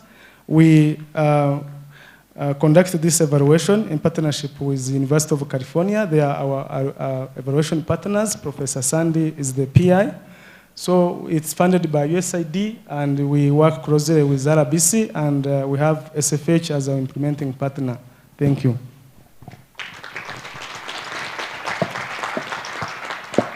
Thank you, Emerson. We'll take 3 questions.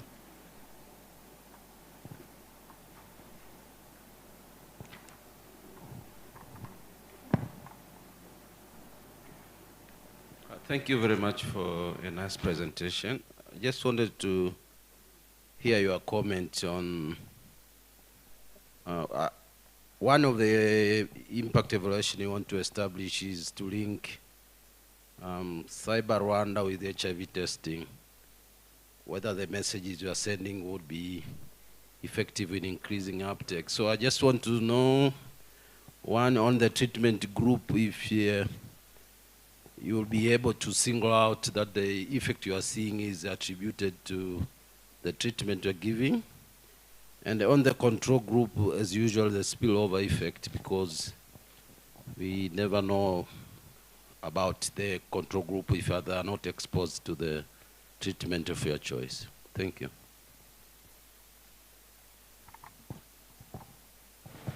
Thank you. Oh, did you want to answer that first? No? Okay. Sorry.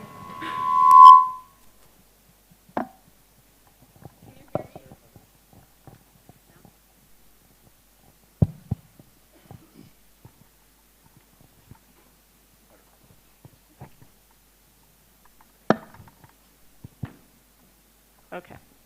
I have two questions, if that's okay. I'm curious how you are going to monitor implementation, in particular to ensure that the schools that have the facilitation are really doing the additional activities so that it's different from the other treatment arm. And my other question is, I think I was surprised by some of the misconceptions that you shared, and I'm curious how you knew what to ask about, what misconceptions exist, and how to respond to those. So I'm curious if you did a needs assessment or something like that to understand what the beliefs are that you want to work on changing. Thank you.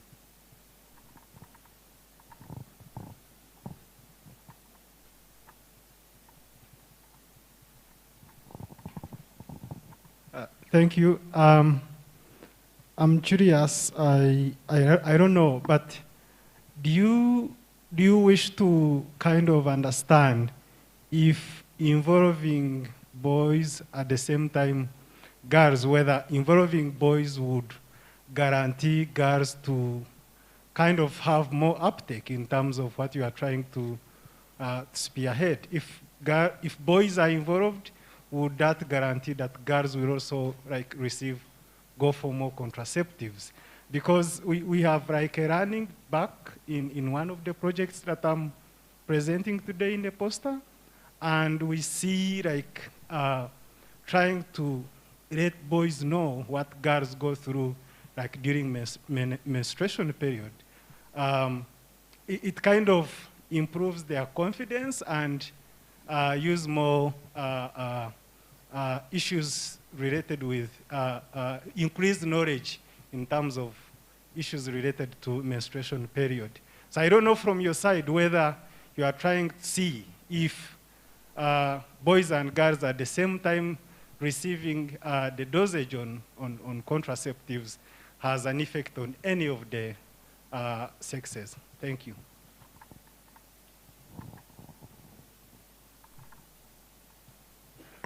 Thank you. Let me start with the first question about HIV testing.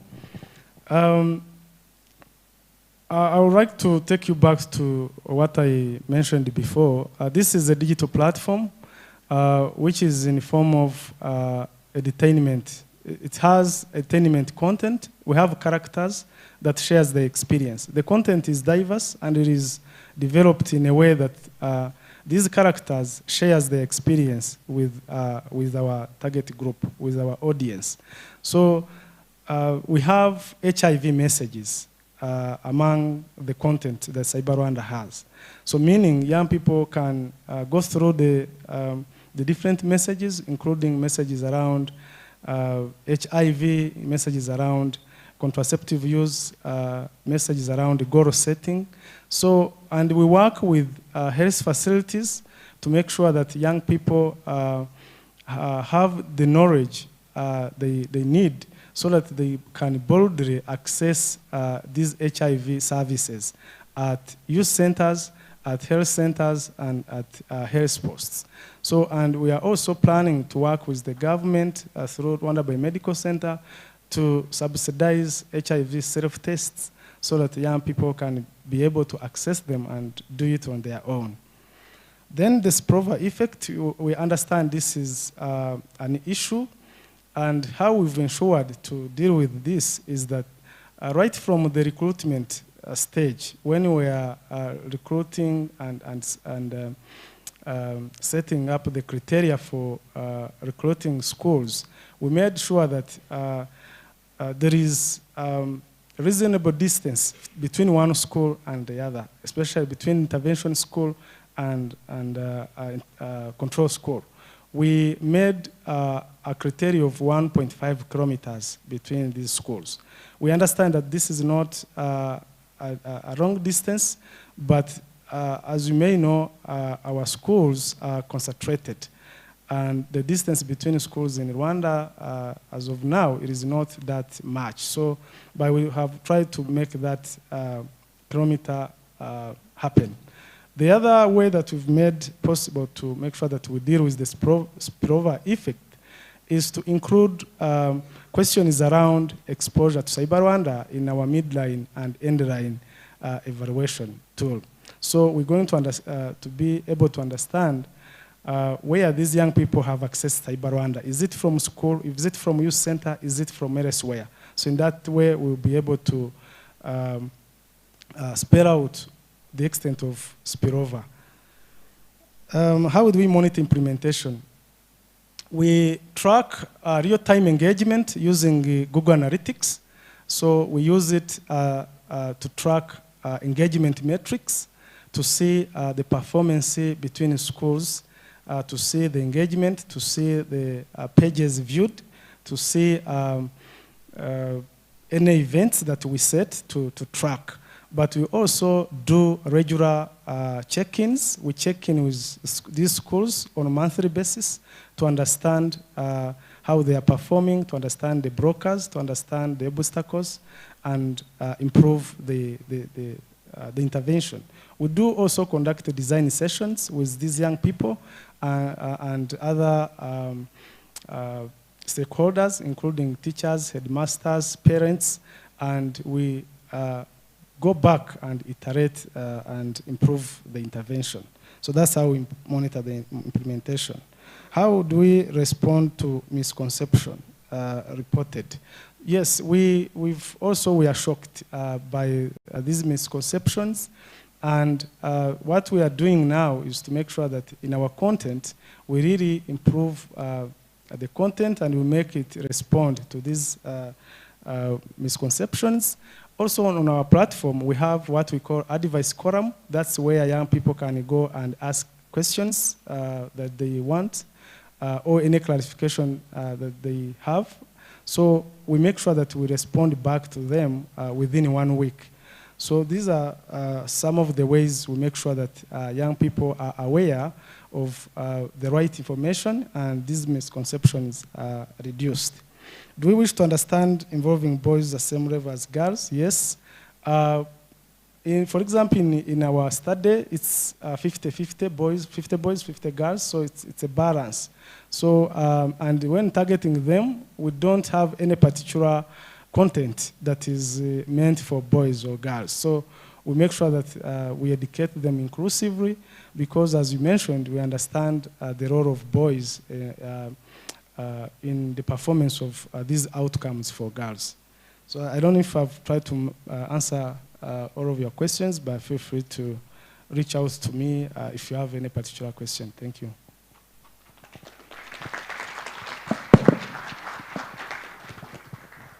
Thank you, Emerson, for your great presentation.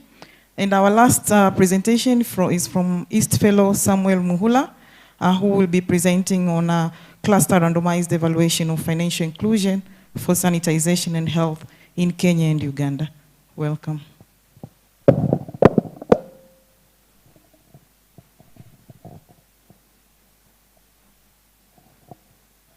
Thank you, Christine. So this is the first lightning talk. So you better pay attention, otherwise I'll be done before you realize. Yeah, so as Christina said, Sam Muhula. I work at AMREV, so I'm presenting on behalf of the team that is there. Is on a project that we implement on what we call Finnish model in Kenya and Uganda. Next slide. And the motivation is that is around the effects of poor sanitation. And one is that we see about more than 8,000 people dying annually in low and middle income countries due to poor water, sanitation, and hygiene. And this accounts for almost 60% of diarrheal deaths. The other thing is that poor sanitation aids the spread of neglected tropical diseases, which also includes transmission of diseases such as cholera and dysentery. And it also leads to productivity losses. And here we see annual losses estimated to the tune of around 234 million USD in Kenya and 177 million in Uganda, annual losses that is. So that's the reason why we are implementing or trying to test the Finnish model to increase access to improve sanitation. So a bit about the model. It's a public-private partnership that tries to attain health and economic improvements for marginalized communities. And it is an innovation that engages 4 partners or stakeholders. We have communities, we have governments, entrepreneurs, and financiers to improve sanitation. And the work is two-sided in that it creates demand for improved sanitation facilities by giving microcredits. Yeah. Next. So these are the objectives that we are looking at, trying to estimate the impact of the Finnish model on health, economic and social outcomes. And on health, we are looking at diarrhea occurrences among under 5s, hygienic behavior, and stunting. On economic, we are looking at money earning opportunities. Is there improvement? Job market participation.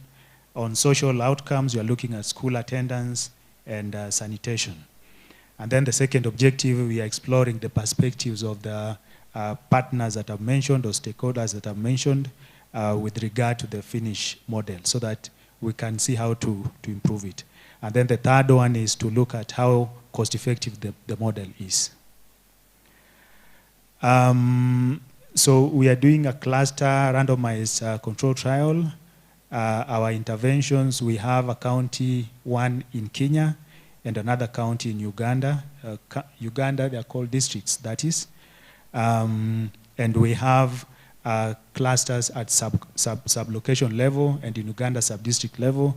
And we've come up with a number of households that we'll be reaching out to for interviews. We'll be collecting data at baseline, midterm, and endline. And here midterm, if we have the finances. But basically, it will be baseline and endline. So the protocol currently is under ethics review in readiness for data collection. These are some of the outcomes that we'll be looking at. The first one is not, next slide. Next. Yeah, the first outcome there is not really deaths, but we are looking at the rare cases, occurrences among under 5s. Local governments, how the local governments adopt the Finnish standards and toilet designs. The households with functional hand washing facilities, whether these are present, whether there is a presence of both water and soap. Households with hand washing facilities, households using safely managed sanitation systems, and the like. So those are a set of outcomes that we'll be looking at. And that is my last slide.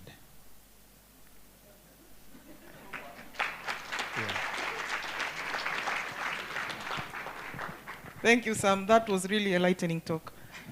We take 3 questions.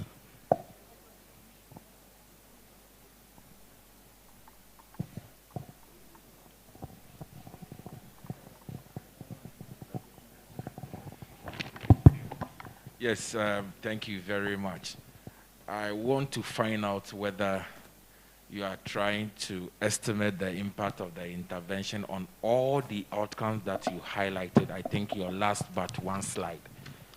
Or you are only looking at the impact estimate on some few outcomes. I'm saying this because it has implication on your results and how you're going to interpret the results in terms of your sample size estimation and all that, because you don't want a situation where you have only spurious relationship between your intervention and one of the outcomes because you are testing several hypotheses.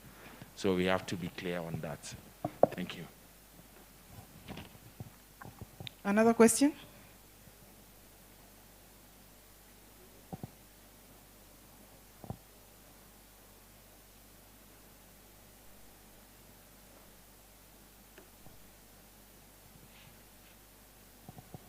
Okay, Sam, you can go ahead. Yeah, thank you for the comment. We try to look at all the levels of the theory of change as we implement the program and try to identify what can we really look at in each of those levels. So as much as our main indicator here that we use to come up with the sample size is diarrhea cases among the under fives, we are trying to look at all the other levels so that it's comprehensive. But then if the feedback is that the outcomes might be too many, we might have a discussion after this to see how best to look at it. We can still tweak it based on feedback that we get, yeah. Thank you, yeah. Thank you, Sam. Let's clap again for our presenters. So I'll hand over to Amy for the next session about our poster sessions.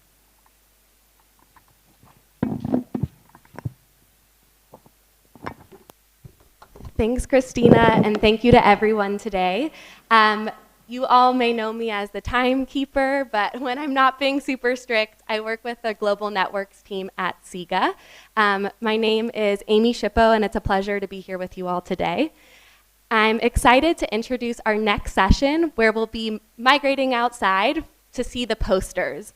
So we have over 30 posters that will be featured here today, and you'll have a chance to talk to our poster presenters over 2 sessions this afternoon. If you don't have a chance to talk to someone that you want to see, don't worry. The poster sessions, or the posters, will still be hung up tomorrow. We want to give our poster presenters a chance to also walk around and see posters. So what we've decided to do is to have half of the poster presenters stand by their posters during this session, and then the other half stand by their posters during the later session. So for this session, we'd like to ask that the poster presenters right outside of the entranceway here stand next to their poster. And you can always find me, and I'm happy to direct you. Before I let you go, I also just want to say 2 things. One about time, of course. This will be a 45-minute session, so if you can try to aim to be back in your seat at 4:15 so we can get started, that would be wonderful. It's for a very exciting panel that I'm passionate about. And then the other thing is I would love to introduce my colleague Jenna, who is going to briefly mention one of our new agricultural programs that will be featured in the poster session. So thank you so much. Thanks, Amy. Hi, everyone. My name is Jenna Foley, and I manage agricultural programs at SIGA. And as Ted mentioned this morning, one of those programs is the Agricultural Technology Adoption Initiative.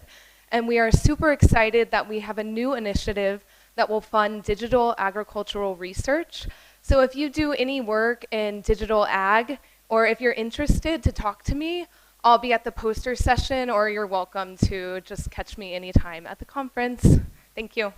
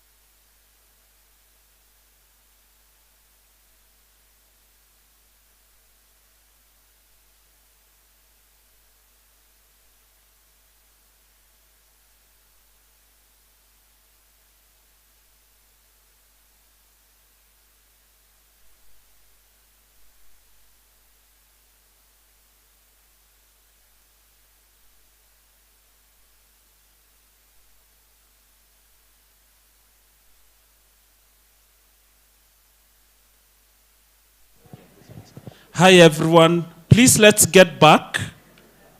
Time for the next session.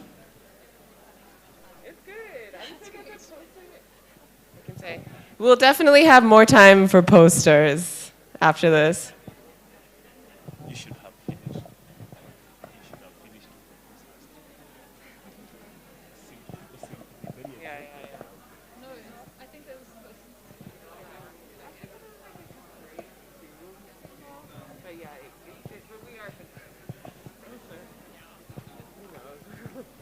Thank you for getting back. Let's get settled.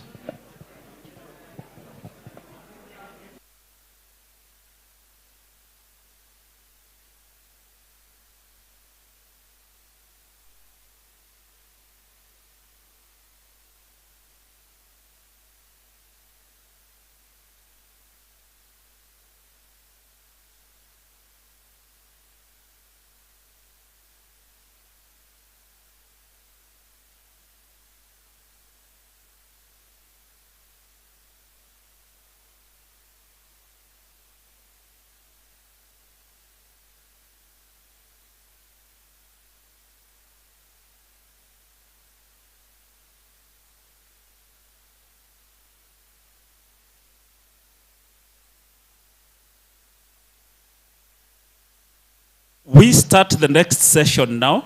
Please come in.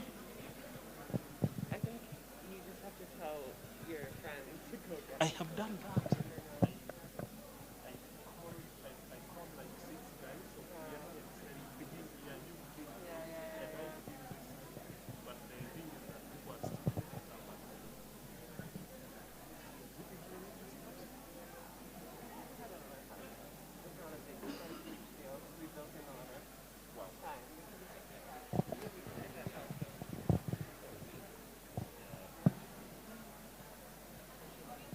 Okay, thank you, everyone.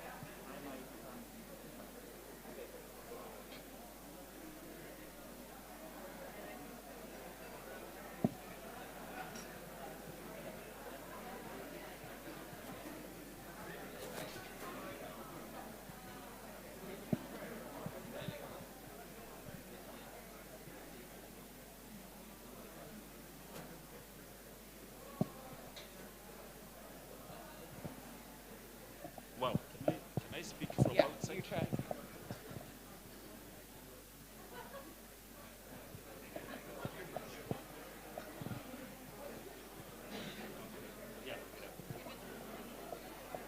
Doing the hardest job. Hi, everyone. Hi, everyone. Please let's come back. Hi, everyone. Let's come back, please, so that we do this session.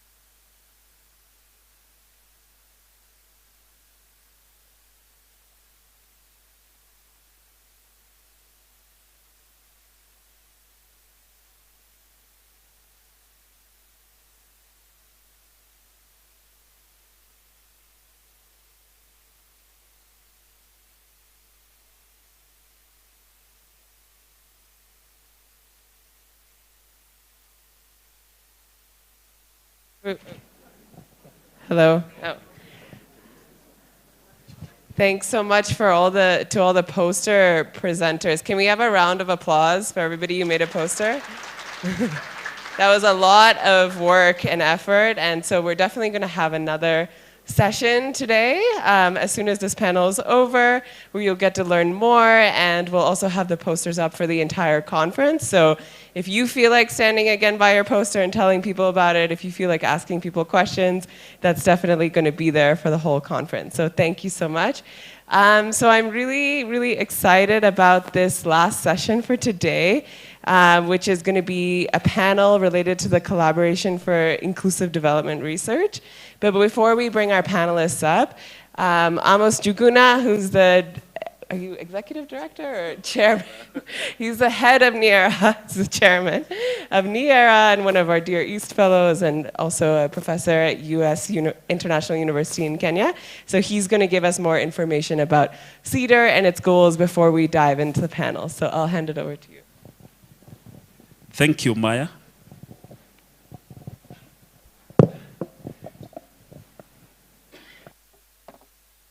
So I'll make a very brief presentation about the initiative that we are talking about today. The slides, please.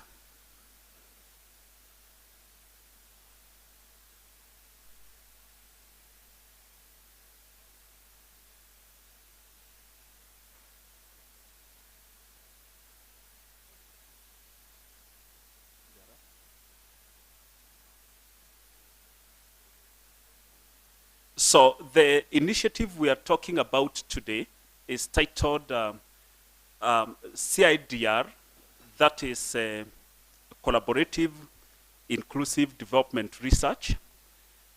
It's an initiative that comes into force because of the fact that we know that issues of inclusion, issues of access, and collaborations amongst researchers, policymakers, and others in the ecosystem, including the practitioners, have gained lots of importance in recent times. So this initiative is being done collaboratively between the Network of Impact Evaluation Researchers in Africa, which I head at SIGA. Next slide, please. And SIGA. And the initiative generally underscores the importance of diversity, equity, and inclusion. Of course, we have said in the morning that NIERA is made up of fellows who've gone through the East Fellowship, and the East Fellowship is hosted by SIGA.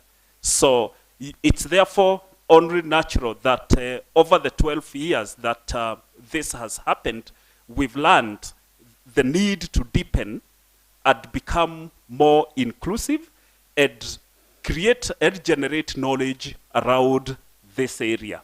And that's why coming up with a particular theory of change that will embed and ensure that players around this area are more inclusive becomes important.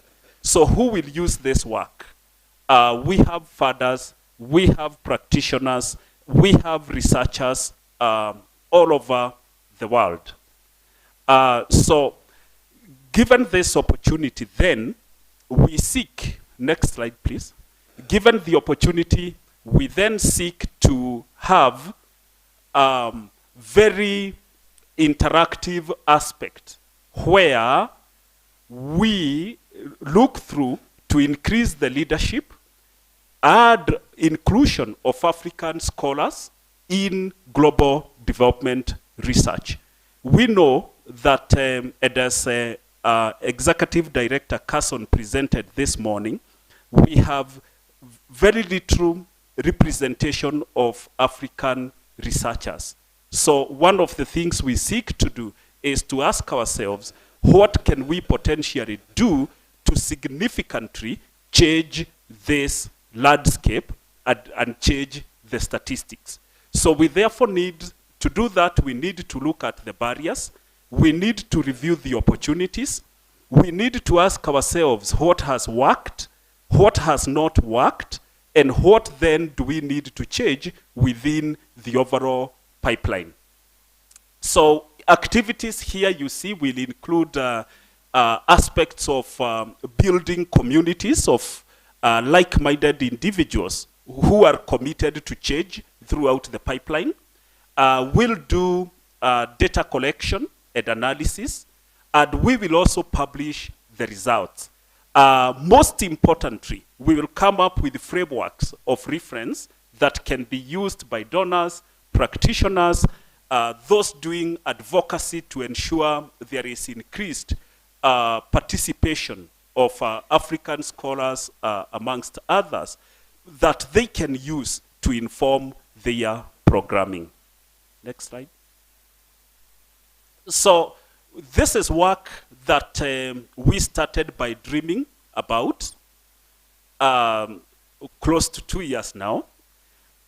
We thought that we would do this work in a relatively smaller scale initially, but then we found that there is so much that needs to be done.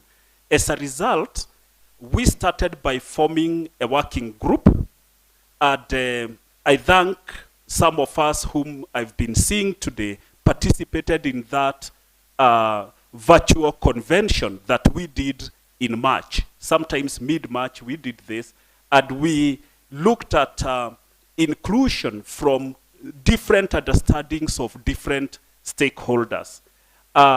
We then made a team that's composed of both SIGA and NERA that will then look at each of the pipeline activities that are presented in the next slide. So, what are these activities? First, there is a component for higher education. There is a component for higher education. And in the component for higher education, we look at looking at the opportunities, the barriers and incentives within the different programs in global development research. And most importantly, look at where can we find opportunities to improve or develop existing curriculums. We also seek to map out the training and mentorship opportunities for African scholars, and then see how can we innovate around that. We are very particular with regard to not duplicating what is already happening, and so we are talking to so many partners and so many organizations that are already in this space so that we can come up with more innovative innovations. Ladies and gentlemen, the issue of publication has been discussed quite often about who is doing what, when there is collaborative research, what kind of frameworks for recognition of others comes about. This has not been left behind. We'll be looking at this and saying, what does the landscape look like? The director showed this morning that our publications across the years has been increasing. But the question we are struggling with is the increment as inclusive as all of us would want it to be? And what can we do to make it even better? And lastly, matters policy. To say again, as we look at inclusion, how can we better disseminate results? How can we much more provide frameworks that policymakers can actually use, produce acceptable results, and ensure that the work is also effectively owned and better appreciated? Because we believe that if we have greater levels of inclusion, then work becomes more acceptable, and it could also be a way of ensuring that policy recommendations are implemented. And lastly, how can funders best drive this agenda? Just to give you a feel of some of us who participated in the March initiative, you can see there, we had a number of partners. In total, we had over 50 participants who attended this convention and really helped us to shape the initiative. Most importantly, we were able to brainstorm and have discussion around what really does success look like in this perspective. And I can assure you that from the initial discussion that we did and got from that convention, we were able to significantly transform our work and the design and the way we will do it better. So we asked ourselves, what does success look like? And that's a question that I will not want to answer myself, but we do have a panel that's coming over. I will invite Maya, who is the Associate Director at SIGA, to come over and introduce the panel and help us answer these questions. How does success look like? What are the barriers? And what are we gonna do in the next 1.5 years when we get the frameworks and the publications? Ladies and gentlemen, help me applaud and welcome Maya to introduce the panel.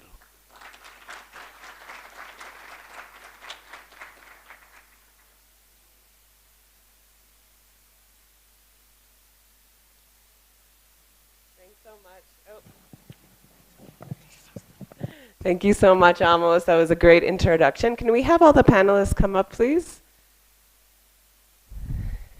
So while they're coming up, I'll start introducing them. Actually, maybe I'll wait. And unfortunately, we don't have one of our panelists, Dr. Juguna Ndungu, who couldn't make it, who is from the African Economic Research Consortium.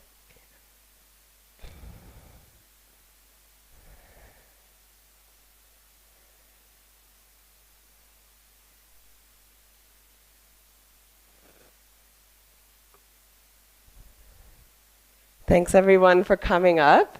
So I'll start introducing everyone. So over here we have Amy Hare, who's a policy manager at JPAL Africa.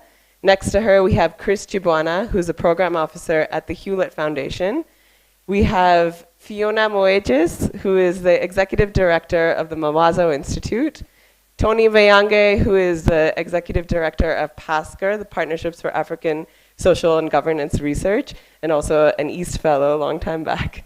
And Jane Mariara, who's executive director of Partnerships for Economic Policy. So before I jump into the questions, and I'm going to stand here because there's no space for me there, but I'll just tell you kind of the objectives of the panel. So we heard from Amos that we're starting this new initiative, and we really wanted to call upon this panel of experts to help us frame both the barriers and opportunities for inclusion of African scholars in global development research, and also unpack a little bit about what we mean by that. So I hope you all will participate as well. I will have a lot of time for questions at the end. So it would be great to start us out. This will go to everybody, to just take about 1 minute each and there's a two-part question. So the first is, what do you see as the barriers and opportunities for African researchers to lead development research? And to also please describe your own work as it relates to this space. So we can start over here with Amy.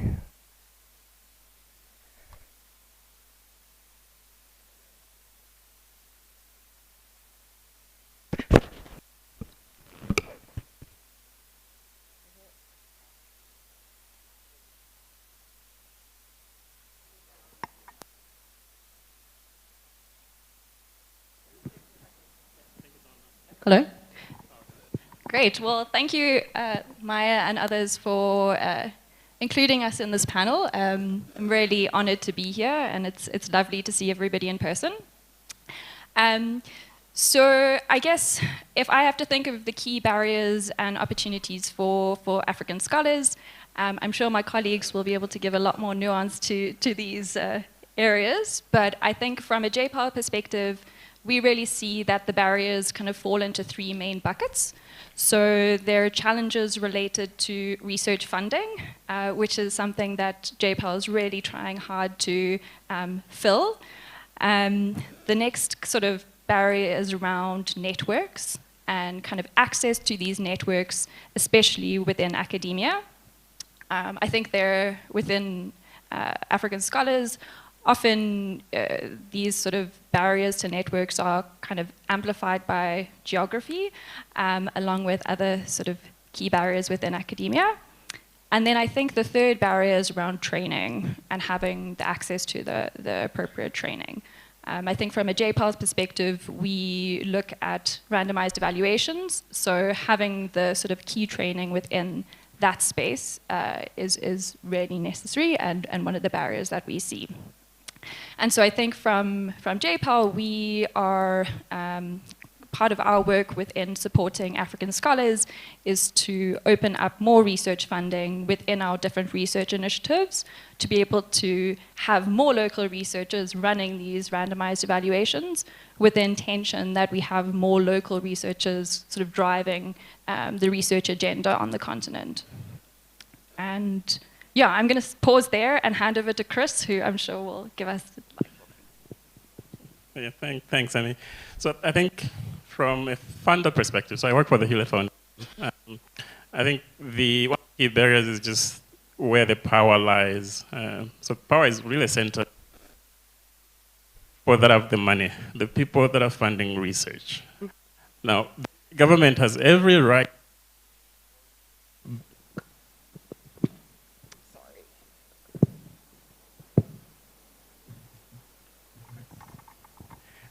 The UK government and the US government have every right to want their citizens to lead research that they're funding. African governments aren't investing in research, and therefore it's very difficult for African citizens to have those opportunities to lead research. Now, I think the challenge with sort of collaborations and inclusive research is that if the funding is coming from the north, well, the questions that are going to be investigated will be determined already. And by the time that African researchers are brought into the conversation, the agenda has been set. Contracts have been signed, those questions are final. And so any optimization that we're going to do is just going to be on the margins. And so I think there's need for African governments to invest in research, but I think also, even when that's not possible, there's an opportunity for philanthropy, I guess non-government philanthropy, so private philanthropy like the Hewlett Foundation, to help advocate for more inclusion, more balanced power in defining the research agenda and defining who conducts the research. Thanks, Chris. I think everything that's been said is already covering quite a bit, but I think what I'd like to add to that is one of the barriers is the ability for our institutions to actually even have the capacity to lead on some of these projects. Do they have the ability to run the big grants and the big projects? If we built that capacity, will then funders be more willing to trust us to run these big projects and run it from this side?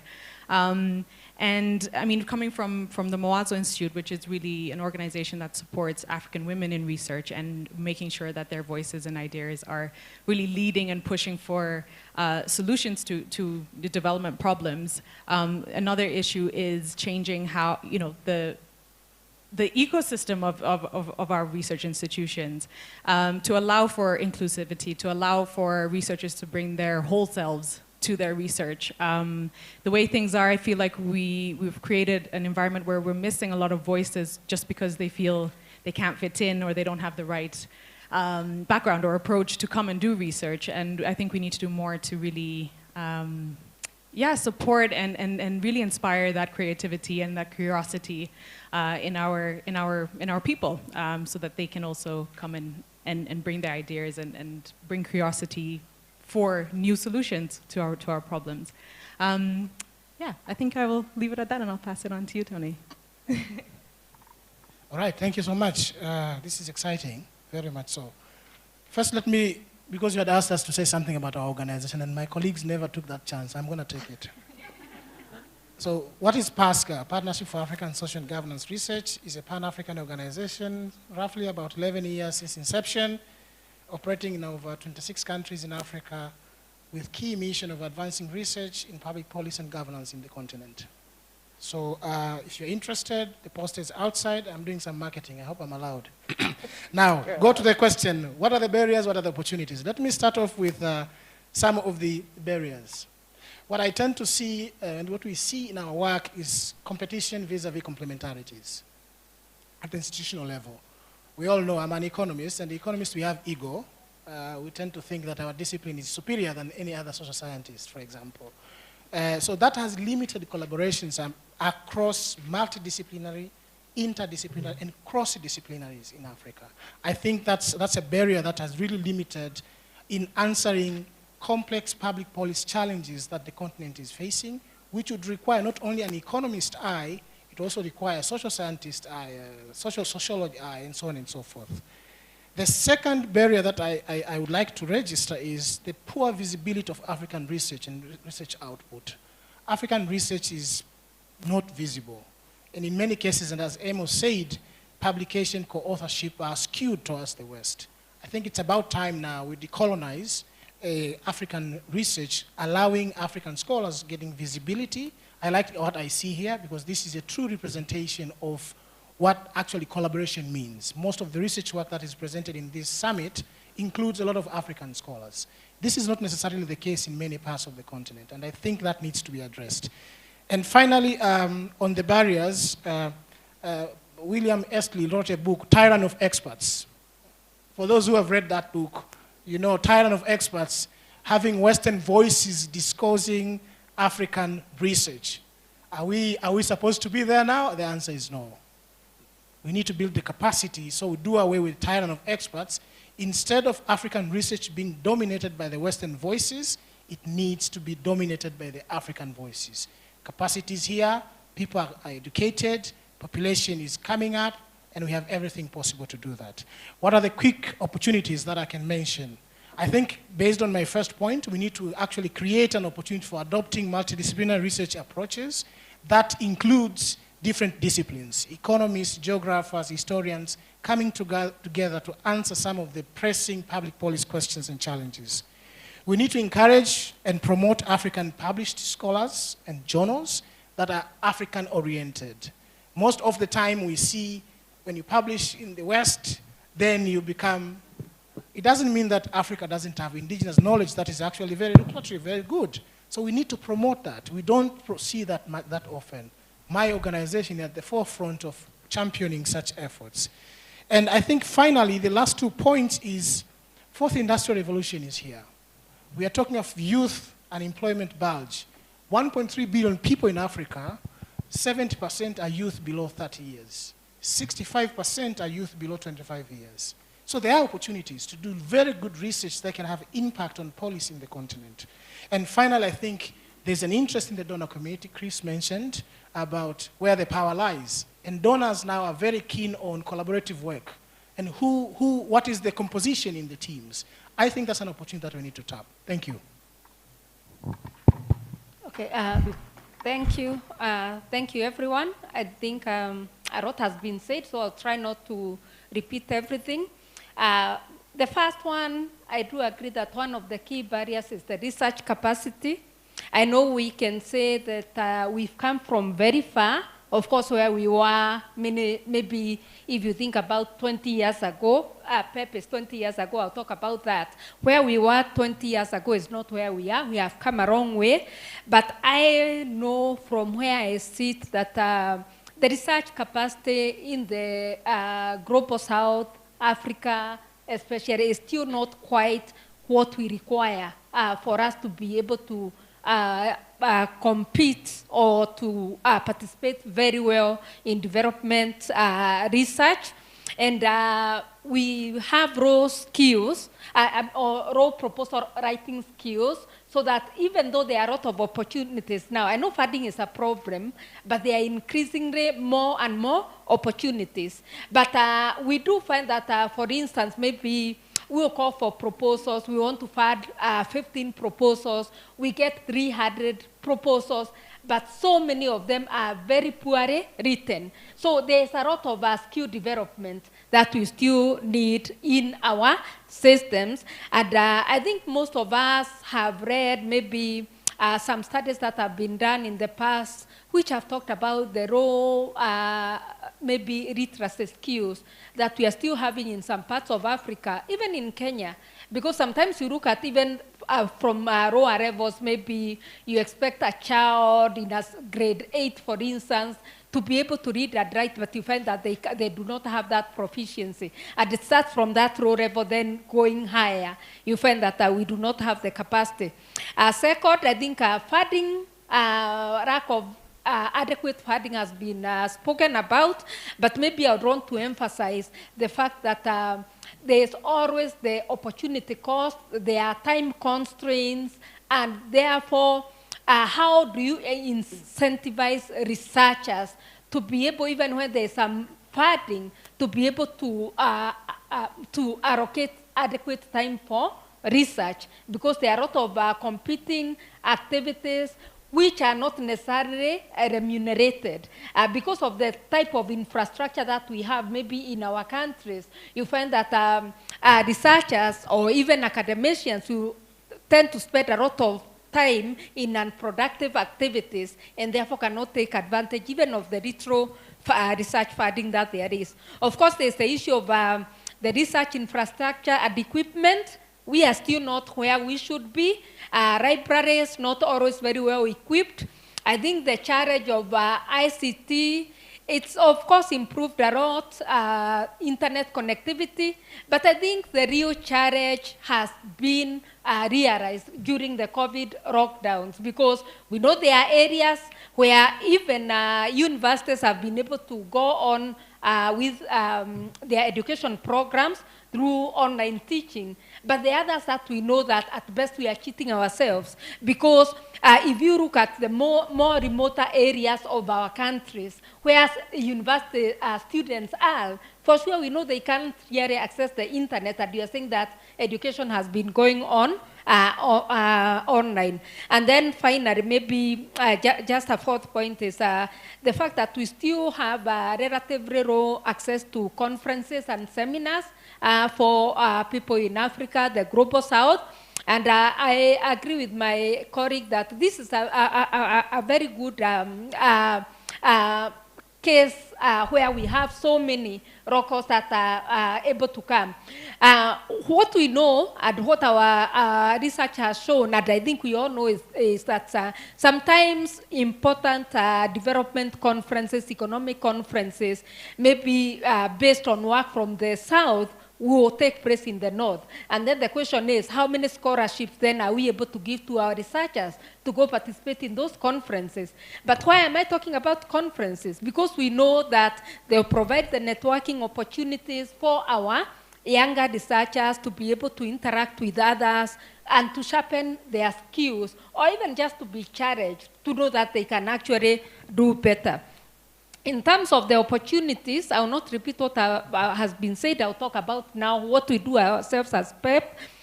So Partnership for Economic Policy is a global think tank.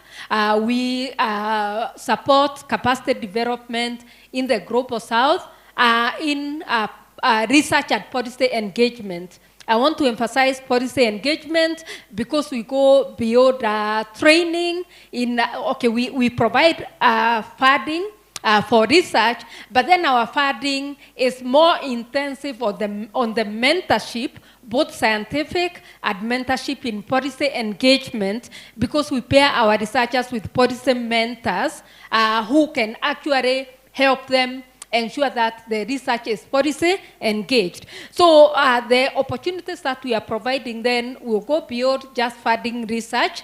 We'll go to mentorship. We provide access to libraries. We've done this over the last 20 years in collaboration with IDRC.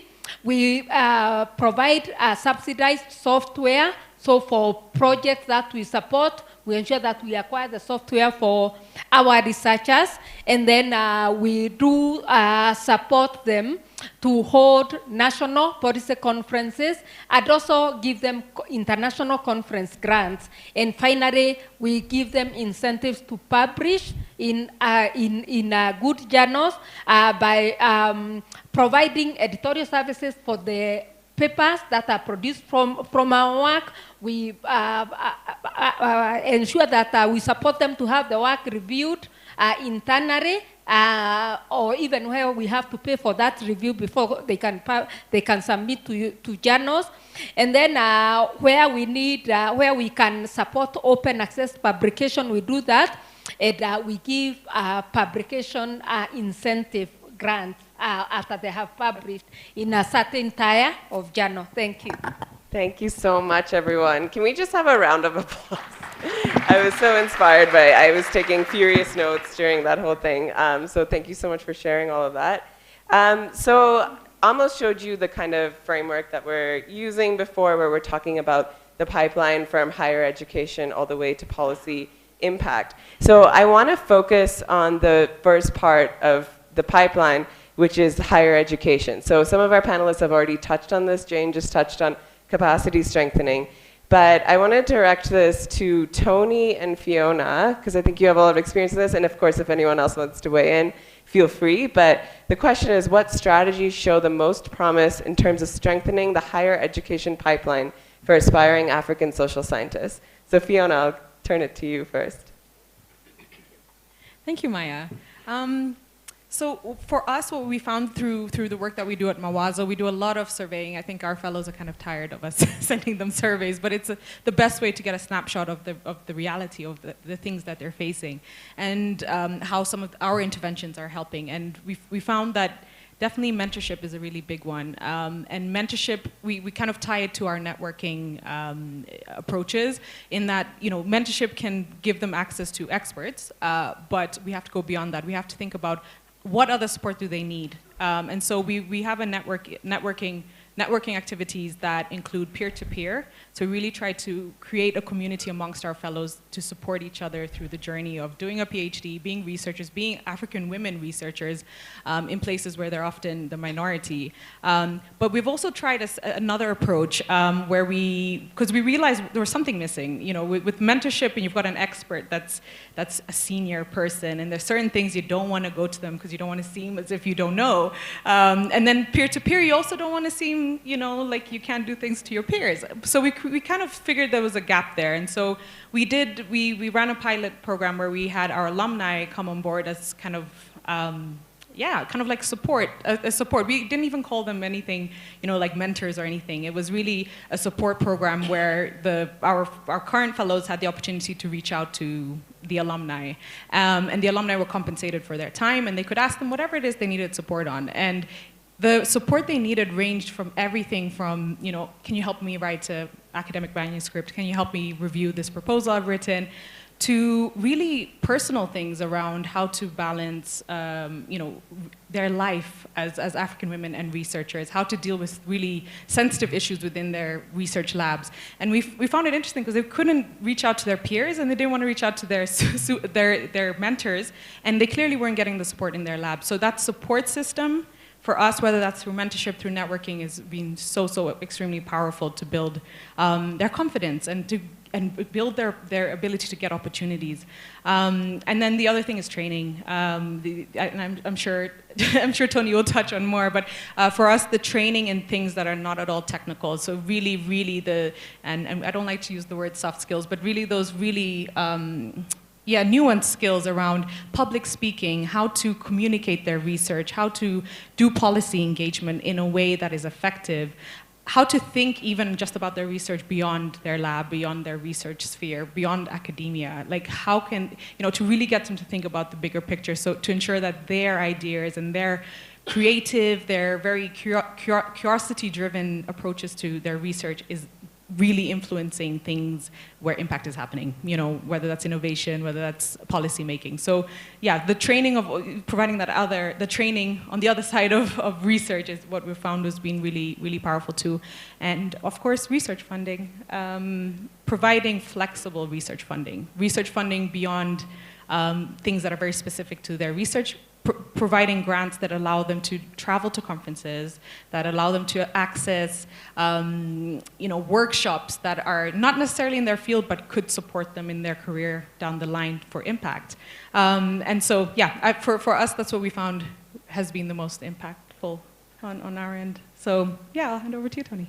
So you have said what I wanted to say. Now I have nothing to say. All right. Thank you, Fiona. I won't go into mentorship, and Fiona has really alluded to that very well. So mine is basically 4 points. One is, from PASCA's perspective, and maybe just a minute to talk a little bit about PASCA. We have three arms. One is research and policy, which focuses on generating evidence in public policy and governance in the continent. The second arm is higher education, where we run 3 programs, Masters in Research in Public Policy, which we are running across 14 universities in 8 countries in the continent. We have a doctoral program in public policy, which we are running in 3 regional hubs: West Africa, University of Ibadan; East Africa, University of Nairobi; South Africa, University of Pretoria. And we have pedagogical leadership, which I'll talk about shortly. And the last arm is professional development and training, which I'm happy to say we partnered with NIERA to build capacity of early career researchers in building new skills to do their research better. Now, what we see in our work is collaborations between universities. The 3 programs that I talked about in the higher education, they are running concurrently across the universities. So for example, for the master's and the doctoral program, we have the same curricula that is being taught across different countries, different universities. And we also allow in-regional exchange programs between students, meaning students in Kenya can actually go and study in South Africa and so on and so forth. During COVID, for example, we had a crisis in Nigeria where University of Ibadan teaching staff demonstrated and classes were stopped. Our PhD students were easily transferred to South Africa because it's the same curricula, the same program, the same funding program. So that, for us, we find that collaboration is key. Building collaborative programs is key. We are currently in the pipeline of developing a very innovative approach we call PASCA Plus. Plus stands for People Learning, Understanding, and Sharing, which will bring together African scholars from students, senior scholars, sharing data, sharing research. And once it's ready, you will see. Please keep in touch with our website. Now, the second element that I want to talk about is institutional capacity building and support program to deliver. And I'll talk about one key program that we've done. It's called PEDO. PEDO is Pedagogical Leadership in Africa. You can Google on your phone, you will see. Pedagogical Leadership in Africa, so far we have trained lecturers in 159 universities in the continent across 11 countries. We have trained over 3,000 lecturers. It's about pedagogy. You can be a very good economics professor, but you are terrible at teaching. And we know this is a fundamental problem in our universities. How do we teach teachers how to teach? Because that has an impact whether you are going to create a critical mass of students who actually love the subject and become experts in that field. So we are investing a lot in building capacity, pedagogical leadership, especially with the onset of COVID-19, blended learning. How do we balance the two? They are old professors. When you ask them to log in, they have no clue even how to log in. How do you teach effectively online? How do we engage students? We have seen our program having a huge impact, and as we speak right now, we're actually expanding to Francophone Africa in executing this innovative way of addressing pedagogy in Africa. The third I would like to talk about is scientific retooling of students. And this is part where we talk about professional development and training. We have what we call Method Institute. We have Advanced Research Institute. And we are currently partnering with our colleagues in the Global North, where we want also to allow African researchers not only to learn, but also to share. So, for example, we know randomized control trial, they are very new. Not so many African scholars know about that. How do we build a pipeline of African scholars who are privy to or are open to the current practices, best practices in research in the continent? So our professional development training allows for that. And our researchers, we have quite a number of them, policymakers, always come back and say, what training are you offering now? What training are you offering? For those who are following PASGA online, in March, jointly with NIERA, we did a training on impact evaluation for public policy. And we had students from 8 countries, including the West, Germany, Nepal, attending online. So you can see the impact of building that capacity that is needed in the continent. And finally, my last point is on sustainability, diversity and for capacity building. How much are we investing? Jane has talked about it. Sustainability is key because most of these interventions are short-lived, 3, 4, 5 years, then what next? So for PASGA, we are creating sustainability plans in place. Of course, endowment fund, reserve fund, to make sure that in time when funds dry, we are still able to continue. But most importantly, we're investing heavily on social capital. So for example, on the PEDO program, we institutionalize these universities such that they're able to take it up themselves, to the extent that they don't have to rely on PASGA or our donors to support such activities. So we also invest heavily on social capital, building the capacity of the relevant universities, building the ecosystem where, in the absence of PASGA, things will still move. Thank you. Thank you. Thank you, Fiona and Tony. Those are great responses. So I want to talk a little bit about funding here. I think we've brought this up several times, and I want to just explore that a little bit with Chris and Amy, who are both kind of research, well, yeah, Amy's a research funder too, and talk about, speak to a little bit about the role of funders doing a good job supporting inclusive research. And so I'm curious about your thoughts about how, I think a lot of us are aware that there's been various approaches to funding African scholars, so that includes very explicitly saying this competition, this research funding is only for African scholars. Sometimes it's implicit. There's different ways of doing this. So if you have any thoughts on, how we can best do this, yeah, Chris and Amy, I'll let you go ahead. Sure, good question. So I think I see the role of funders, one of the roles of funders is to, and basically for good or worse, they're the ones that are defining the rules in development, right? So if BMGF comes and says, this is important, like all the NGOs will jump on that and because BMGF says it's important.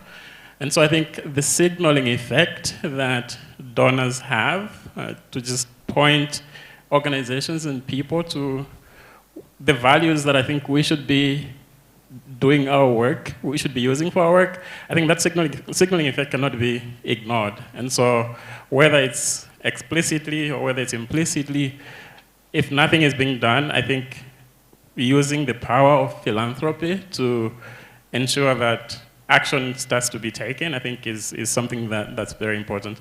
Now, I think another role that funders have, and I think this is something that the Hewlett Foundation is very much committed to, is supporting the strengthening of the knowledge ecosystem in Africa, or in the global south more broadly.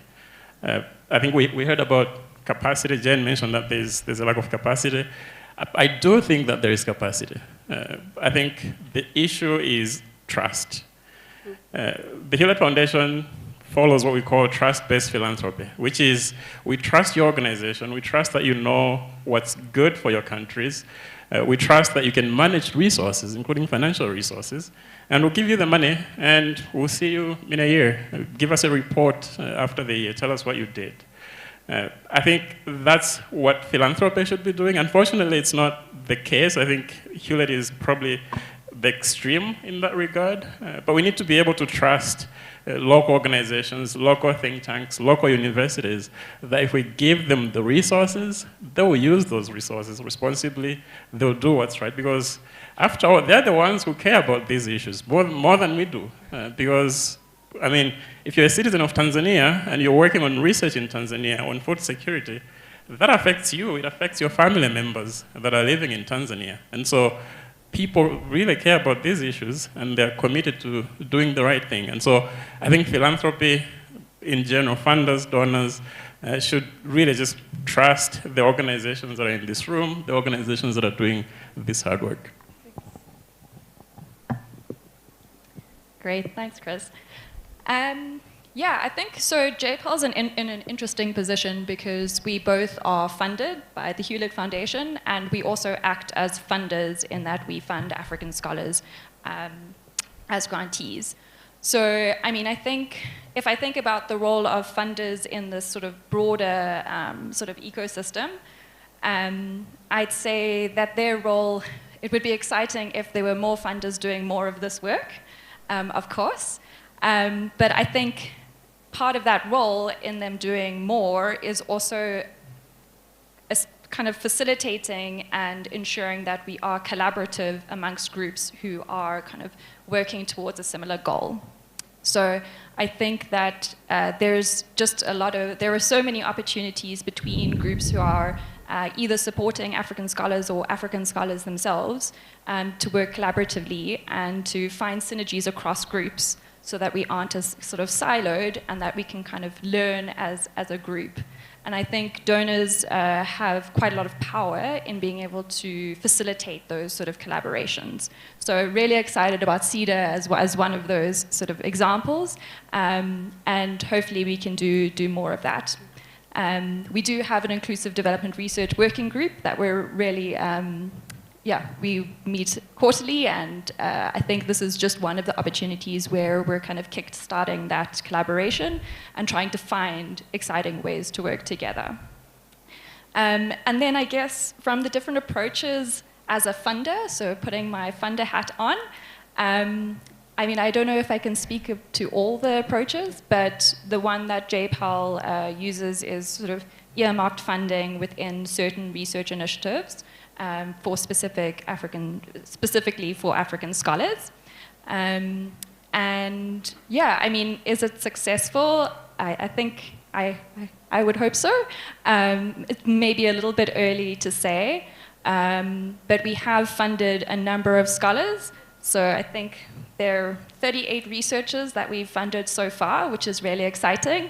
A couple of them I've seen in the audience, which is exciting too. And this is with 26 different projects, both sort of pilot and proposal development grant projects across 2 different research initiatives. And yeah, I mean, I think they've been successful in that we've been able to match in mentors from the JPAL network to be that sort of support that Fiona was talking about in a way. And we have a number of new research initiatives that are also going to be bringing in their own African scholars programs. So watch this space when it comes to the other sort of sectors that might also have African scholars. Thanks so much. Does anyone want to comment from a non-funder perspective on what Amy mentioned? Or we can move to the, yeah, go ahead. I can maybe just say quickly, you know, what Hewlett does is quite incredible. For us, what has really helped is the operational support to really build our capacity to absorb more funding so we can do more work. And so having that trust in us has allowed for us to be really kind of like creative in what we want to do, to really listen to the needs of our beneficiaries and try new things. So yeah, just to say that, you know, that kind of flexible funding and really building those relationships with your beneficiaries, or yeah, who are going to get the funding, is so important. That's all I wanted to say. Thanks, Anna. Go ahead. Mine, I just wanted to add, I think, Chris, you have made a very good point. Trust is key. A few weeks ago, we had a conversation about rethinking development cooperation for Africa. And I would like to I made one observation, I'm going to make it again. Donors in the room, give us open checks. Let us set the agenda. Give us open checks. And let us set the agenda. So in addition, that's the essence of trust. Because you're giving me money, let me decide what is a priority for me and trust that I'll be able to deliver. So give us open check and let's work on trust. Thank you. Thanks. Oh, Jane, yeah. Okay, interesting. I think very interesting, especially the last comments made by my colleague here, because then we also need to escalate it to the next level. I think we are funded and then we are also funding, so we are also donors. And in a way, that trust also, we also do have that relationship. Of course, we know there are risks in trust, And even us where we are sitting and where the others are sitting, there are risks. But I think over time, I think what we've learned is that even researchers, someone who sits down and diligently writes a proposal, they know what they want. And so when you give them the grant, they actually execute it. It's only that the point is that we still need to work with them. Okay, for us, I know it's a bit different, and I'll say that because I know we have some researchers here, that some years back, I think in 2016, we had a review of our programs by one of our fathers, actually DFID. And one of the things that they made us adopt is what we call deliverables that are, payments that are based on deliverables, so that you don't always give the money up front. And I know researchers wonder where that comes from, but it's kind of you incentivize delivery. This does not mean that you do not trust, but what we have discovered is that over time, actually, it even improves the quality of the deliverables, because a researcher knows that, okay, if I work on this proposal, if I work on this paper published in a very good journal, I'm going to get so many dollars at the end of it. But of course, there's a shortcut where maybe in some cases you give out the funds, but you don't necessarily get the level that you want. So I think there's we have to look at both sides. Trust is very important. We have it both ways, from the father to us and even us to the fathers. But let researchers not ask why do we sometimes have those conditionalities. Sometimes it's for just to ensure that we get the quality that we really want. Thank you. Thank you. Always so much to say about funding. So we have about 10 minutes left of my questions, and we want to shift to the audience questions, so we can keep the next responses kind of brief. But I want to make sure to talk about governments and policy making, because all of us are interested in evidence-informed policy. We had an amazing panel this morning. We heard from the minister. So I want to talk about this first in terms of how you've all had so much experience, I think, with engaging governments to stimulate demand, to co-create research agendas, and kind of enhancing the relevance of African researchers. Okay, I messed this up. I'm going to start this up. So the question is, how can African researchers engage governments to stimulate demand, co-create research agendas with policymakers, and enhance the relevance of their research? So if anyone wants to speak to that, Jane, you could go first. Okay, thank you very much for that question. I'm happy to answer it because I think it's one of the things that we do maybe very intensively, and what we believe we do very well. And I'll look at it, maybe 3 quick points. That the best thing that we can do it first is to ensure that our researchers engage governments from the earliest stage of their project. Actually, as we insist at the conception of the project, so that then the government officers help our researchers to think more about the policy issue at the ground, or more of the policy questions, because the researcher will come with a research question, but does that research question really address the policy problem at hand? That is the first one. Then the second one is more of a strategic approach, and it's a question of even if you are working with policymakers, even if you are addressing a policy question, what are the stakeholders that you need to engage with? What are the policy stakeholders and also other stakeholders? Because we know it's not just about the policymakers. There are quite a number of stakeholders who will be interested in this. And then once you know them, then what will be the best way to reach out to these stakeholders? And over time, from our experience, this has led us to start what we call policy outreach mentorship. And this is where I mentioned earlier that for each of the projects that we do now since 2019, we ensure that we are pairing our researchers with a policy advisor. someone who knows about research, but who also knows about policy issues, policy design, policy implementation. They will work with them together with the policy makers to ensure that they are asking the right question, they are engaging with the right stakeholders, and at the right time, so that in the end, the work leads to impact. And finally, we have what we call the research co-production, that we will not fund any project that is just by researchers alone. They must be paired with at least one or two policymakers in the research team. So from the inception to the end, they'll have to work together. And this one has actually, again, led to a lot of engagement or actual adoption of our work by policymakers.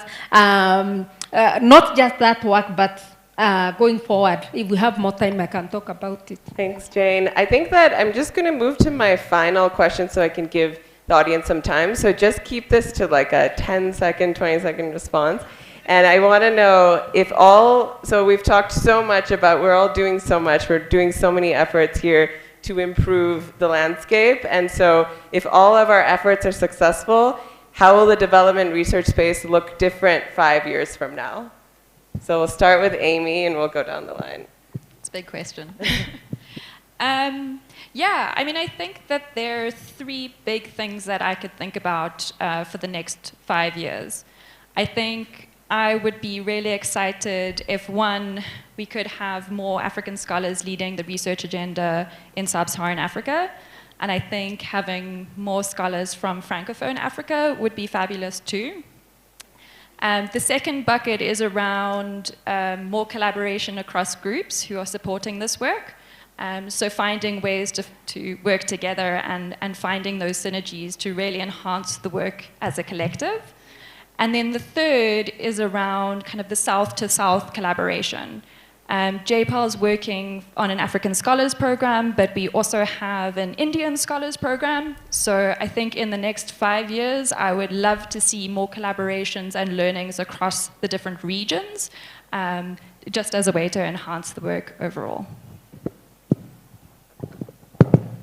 Yeah, I think for me, success would be we come back here in 5 years and we're not having this conversation about the inclusion of African scholars in development research. Goodness. For me, I think seeing definitely more first authorship by African scholars, seeing really collaborative, really like interdisciplinary collaborative projects happening with expertise from all different fields coming together, and being able to really communicate with each other really well. I think that would be really great to see. And my final point, which I've lost now, I think would be. Goodness, I've lost my thought there. But yeah, if it comes back, happened to me too. All right, thank you, Maya. Wow, what do I expect to see in 5 years? So let me start with the last one, which is important. I hope, if I still will be alive, to see a think tank of think tanks.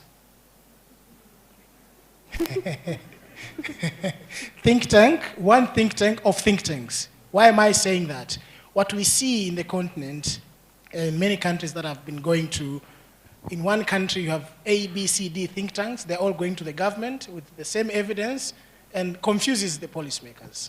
So can we curate and synthesize that evidence so that what is communicated with, to the policymakers is synthesized? I think that's key. I would love to see that happening. I would like to see in the next 5 years there's a critical mass of well-trained African researchers who are taking ownership.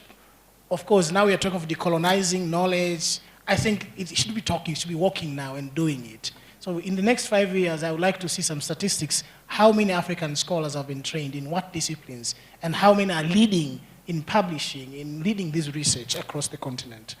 I would like to see more of visibility of African researchers' work, particularly the indigenous and local knowledge being captured to inform policymaking. I think this is key. You know, as much as there are models that are developed from the Western countries, which are good, can they be contextualized to reflect African realities? I think that is very key. And finally, I would like to see strengthened institutional capacities. We are seeing a lot of NIERA people trained DIWA people are being trained. Each institutions here are training. Can we see more institutional capacity in the next 5 years? I think that is possible. And we have Hewlett here in the room. They are listening. So I think, Chris, take note and go back, tell them we need more money in that space. Thank you. Okay. Thank you very much. Where I would want or expect to see this in 5 years, I would emphasize locally led, policy engaged research led by people from Africa or from the Global South, because we look at the Global South in general. Of course, to get there, it's not just about what we are doing. I think, as we've said, the fathers in the room, we need more funding. We still need more funding because there are so many aspects.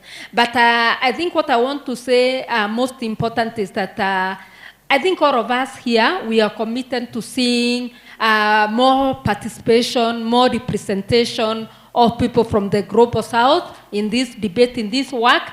And I will refer you to our poster, because recently, early in the year, actually, PEP, we launched a call to action on how we can promote participation of people from the Global South in this work, in this debate. So please get to the poster. We'll talk more about that. But really, I think, as my colleague here said, we are all doing this. I'm seeing this as what the Southern Voice does, bringing think tanks together. But we can't be sitting in this room and we are all talking about doing the same thing and then not think about collaboration. So I think I just want to thank the organizers for thinking about this initiative. But I think you still need to do more to bring us together. Thank you. Thank you. Thanks, everyone. Can we move to any questions from the audience?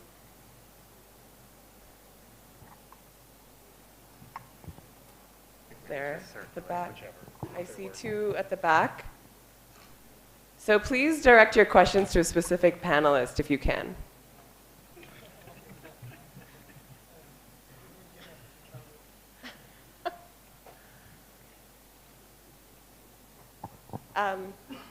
Can someone had a question at the back, right? Can we get him get them microphones?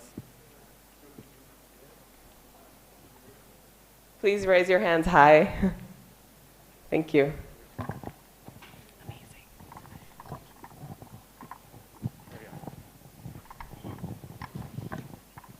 Thank you. Thanks to the panelists for those insightful comments. My name is Martin from PASGA. One question to Chris. Could you tell us a little bit what Hewlett is doing to deal with the issue of power imbalance that we can learn from? And to the panelists, I didn't hear anything about the growing commercialization of knowledge generation in the continent. You know, the huge number of, PwC, Dalberg, McKinsey, taking lead in generation of public knowledge. And directly killing public generation of knowledge, which should be a public good. So it will be useful to, hear a reflection from the panel, what they think about this and how we can reverse this process. Thank you. Thanks. Let's take two more and then the panel will respond. Thanks. Okay. Hello?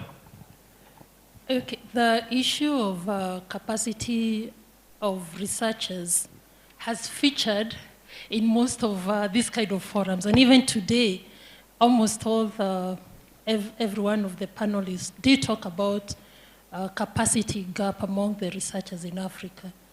And I've always wondered that despite a lot of investment in capacitating the researchers, we are still having this conversation.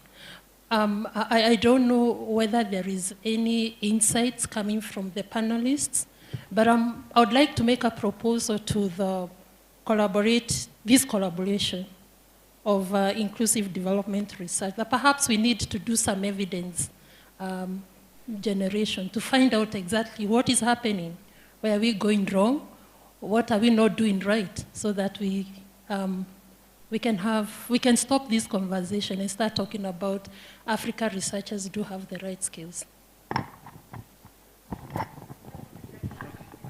Hello. So I want to raise 2 points for the panel. Hello again. Yeah. Related to the role of government in promoting collaborative research between, or at least in the inclusion of African researchers in development research.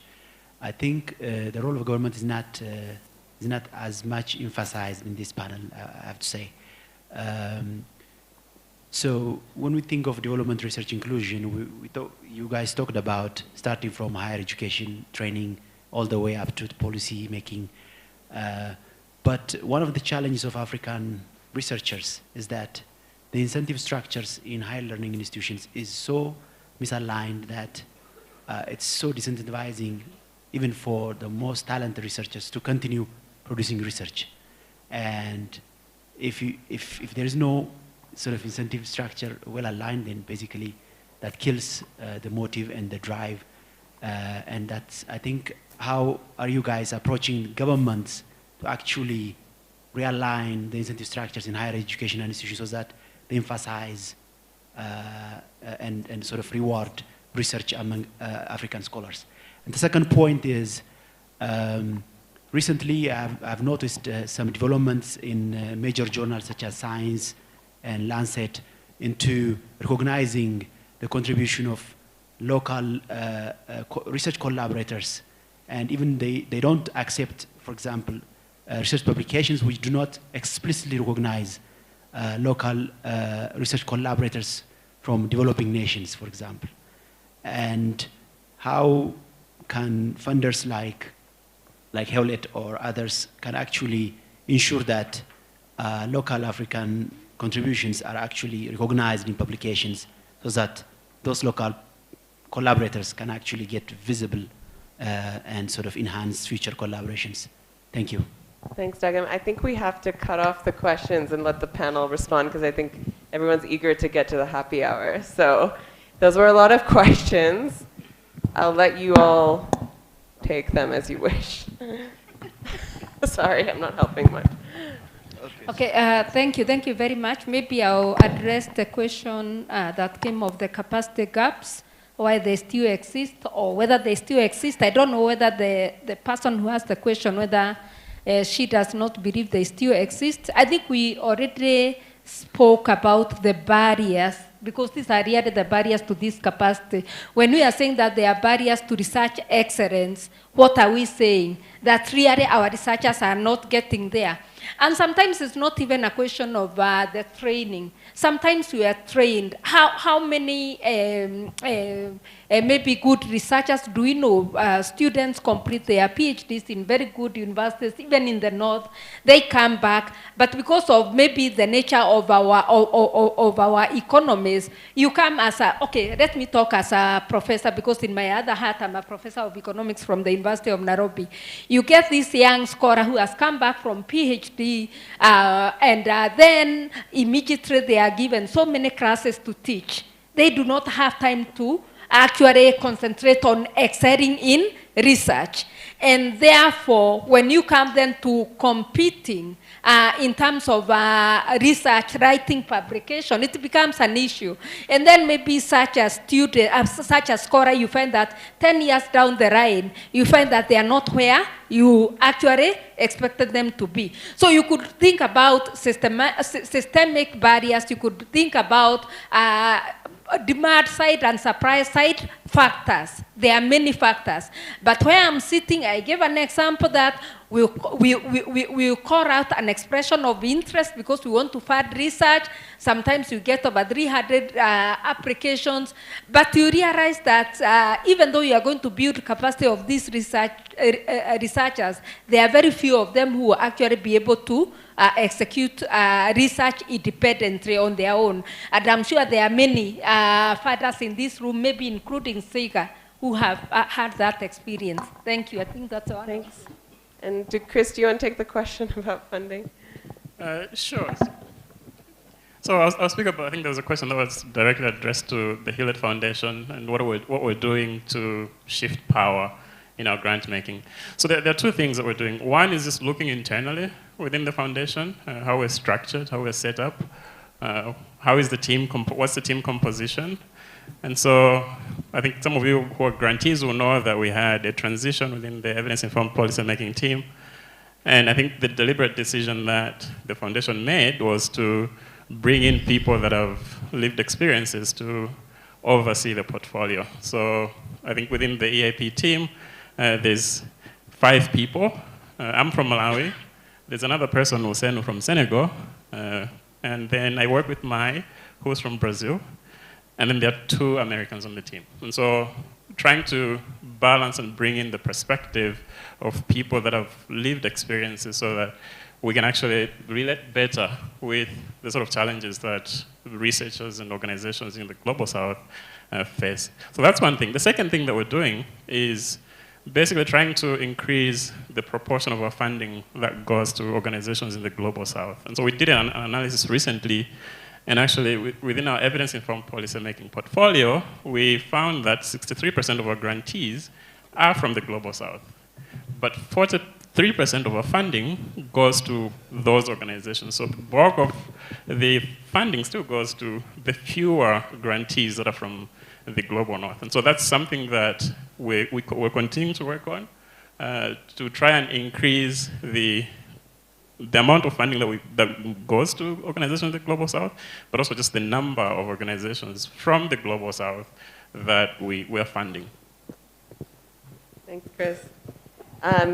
Any last response to the incentive structures or any other question? Yes. I wanted to give my thoughts on first the commercialization of research. I think commercialization is coming from capacity gaps, obviously, because we don't see Dalberg set in the United States. It's in Africa because there are gaps. Now, how do we address this? So I think, in my opinion, there are 2 angles that the government can actually intervene. One is regulation, putting in place policy response to respond to this commercialization of public good. But there could also be a backfire effect. Can it stifle innovation? Can it stimulate innovation? I don't know. So regulation could be one way to think about it.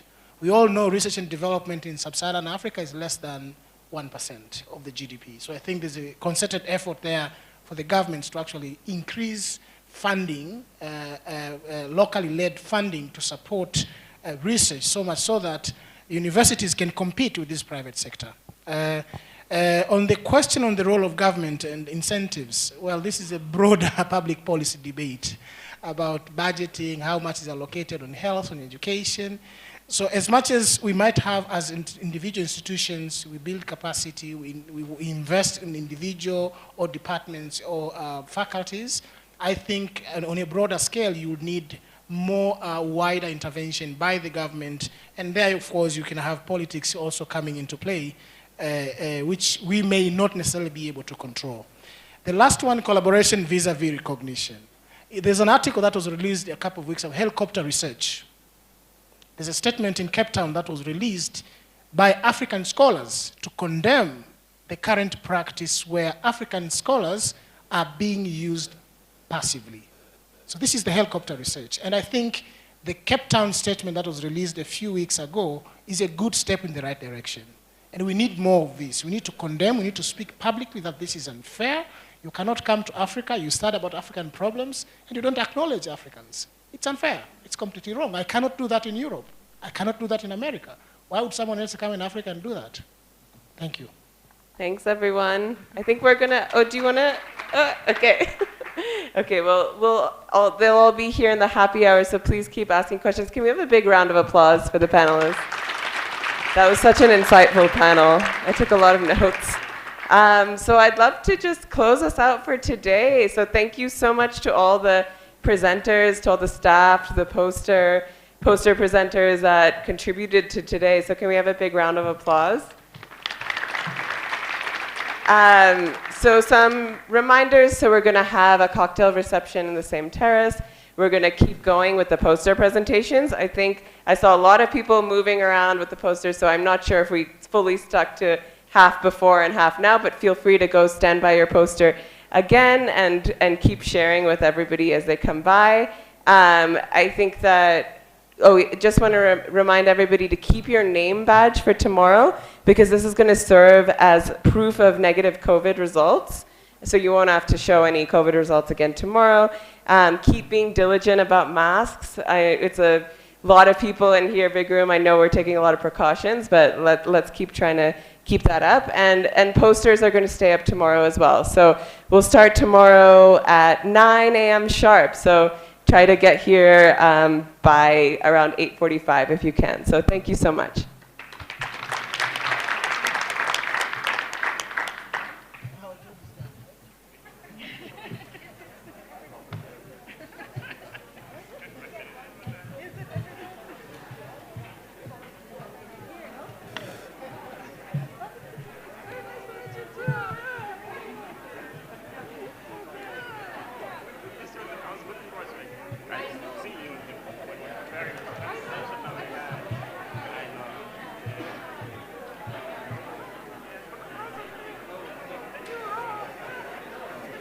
Yes.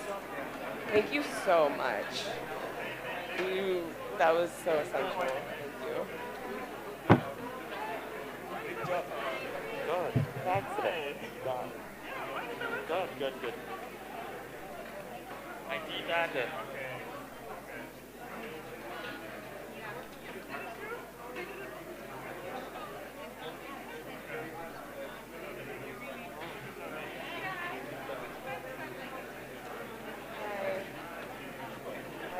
Yeah.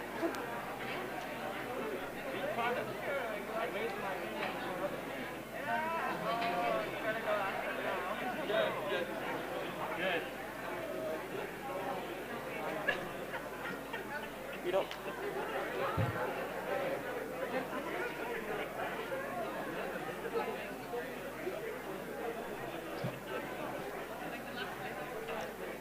after I raised my hand, I could not ask my question. I did have a question for the panel, and that I want to point out the language divide. You know, this is a huge problem for us.